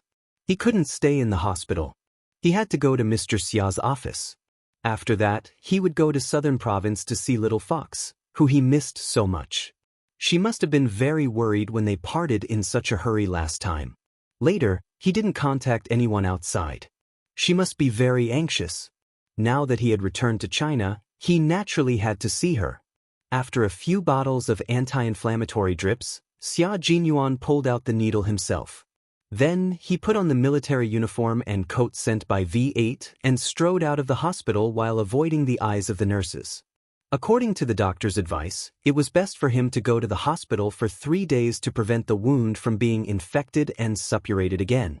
For Xia Jinyuan, 3 days was too long. 3 hours was enough. Commander-in-Chief Xia, who got out of the car, was still far away when he saw a familiar figure standing by the flower bed. Even if the other party was wearing tattered clothes, he could still recognize the figure. At first glance, wasn't the person looking for him? You're so capable. Stay in the hospital for 3 days. You'll come out in 3 hours. Aren't you afraid that you'll faint on the way? When father and son met, they would start by insulting each other. Commander-in-Chief Xia frowned a little. He took off his military cap and put it on the desk. He stared at the boy who didn't listen to the doctor's advice and said coldly, "Why didn't you stay in the hospital? Why did you come here? Don't tell me you missed me and came here specially." He couldn't talk to his son, who gave him a headache. The only person who could deal with him was Xiao Yi. The penetrating wound on his waist was not treated properly, and the wound was infected and suppurated. As a soldier, he could understand that there were no better conditions to treat the wound during a mission. But now that he had returned to the country, The doctor had specially instructed him not to move around as he pleased and that he had to stay in the hospital for 3 days, but he still didn't listen. In the office, the difference between a superior and a subordinate, between a general and a major, Xia Jinyuan, who was standing in front of the desk, respectfully saluted the sitting commander-in-chief. All right, let's sit down and talk. After all, he was his son. Commander-in-Chief Xia was worried when he heard that his son was injured. He waved his hand and gestured for him to sit down first, lest he reopen the wound if he stood for too long. Long story short, you have a meeting to attend at 9:30. Xia Jinyuan, who had wanted to ask a few more questions, immediately explained the purpose of his visit. I wanted to ask if you received the videotape from Yi Qian? I've received a copy of the recording. As for the videotape, wait a moment. Commander-in-Chief Xia saw that his son's expression was cold, so he took the intercom and asked the clerk, check if there are any mails from Southern Province. If there are, send them to me now. Mail and parcels that could be sent directly to Commander-in-Chief Xia were checked by specially designated personnel in order to prevent dangerous items from being carried. After waiting for about 5 minutes, the clerk came over with a package that was confirmed to be safe. It was the videotape that Yi Qian had sent to Commander-in-Chief Xia. Commander-in-Chief Xia didn't play it immediately. He directly asked, "What's in it?" Chapter 21-26. It's about the private life of a recruit before she joined the army. This recruit was diagnosed with a heart condition in junior high school, and it was recorded in her personal file. On the day of the college entrance examination, she framed Yi Qian for cheating to avenge her personal grudge. After an investigation by the Education Bureau, this recruit was banned from taking the college entrance examination for 5 years. In less than half a year, this recruit suddenly joined the army again, and it was very likely that she would enter the Beijing Government Arts and Crafts Regiment. The person who helped her to join the army was none other than Deputy Chief of Staff Du, Xia Jinyuan, who was reporting seriously, glanced coldly at the videotape. His dark eyes flashed with a cold light. A recruit like this is not qualified to join the army. Deputy Chief of Staff Du not only allowed her to join the army without investigating the matter clearly, he even used special recruitment as an excuse to let her join the army in advance. Commander-in-Chief, if this person really joins the army, once her private life and past actions are reported by the media, our army's image will be seriously damaged. Commander-in-Chief Xia already knew who the recruit he was talking about was. Yi Qian sent a recording, and someone clearly mentioned the Deputy Chief of Staff Du. The military commission also heard this recording, but old Du was not an ordinary person. Without more conclusive evidence, no one, including himself, could easily touch old Du. This videotape also could not prove that there was something wrong with old Du. Special recruitment was not an exercise of privilege, and real people could indeed join the army in advance. Old Du only dared to do this because he knew about it. Yi Jifan's daughter joined the army because of her immoral character. If this matter was exposed, old Du would at most be criticized at the conference as not investigated. Rather than startling old Du now, it was better to hold back for the time being. Commander-in-Chief Xia looked at the videotape again. However, since his daughter-in-law sent the videotape to him, he could not ignore it.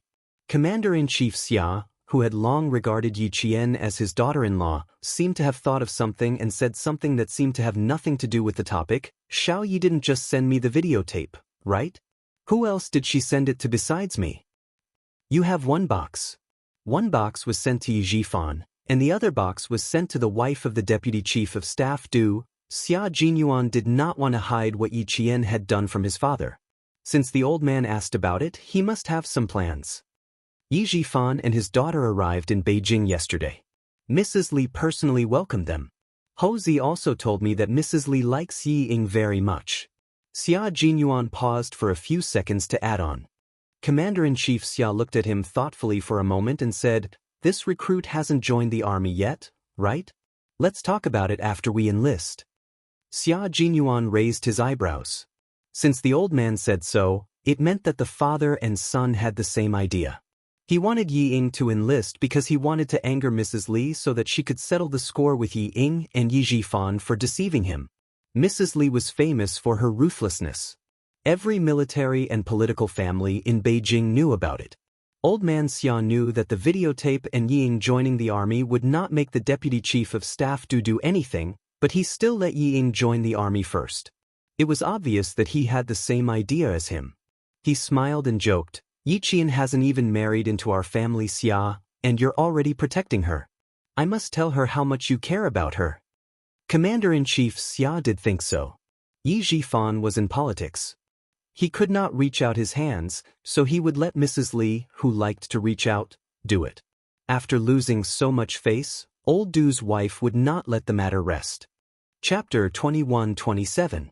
If I don't take good care of Xiao Yi, I'm really afraid that another guy with foresight will snatch him away from you. Commander-in-Chief Xia didn't spare any effort to attack his son. In exchange, Xia Jinyuan looked at him indifferently, so Commander-in-Chief Xia didn't mention it. Yi Qian trusted him, and he trusted Yi Qian. If he said too much, the two of them would laugh at him. Well, his son was much more reliable than before, so he shouldn't worry too much. As long as Major General Yang mentioned him, he would add, "Commander-in-Chief, it's all thanks to your hard work back then that Xia Jinyuan became what he is today." In fact, he only did it twice back then, and Major General Yang happened to meet him both times. As for what Xia Jinyuan is today, to be honest, it was all because of Xia Jinyuan's own hard work, and it had nothing to do with him. Now that he had found Yi Qian as his girlfriend, he probably didn't need to do anything in the future. The two of them could solve their own problems by themselves. But now that he could help, he would naturally help. As for Old Du, you and Yi Qian are not allowed to interfere. Now, we should focus on investigating Yi Qian's mother, Martyr's son Xueqing. Commander-in-Chief Xia felt that the most important thing was not to bring down Yi Zhifan, but to investigate Martyr's son Xueqing. On the third day of the new year, the military commission asked Yi Qian to come to Beijing. The words military commission made Xia Jinyuan's eyes turn cold. Why did they ask her to come? One of Martyr's son Xueqing's comrades with the surname Kai, who is now the director of a city's public security bureau, is also investigating. He returned to his original unit to take some of the information from the investigation back then. Coincidentally, the military was also retrieving the original information, so they found this director. For the sake of caution, the military asked Yi Qian to come to the military commission to find out how much she knew about Martyr's son Xueqing. Yi Qian was very calm. Originally, the military commission wanted to test her, but she directly told Colonel Tan, who was talking to her, that she suspected there was a problem with Martyr's son Xueqing's sacrifice. She suddenly spoke so bluntly that Senior Colonel Tan, who was questioning her, almost lost his cool. Hearing this, Xia Jinyuan laughed. That's right, his little fox didn't like to beat around the bush, especially in front of the military commission, who was investigating Martyr's son Xueqing. The military disciplinary committee was not an ordinary place.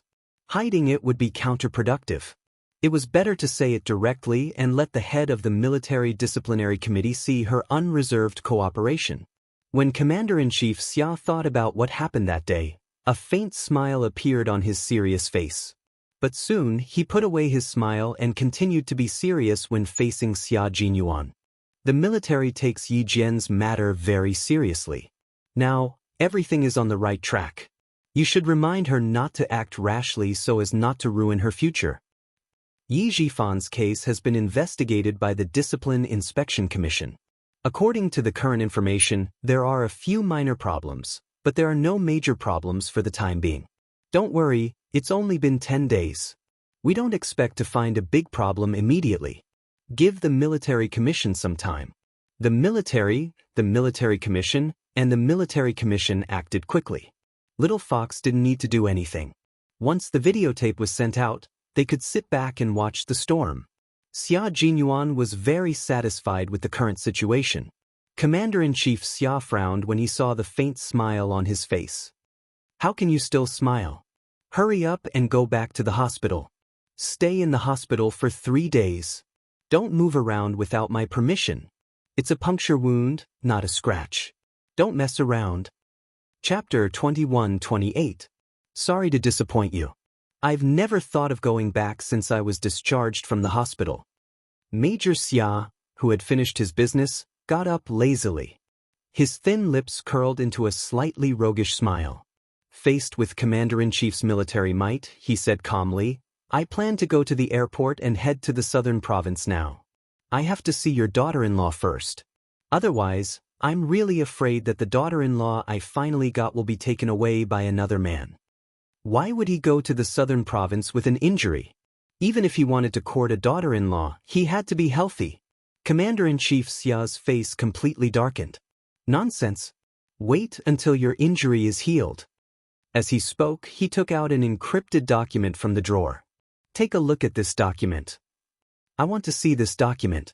I also want to go to the southern province. I'm not fooling around with you." When Xia Jinyuan decided on something, especially when it came to Yi Qian, he would not change his mind at all. He calmly accepted Commander-in-Chief Xia's extremely intimidating gaze and unhurriedly opened the document.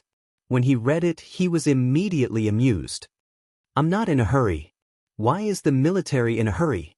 This was a document regarding the conferment of military ranks. The document stated, "In view of the fact that Major Xia Jinyuan has not responded to the conferment of the rank of Lieutenant Colonel for a long time, we specially request the military to directly overtake Major Xia Jinyuan and confer the rank of Lieutenant Colonel."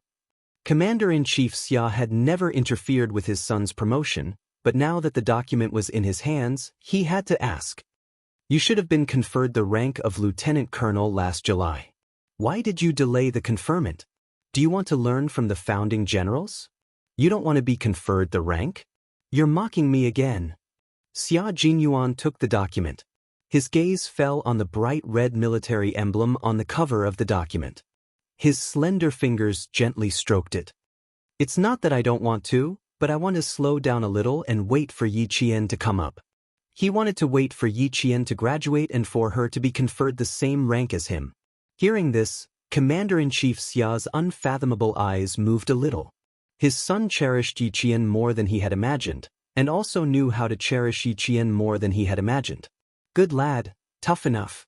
As expected of the offspring of his old family Xia. Commander-in-Chief Xia, who was very satisfied, showed anger on his face. "You don't want the rank just because I said so? Do you think it's child's play? From last July to this year, do you still want to drag it out?" "I'm not dragging. I'm just slowing down."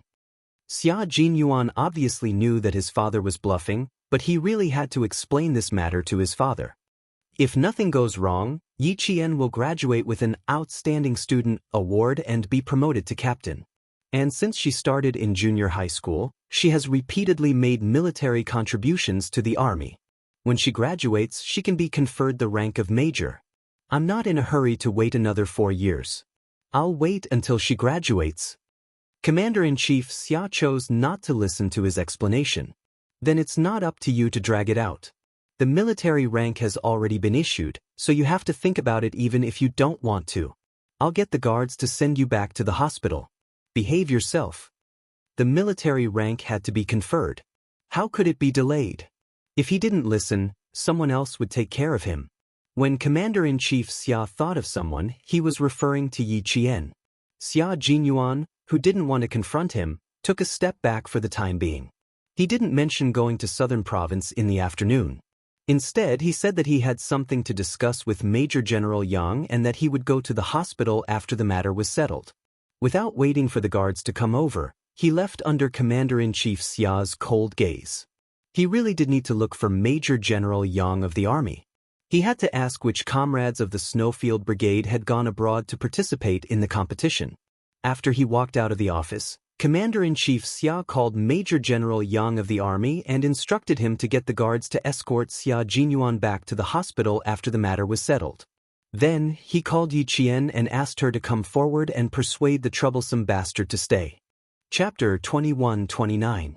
Xia Jinyuan hadn't contacted Yi Qian yet, so Commander-in-Chief Xia instructed his staff to call the office of the Director of the University of Science and Technology of China and make an appointment first. The University of Science and Technology of China had strict regulations and didn't allow students to use cell phones. At this time, not many students had cell phones. Even if they did, they had to hand over their cell phones as soon as they arrived at school and wait until they were out, on holidays, or on official business. Yi Qian, who had reported yesterday, handed over his cell phone as soon as possible. Commander-in-Chief Xia, who knew the rules, didn't call his cell phone directly. Instead, he called the director's office. He didn't make the call himself either. He asked his staff to make the call first and then transfer the call to his office. The military called to look for a student. It was none other than Yi Qian, whom most of the teachers in the school knew. The director who knew Yi Qian looked at the class schedule and asked the teacher to inform Yi Qian after class. Yi Qian was sitting in library number 3 and discussing with several top students from other classes. On the first day of school, the students hadn't gotten over the New Year's atmosphere yet. The freshmen were given a mission. On Labor Day, the freshmen were to go to the northern part of the province for a drill. As the frontline leaders of the future battles, they were instructed to experience the atmosphere of a battle where life and death were on the line. As soon as the order was given, the red and blue teams of each class began to prepare in advance. After the first class, the red and blue teams sent out representatives of each class in less than 2 minutes. They met during the short break between classes at the speed of light. There's no preparation time for a real battle. A battle that starts as soon as it's announced is the real battle that determines the outcome. A top student from the School of Science spread out a map of the training base they were going to on Labor Day. The school suddenly told us that there's a drill on Labor Day. Why do I feel like the map they gave us isn't a real one? 2 armies are fighting for positions. Who would have the chance to run to the position and observe the terrain first? Who would know in advance that the position they took would be the position that the Blue Army would be fighting for? I asked the seniors in the School of Science and went through some information myself. I found that the school really didn't tell us the positions we would be practicing a few months in advance. At most, they gave us an approximate time. When it's our turn, you're telling us the time, location, and number of people. You're even giving us time to arrange our troops in advance. Don't you find it a little strange? The students of the School of Science were all engineering students, so their logical thinking was quite rigorous.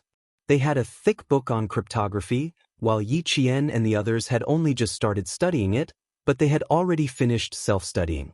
Another student said, having a direction is better than not having one. Let's not talk about whether it's strange or not. We can first familiarize ourselves with the northern training base and the surrounding terrain.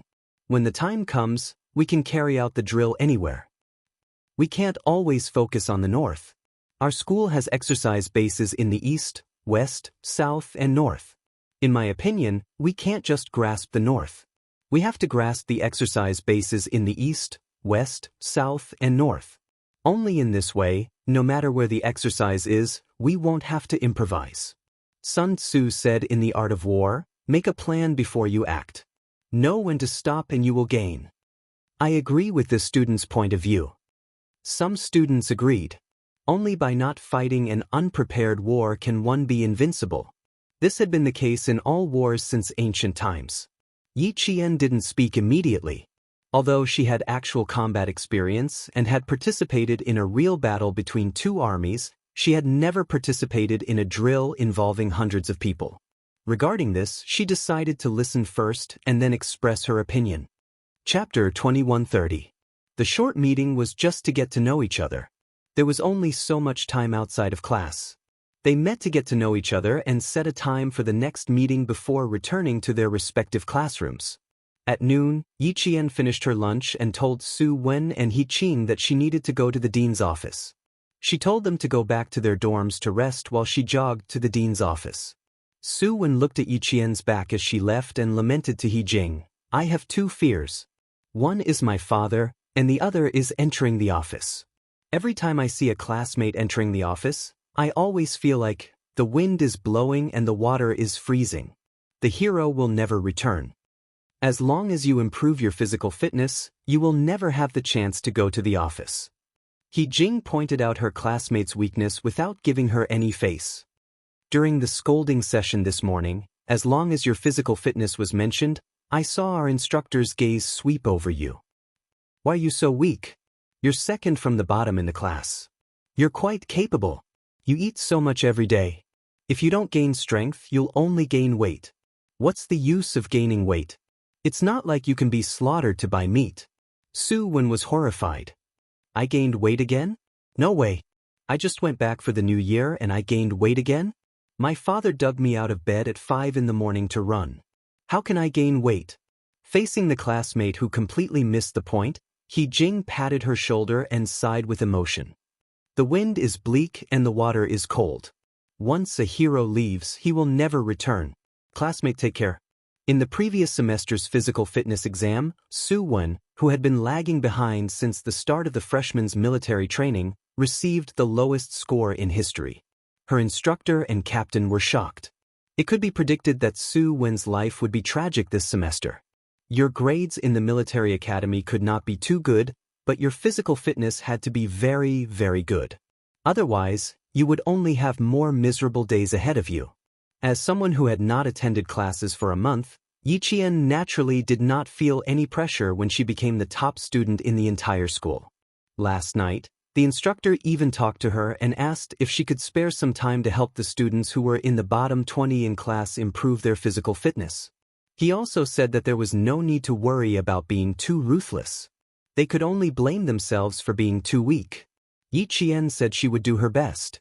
Yiqian, who was running towards the director's office, thought that it was because of this matter. She knocked on the door and shouted, "Reporting in." When she heard a "please come in" from inside, the first thing Yiqian did when he pushed the door open was to give a military salute. "Commander-in-Chief, Yiqian is here. Please wait a moment, I'll pass the phone to her." The hospital director was on the phone. His words made Yiqian realize who was looking for him.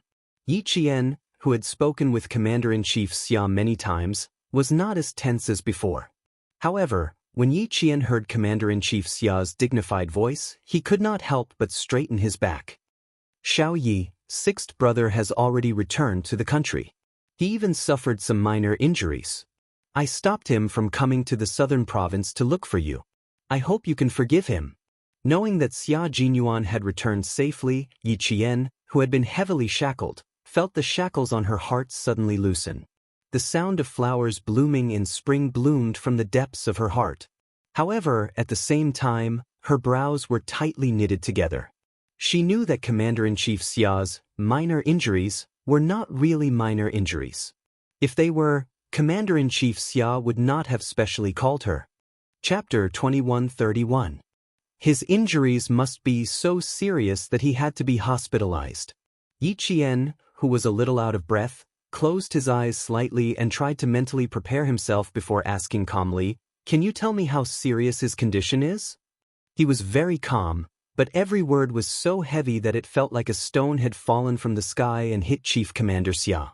He suddenly realized that he had made such a call. Was it a little inappropriate? Even though Commander-in-Chief Xia was a dignified general, he was also a father who deeply cared about his son. Before he could reflect on his inappropriate call, Commander-in-Chief Xia quickly smiled and replied, "It's okay, it's okay."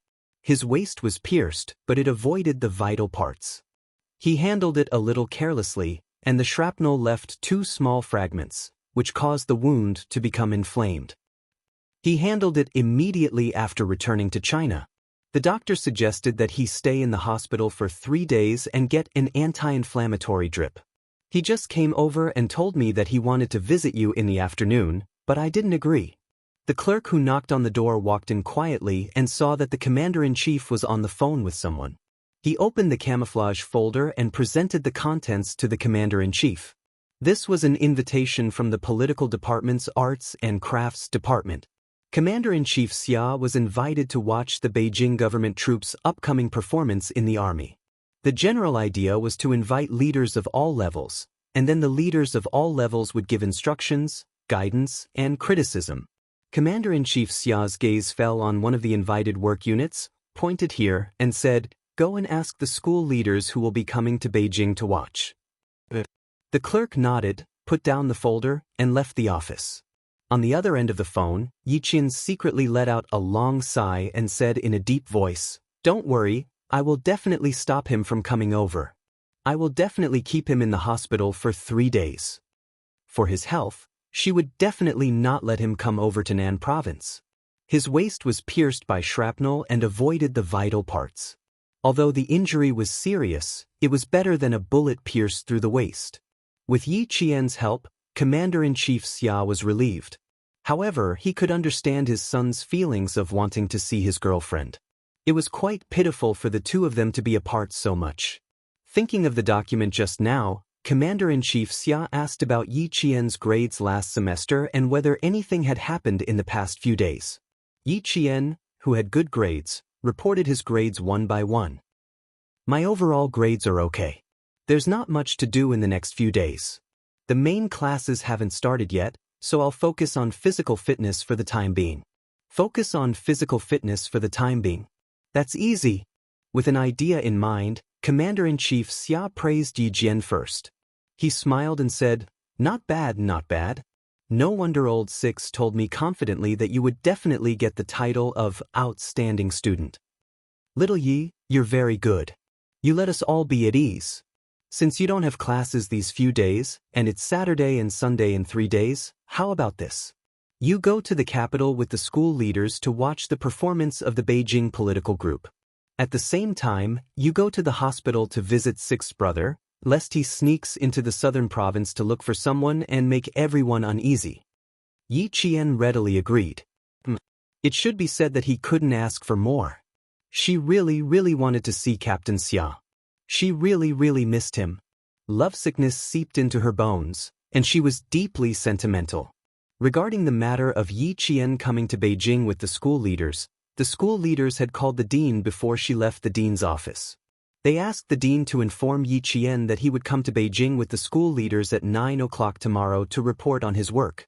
They couldn't directly go to Beijing to watch the performance.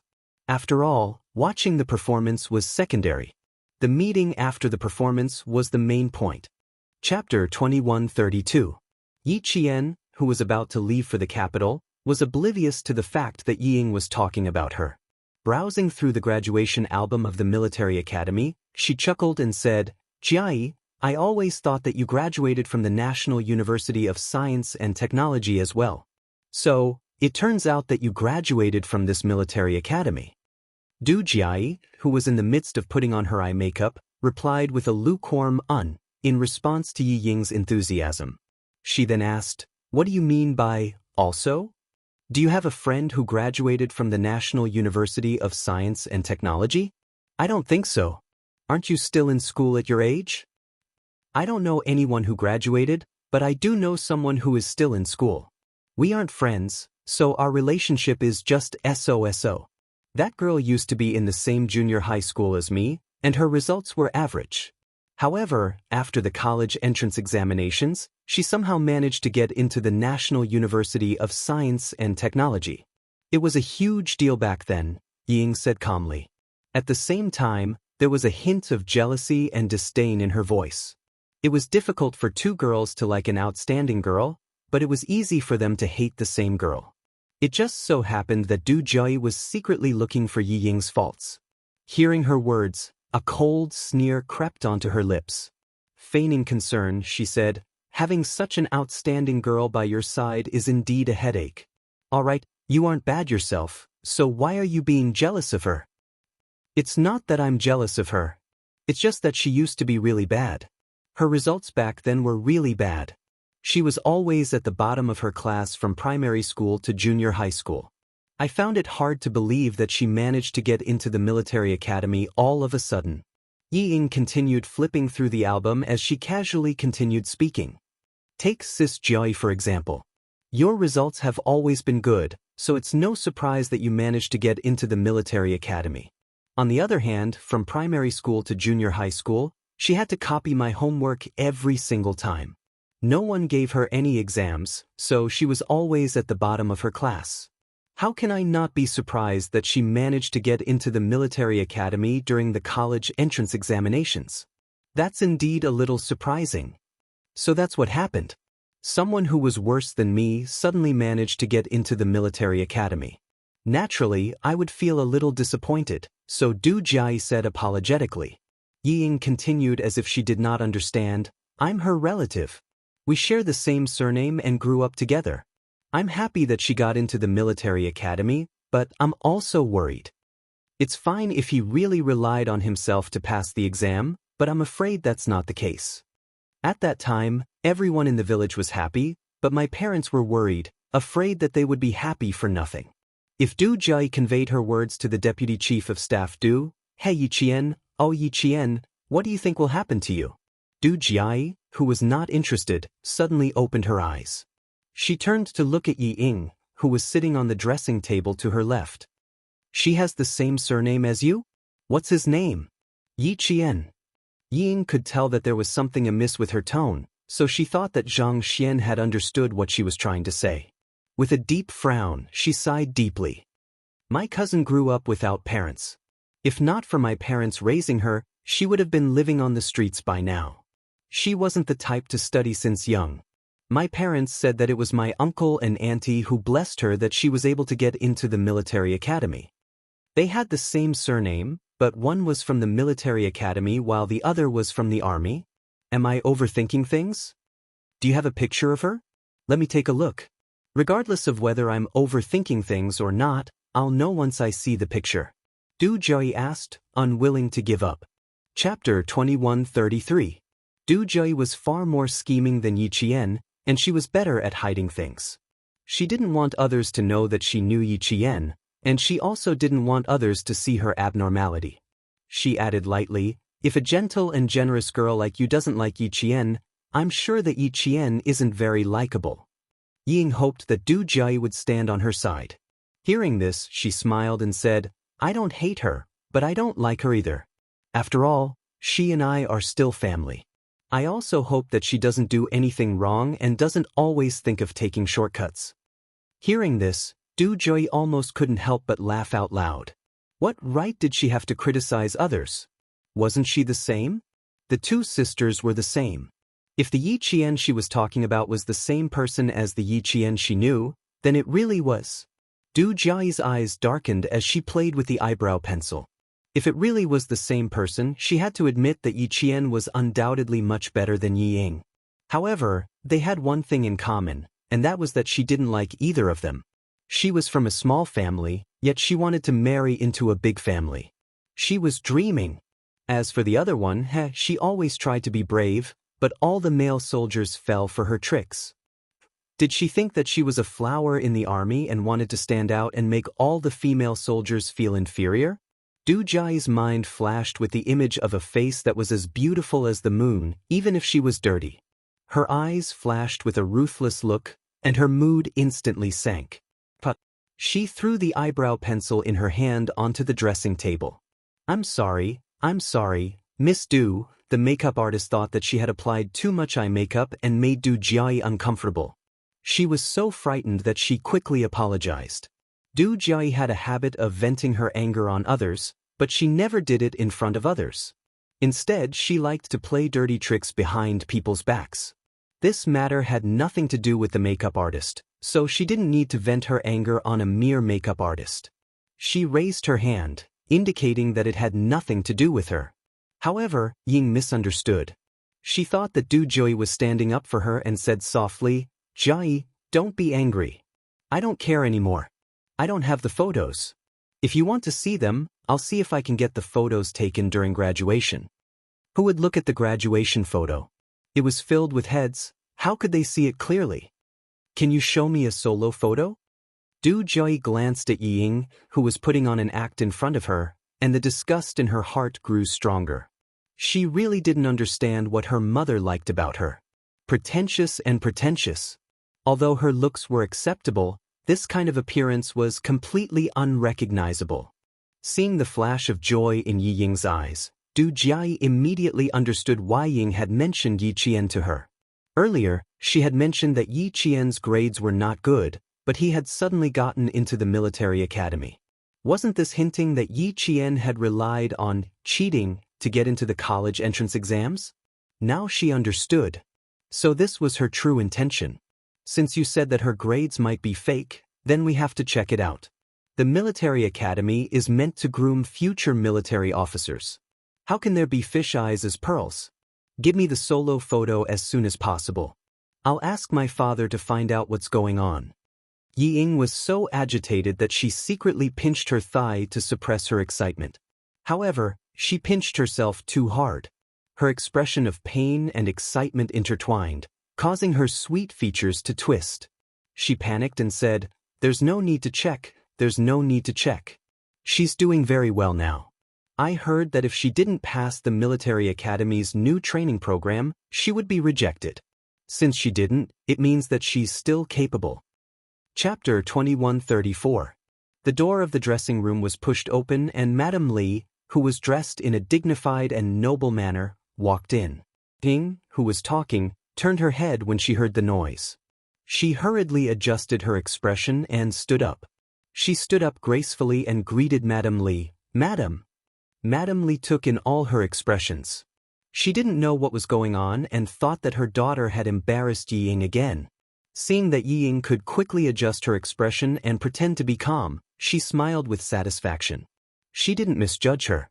She was indeed a sensible girl who knew not to embarrass others. "You are injured.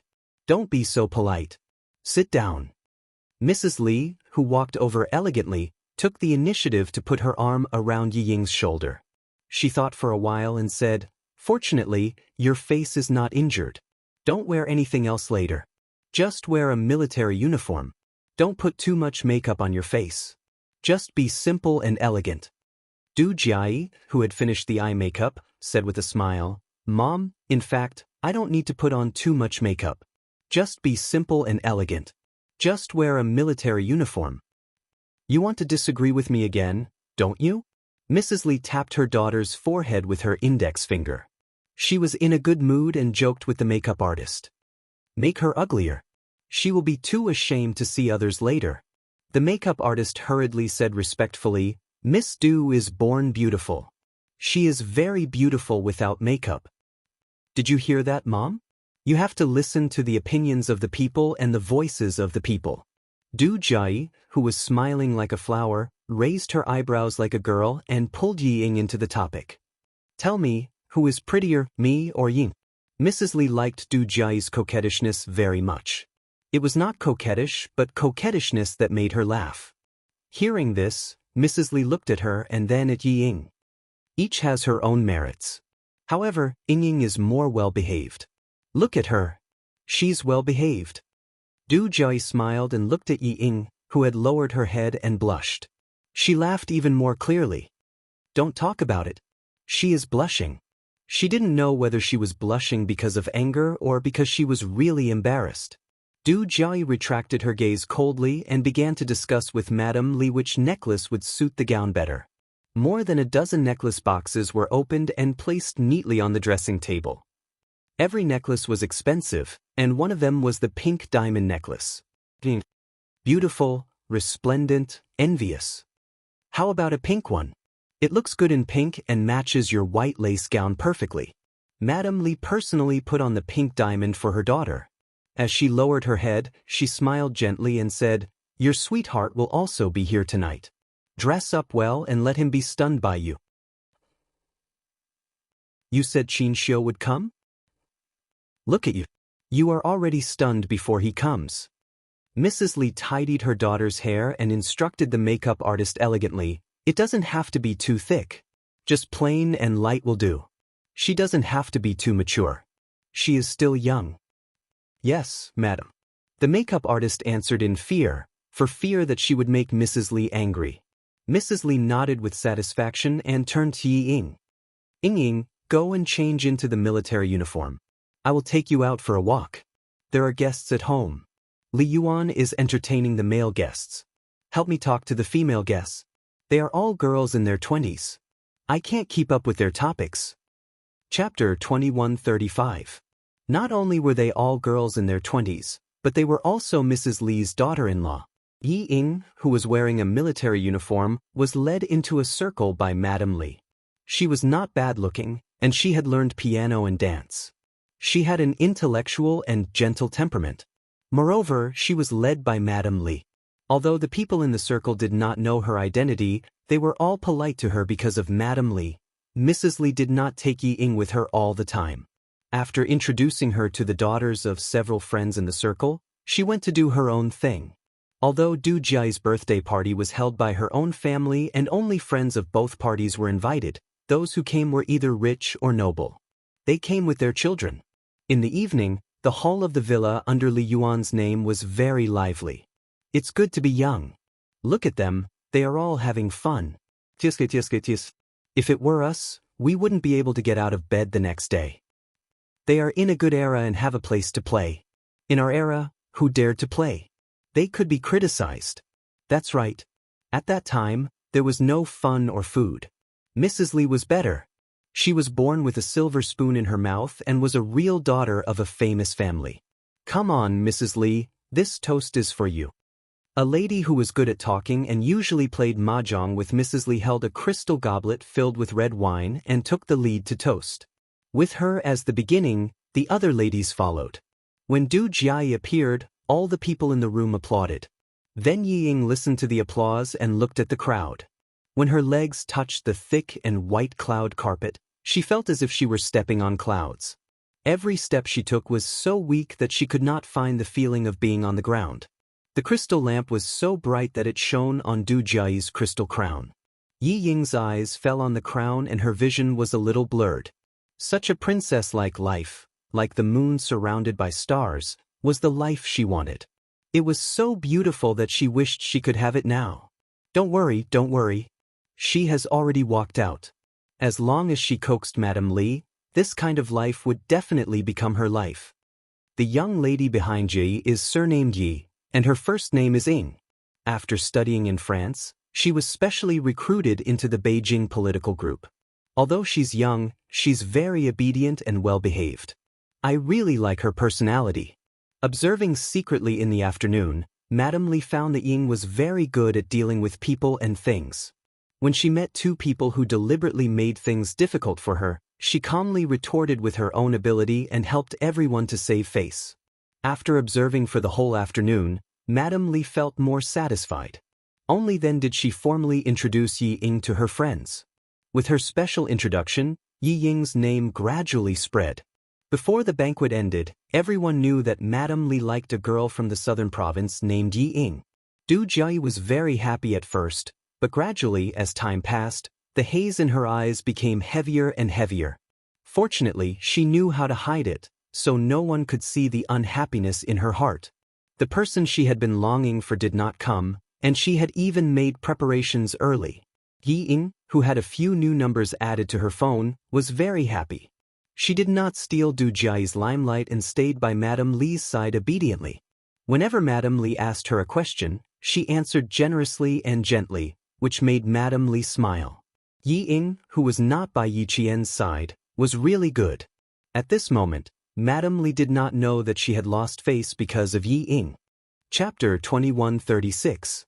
Mrs. Li, who was more and more satisfied with Yi Ying, spent the entire night either with Du Jiayi or with Ying to chat with her friends, Deputy Chief of Staff Du's friends. At the end of the banquet, Mrs. Li even asked Yi Ying to send off the female soldiers from the capital government regiment. They were friends with Du Jiayi, and because of Mrs. Li's introduction, they didn't dislike Yi Ying and didn't have much interest in interacting with her. Even so, Yi Ying was very happy. Yi Jifan was so angry that he was sent to the hospital.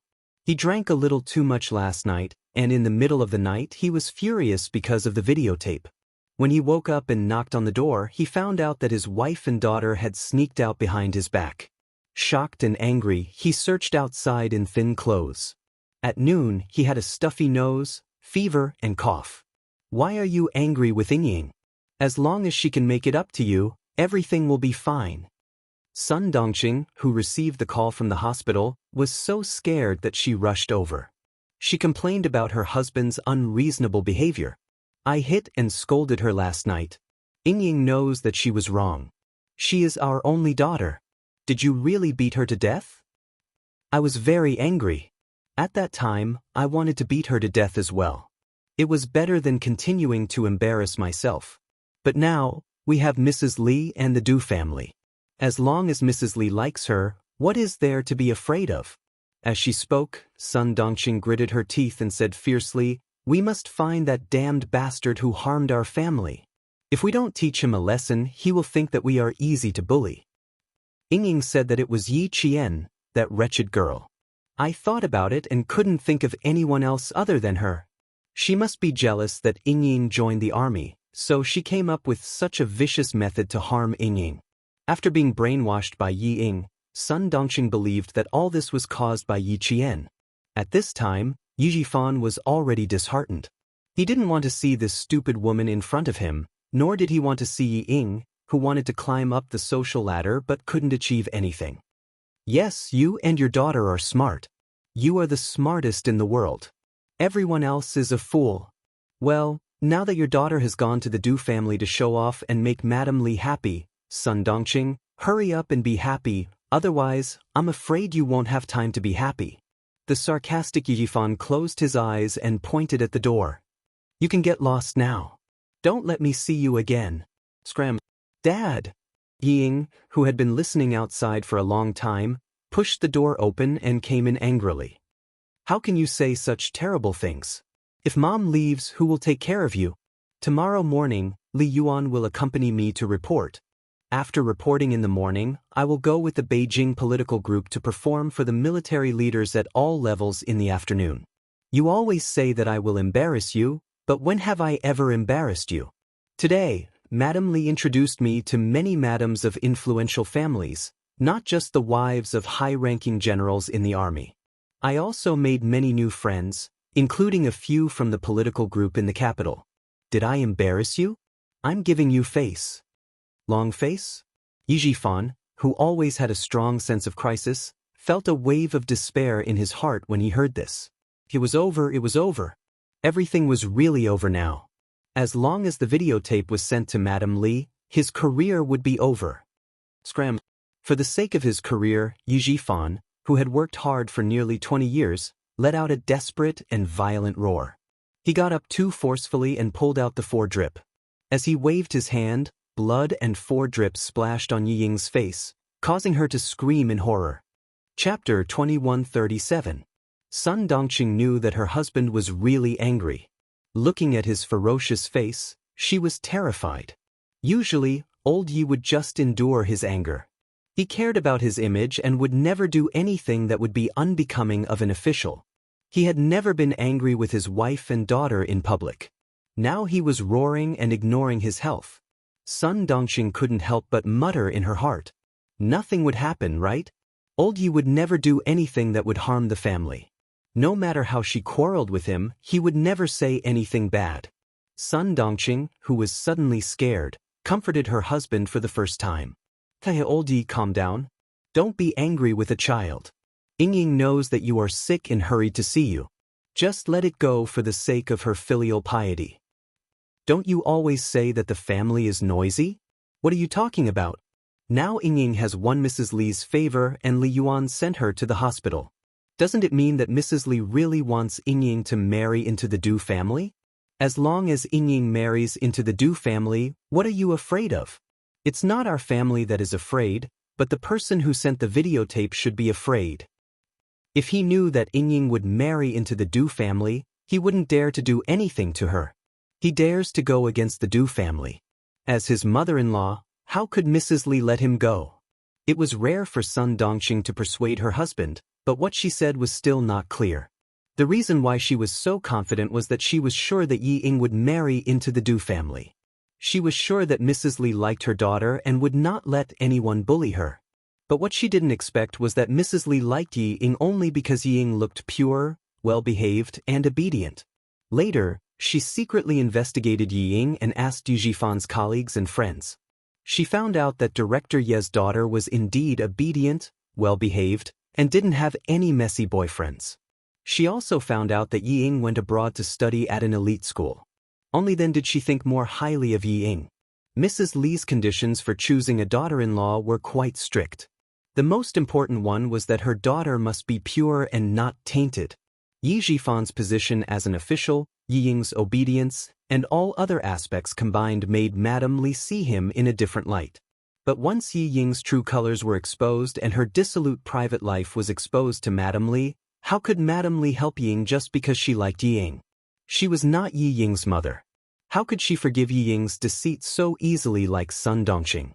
Sun Dongqing thought that Mrs. Li liked Yi Ying as her daughter-in-law, but she didn't expect that Yi Ying. Sun Dongqing, who was immersed in Yi Ying's beautiful dream, only thought of beautiful things and completely ignored the consequences of deceiving Madame Li. Like mother, Yi was a he. Yi Jifan glared at Sun Dongqing with his bloodshot eyes. His wife was still daydreaming about the consequences of her actions. Divorce. Yi Jifan yelled at Sun Dongqing. Go back to the Nan province to file for divorce. Go back to the Nan province now. After shouting, only Yi Jifan's heavy breathing could be heard in the ward. Sun Dongqing and Ying were shocked by Yi Jifan's words. Chapter 2138. This was the first time Yi Jifan had asked for a divorce, and it was under such circumstances. Ying found it unbelievable. After a while, she screamed, "Dad, are you crazy? I'm about to marry into the Du family, and you're asking for a divorce at this time. What are you trying to do? You don't know how much Mrs. Li likes me. Today, she introduced me to some of her best friends and asked them to take care of me. She instructed Du Jiai's friends to take good care of me since they're all from the capital's political group. When I came to the hospital, Mrs. Li didn't even ask the driver to send me. She asked her son, Li Yuan, to send me. Dad, do you know what this means? It means that Mrs. Li told Li Yuan that I'm the daughter-in-law she wants. What kind of family is the Du family? I won't talk about the deputy chief of staff Du, and I won't talk about her eldest son either. You know, let me tell you, Mrs. Li's family used to be a warlord. Mrs. Li has an older brother, who is the leader of your province. She also has a younger brother, who is a great painter who can sell his paintings for 6 figures. Mrs. Li from such a powerful family likes me and wants me to be her daughter-in-law. This is the Yi family's ancestors' matter. You even want to divorce my mother. Fine, as long as you divorce my mother, I'll change my surname to Sun immediately. Sun Dongqing hadn't recovered from her husband's divorce, and her heart skipped a few beats when she was shocked by her daughter's words. What nonsense! Your dad said that out of anger. Divorce? Impossible. If she divorced old Yi, who would she rely on for the rest of her life? Find her daughter? Her daughter had to take care of her husband's family. She would never divorce old Yi. Ying, who was trembling with anger, stubbornly raised her chin and screamed fearlessly, "What nonsense am I talking about? Is he still my father? Is there a father who can't bear to see me do well? No, he's not my father. Other fathers want their daughters to marry well and dress well, but what about him? He's afraid that I'll marry well. Is he my father? Is he my biological father?" Faced with the stubborn mother and daughter, Yi Jifan, who had been so angry that he roared before, calmed down. He had to calm down. Otherwise, he would be as unlucky as the mother and daughter. Sure, I don't want anything after the divorce. I'll give you all my assets. I only need to bring my household register and ID card. I don't want a single cent. I'll leave my wallet to you and your mother. You can change your surname. I'll ask my friend in charge of household registration to change your surname to Sunning. From now on, you can live with your mother and have nothing to do with me, Yi Jifan. I'm not your father and you're not my daughter. We're even now, and we don't owe each other anything. Before the worst happened, he had to draw a clear line between them. For the sake of his career, Yi Jifan, who was completely disappointed with his mother and daughter, began to disown his family. He was such a person, just as Yi Qian had said. Yi Ying was very stubborn. Hearing this, she sneered and said, "Fine, from now on, I'll be called Sunning. I have nothing to do with you." She turned to Sun Dongqing, who had no chance to interrupt, and deliberately said happily to annoy Yi Jifan, "Mom, he finally asked for a divorce. I'm very happy. From now on, you and I don't have to live with his attitude anymore. Mom, Li Yuan and I will take care of you from now on. You don't have a husband to take care of you. It's okay. Li Yuan and I will take care of you. He's just the director of the Provincial City Construction Bureau, so what? I'll ask Li Yuan to get you a higher position.